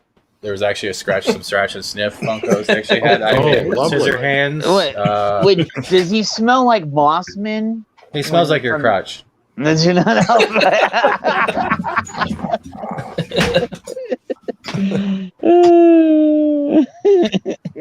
I don't know what his crotch smells like. I think I just gave myself away. Somewhere. Nice. I have a Kevin Smith pop if anyone wants to make it cry. Tearing up all nice, Gumby. We could use the Joker, spray Joker before to get that pop to cry. Oh, no. Well, looky who popped up. Hey, Vigilante weighs in on the first episode. I gotta do it for the Pop Culture Archivists. I feel honored. It's a panel. I have a Deadeye top. Yeah, welcome to have you here, brother. The action figures and the pops, I have, Jordan, who was one of the first pops I showed on nice. The thing. I have you guys are killing me when it comes to like everything. I have some action figures. Ooh, what's that? That's Max Rebo.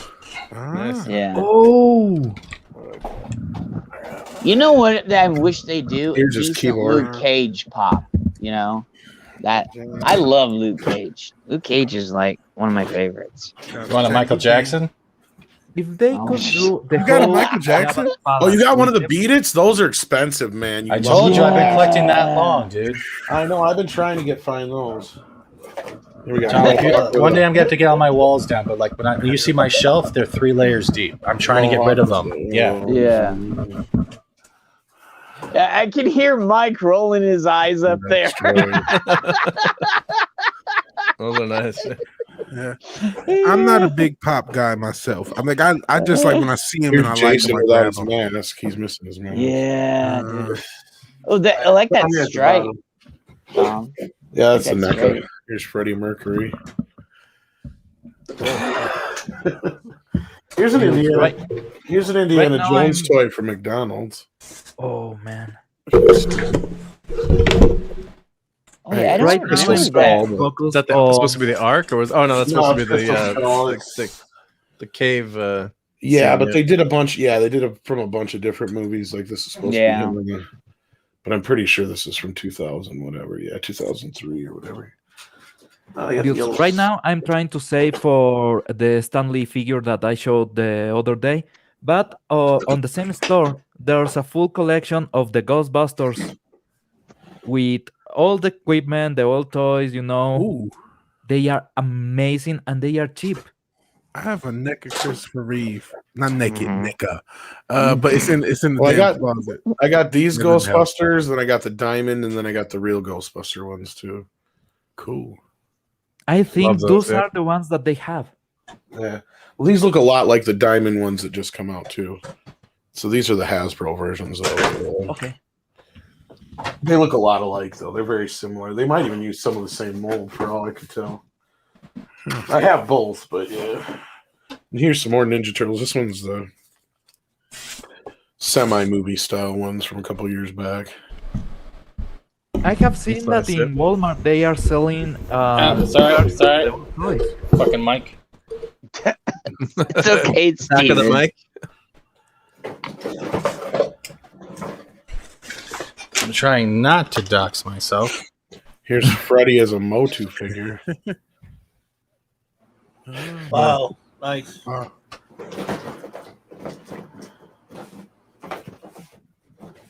Yeah, that's about the I guess. Steven, you really love pop figures. Yeah, I've been collecting since 2012, dude. I have stuff that you can't get anymore. Here's Brandon Ralph Superman without a cape. I got Christopher Reeve Superman, but I can't get it. My thing, I've gotten into these fake. They're not NECA. They're not NECA. They're Migos. This is the NECA one. Shit. Whoa. Oh, that's cool. Oh man. Oh, nice. What was that figure, VW? That was a. Oh, this is evil Batman from the Super Friends. It's not like Amigos, but it's Migos style with the cloth. They got a lot of knockoff of the new bingo looking things now. Yeah, it's actually made by Figure Toys Company. And then I have the I got into I don't think these are even new, but these Mattels. They're also like Negos. Like I have the Dark I have like actually this whole little wave of Dark Side, Black Adam, Martian Manhunter. Those are great. Nice. And then I also have John Stewart Green Lantern in that same thing, which is cool because I didn't know they made figures of him. And then what else? Oh, hold on. I just shit. There goes Thomas Sowell. Thomas Sowell just took a dive. I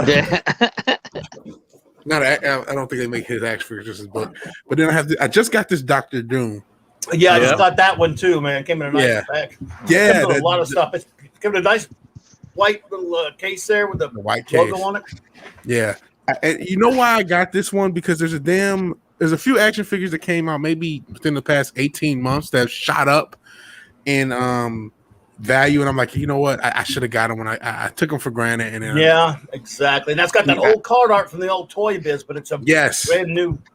Yeah, there's the box that comes with right there. I got that. Yeah, I love that package. I got the same thing. I just love Dr. Doom. You know, they got a Nova one coming up, the Richard Rider Nova, that I got to get soon, and they're doing a good Red Skull too. Again, comics coming up. So, comics accurate.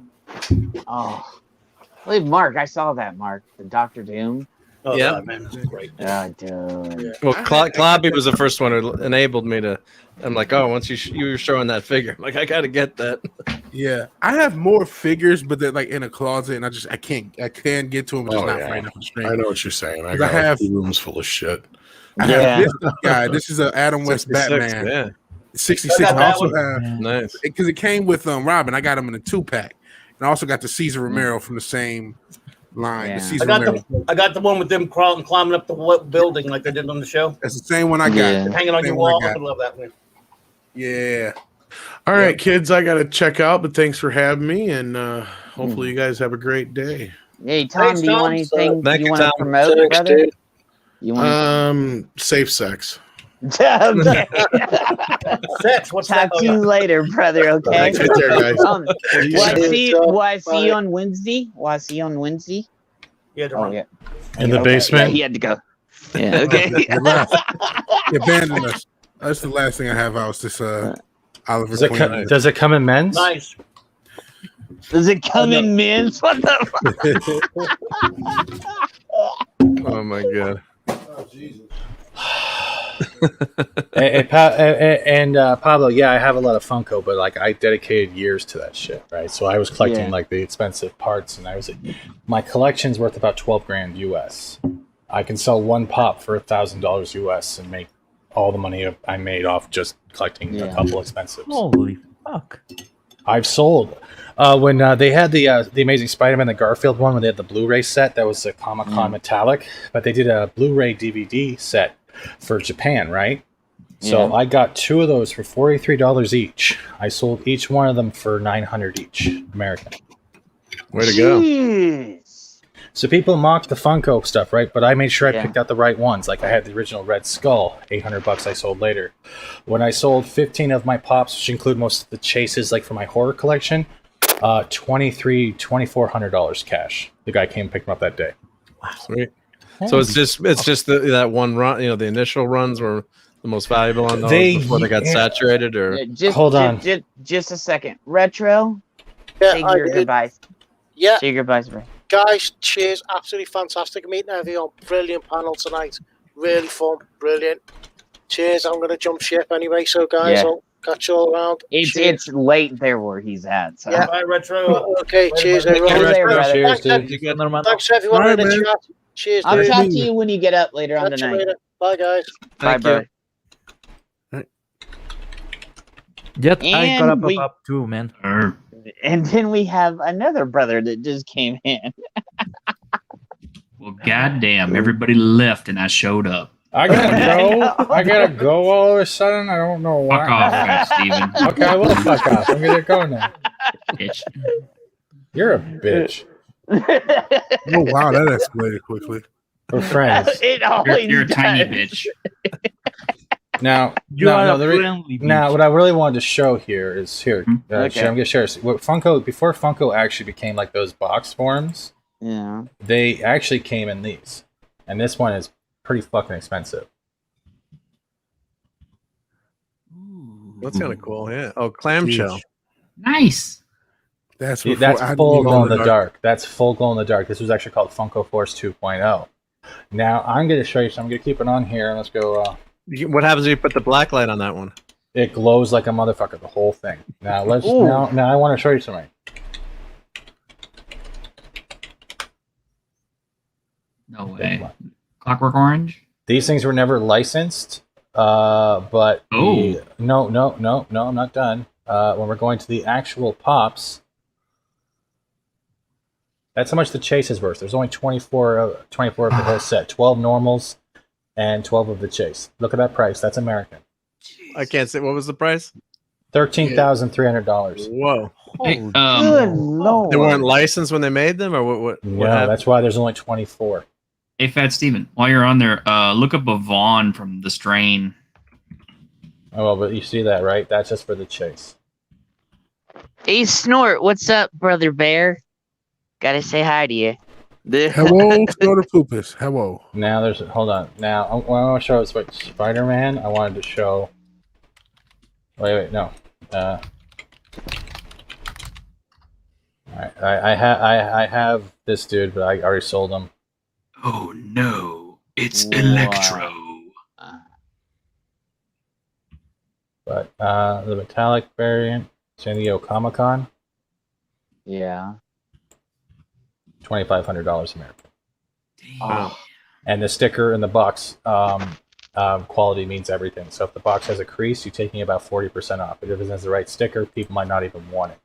So when people are saying like, or when people make fun of the Funko, the collectors in general are crazy. So I'm trying to find one more. The Japan Spider. Wait. Spider-Man. Anybody ever watch that? The Japanese Spider-Man? I have. Yeah. Isn't it great? It's fun. It's a lot of fun. Yeah. So much fun. Cash it on the craziness, I guess, because who would want that fucking any of that crap? Well, it's just like the Beanie Baby craze, dude. So you say that, but these have lasted longer. No, these have lasted longer. That was a fact. they have lasted I can't explain why anyone would want a Funko, but if he finds somebody willing to pay that, I say more power to him. That's pretty much what it was, man. It helped me get out of some debts. Like they used to do the Funko Collector Corp boxes, where you get like a shirt and all the weird stuff. But way to go, man. The blacklight ones are really fucking cool. There was some Funko that were exclusive to the boxes, These are prototypes. Those oversized ones they have one at Target of the Thing, and as much as I hate Funko, I wanted to get it, but I had to stop myself because I hate them. You should get it, dude. You would love it. I've seen it. I still hate it. Hate the way it looked. Hate everything about them, but it was a thing, and I almost got it anyway. So I don't get the hatred. They're not toys. They're dust collectors. By the way, Pat S on the chat that went way darker than you think, dude. A lot, but not much myself. They're awful. Thank you. I can still hear you. Oh, I'm sorry. I don't get why they're myself. Jesus Christ! I don't man. get why they're worth all like $2,500 a pop for some of them. Yeah. And that's put me off them. Like I remember trying to get a Ric Flair one, and it's like a couple hundred. I'm like, oh fuck off, I'm not getting it. Just wait for re-releases. That's what I'm saying. I've been collecting since 2012. These started 2010 when they were still in the clamshell. That's how much my collection has rarity over quantity, right? I hope you make $1 million on them, brother. I can't make $1 million because I when I was working for Hot Topic. For you, man. But listen, when I was working for Hot Topic, I couldn't sell them. If we were caught selling them, it was automatic firing. But no, I hear you. Oh, I'm yeah, saying, yeah. All behind the principle you're talking about. Someone wants to sell it. You know whose fault this all is this guy, Michael Jeffrey Jordan. Because he carried the culture with these fucking shoes where it became this resale culture of, you need to get this specific version of this thing or else it overpriced it. And that same mentality is taking over everything, including Funko. Now, so blame Jordan. This is the one I'm talking about. I got 2 of these from Japan for $45. I sold each of these for about $900 to $1,000 each. So if that's say American, that's almost what, $1,500 Canadian. So I cleaned house with these 2. The funny part is the one guy who bought it, he gave me the wrong address and it got sent back to me. He never contacted me again. You're kidding. No. You sold it twice. So technically I sold 3, but once twice. This was like 4 or 5 years ago. He fucked up. He never got back to me ever again. Holy shit. Yeah. If you're watching that, I would be pissed, guy. Yeah, like he's gonna know who I am, man. If I paid $900, yeah, you go look. Okay, you go find out that guy that has this Fat Steven avatar. You go find him. Why are you trying to wrap me up for it? If I'm a guy, if I pay like $900 for a Funko, I'm like, yeah, I didn't get it. Whatever happened to that? Oh, it's this guy. I had the SDCC metallic shiny thing at one time, Clobberin, and that went for a pretty penny as well. Guy must have been pretty rich if he didn't chase down $900 that he was no, he didn't. Didn't even blink at didn't even blink. Yeah. If you don't blink at $900, like damn. No. I bought pot and I went out for dinner. That's what I did. That's good. So T-shirt with the Oscars crap, like literally still. Well, I mean, I don't know. I'm not watching it tonight, but they're already in their preview, opening festivities bullshit, and I'm just kind of like, you know what? Nobody cares. Yeah, you said that comment. You said that comment earlier that this is better than that. Yeah, because it is. I would be fair. What? Ash has some stuff to show. Go ahead. Okay. Go ahead, bitch. Sorry. Oh. No, but I'm just about to say that the Oscars, like anything, can be better than the Oscars. I could watch Brie Larson talk for 4 hours. That's better than Oscars. I can dance naked. You could not.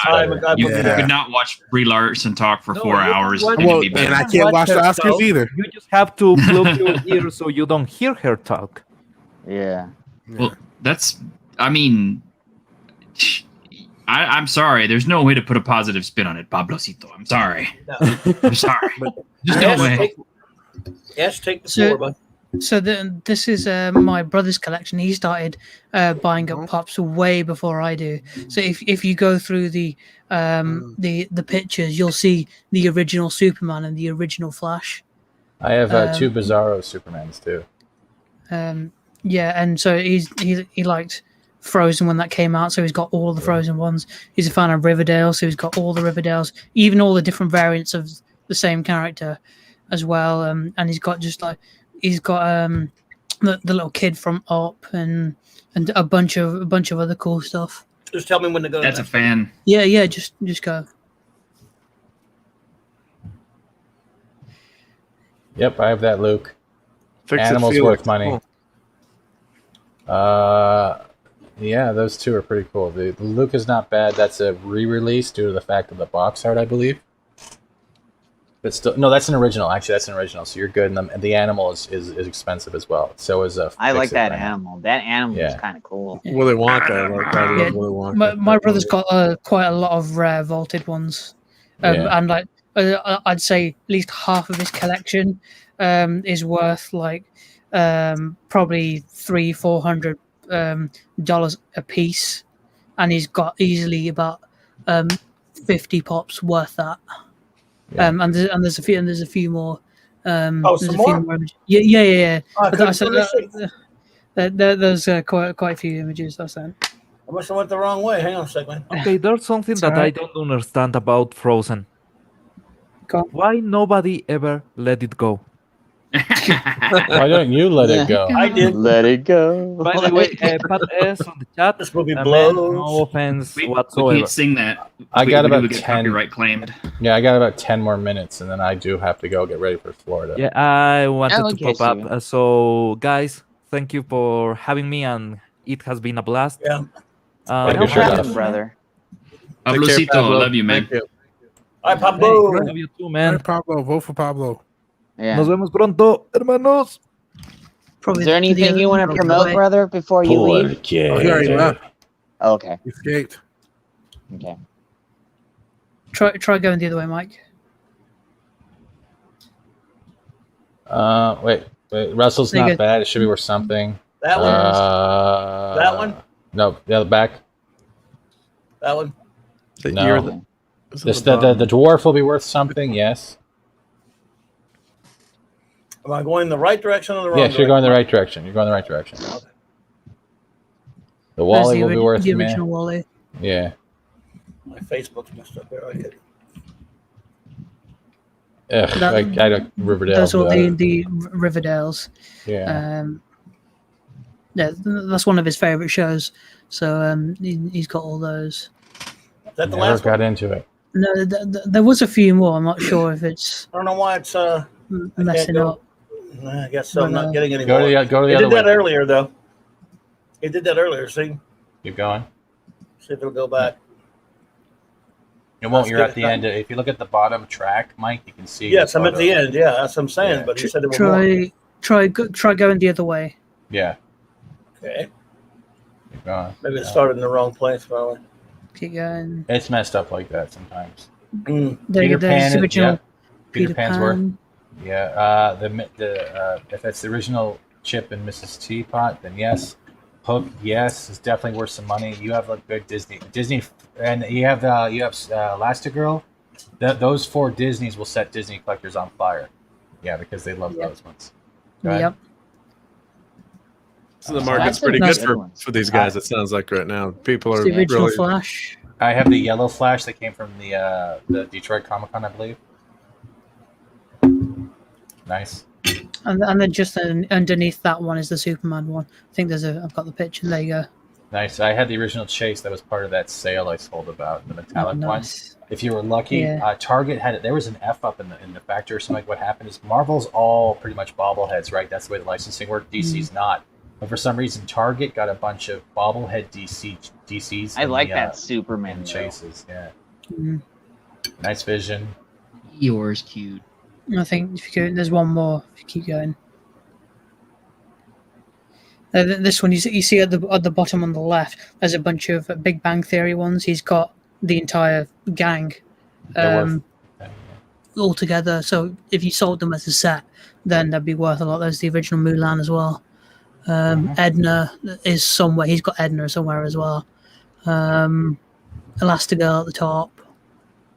Nice. Original Harley right there. Yeah.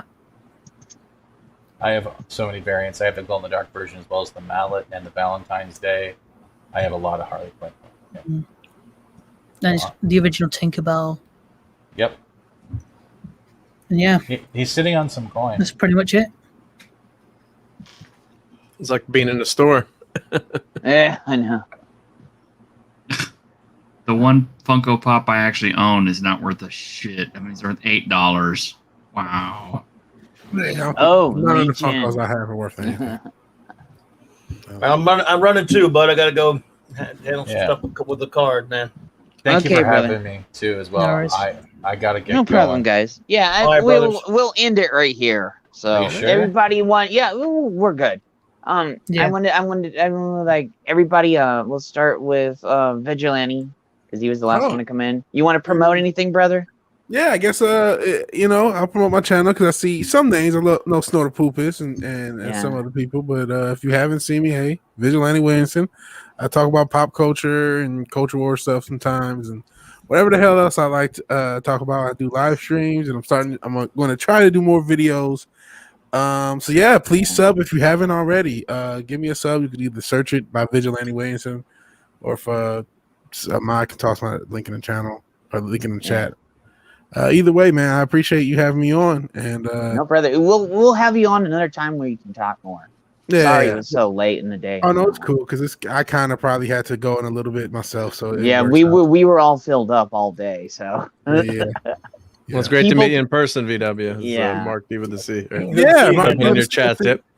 You've been in the chat for a bunch of times, so it's cool. Just Yep, enjoy your show always. Yep. Yeah. Always good to see you, B-Dub.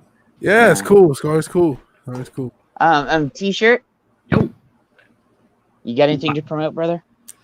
I actually got a channel started. Woo! But hey, congrats! But I have nothing on it yet. But I am planning on getting some stuff together for it. If you're a really big fan of either the films Blade Runner or The Thing from John Carpenter, nice, or a fan of H.P. Lovecraft, you need to DM me after the show on my Twitter, or just get a hold of me somehow and let me know. Hey, I would genuinely love to talk to you about that. Yeah, that's awesome, brother. Excellent, man. Excellent. Steven, anything to promote, brother? Yeah, I'm gonna be on the Florida later. I'm going to then be with Ords on the Games with Nipples. Yeah. I love the Florida show. Yeah, me too. Then pretty much Monday. Actually, Monday's going to be cool because I'll have the normal gaming in the morning. Then around 4 p.m. Eastern, the first episode of Keith Chimes In starts. We're having Keith from Pop Culture Minefield showing up, and people ask him questions. He's going to do his normal storytelling. And if we're lucky, Monkey Jeebus will be joining us because he used to work on a bunch of sets and stuff for production with shows, and he was on the Babylon 5 set. So I want to get his words on that. Wow. Okay, that's cool. Nice. That'll be fun. Mark, do you have anything coming up on your channel besides ours? Yeah, we'll probably show maybe in more detail a couple of the figures that we talk about here. You know, which always glad to show off. I got to do a video on that Fantastic Four Doctor Doom figure, and I think Raquel, once I send her the Enterprise phone, we're going to do a video of calling each other with the old-fashioned Enterprise phones. But, Nice. It'll be a fun thing. So yeah, just really appreciate you guys invited me to be part of the pop culture archivists here, and looking forward to being lots of videos and showing off some of the cool toys and talking about all great old pop culture. So thanks again, guys, and yep. Hey, Ash, do you have anything? Every now and then I'll be doing gaming streams midweek on my at the moment on my Twitch, but I'll be eventually moving it over to YouTube. For now, I just record the gaming streams and just upload them to my YouTube. But hopefully I'll be doing more stuff on my channel in the future. Other than that, you can find me here on Pop Culture Archivist with Jed, Mark, and Retro, and about everyone's streams, as well as on Thursdays with the Global Geek Gang. Yeah. My brother from another mother, Mike. Hey, buddy. Yeah. Monday night, Clobberin Times, Monday night Mark C. Comics Talk. I'll be talking about the great TV show Batman, the Brave and the Bold. I'm going to be doing an episode, great countdown and reference countdown, all kind of different stuff about it. All about that wonderful cartoon that I love so much. And then Wednesday night's Open Geek Talk. Thursday, the Global Geek Gang, Thursday afternoon. And every Saturday with the wonderful Raquel, we're doing all of Real Star Trek.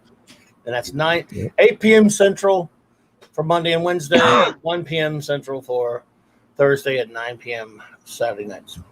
Bobby. Okay. Yeah, buddy. Who do I have to maim, kill, or blow to get on that show?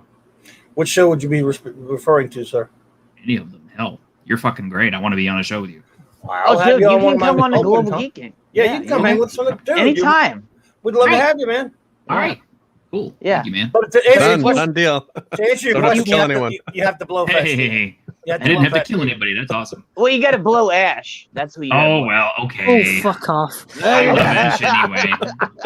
Ash, I love you. Call me. To get on the Global Geek Gang, you got to blow Ash. Yeah, no. No, dude, hit Mike or me up, and you can come on Thursday. Okay. Yeah, buddy. Yeah. You're in. So. Oh, Fat Steven, have you gotten the code from Fortnite yet? For yeah, I used a VPN, signed up for their DC Online comic service, got the code. So what you do is you read the issue and they email it to you. Oh, nice. Yeah, I'm waiting for mine to come in the mail, so I'll have to jump on one of those when you're playing with that. Yep. Yeah, that's getting popular now with the gaming of Fortnite. Yeah, it is. I do Thursday on. I do Thursday with the Global Geek Gang. I co-host that with Mike. On Friday, that's the busiest day. Friday we're gonna be on. I'm gonna be on Father Christopher's in the morning, in the afternoon, morning, whenever before Friday Night Tights. Then afterwards, I'm on Nick's, and then after Nick's, I'm on Foul Ball Productions. So on Foul Ball's podcast. Saturday, I'm on Normie's channel, and then Sunday we do our big stream here. Oh, but I can't forget this Wednesday. I'm gonna have a birthday stream. I don't know what we're gonna do. Just maybe bullshit. Do what we did today. So Wednesday is gonna be my birthday. So happy birthday! So all you guys are invited over if you want to. Thank you. Yeah. Okay. Well, actually, you know, it's funny you mentioned Foulball. Wednesday, me and him do a show. We do a podcast. I should have promoted that, but I'm stupid.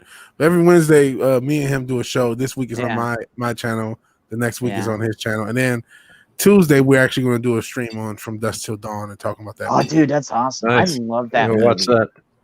Yeah. I think it's going to be on his channel, so we will do that there. Yeah, Foulball's awesome, and he's so happy, and he's like, yo, you want to come on my channel? It's like, yeah, dude, I love your channel. Come on.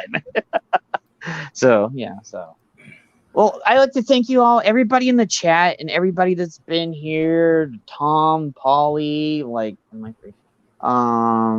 Purple, Garbage, Ninja, There were so many people that came on today.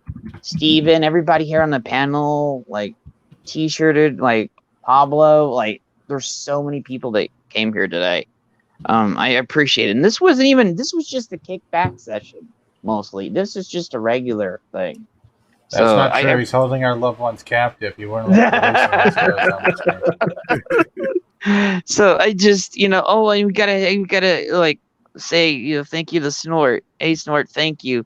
Such a good bear, Snort. And Pod, Purple thank you for Valkyrie? coming. Yeah, Purple was, well, she wasn't on, but she was in the chat. And thank you, everybody in the chat. I can't thank you guys enough. Because, without you guys, there is no channel. People make the channel. So you got to always remember. And we got to thank Gerry and Keith, who started the stream off with us, too.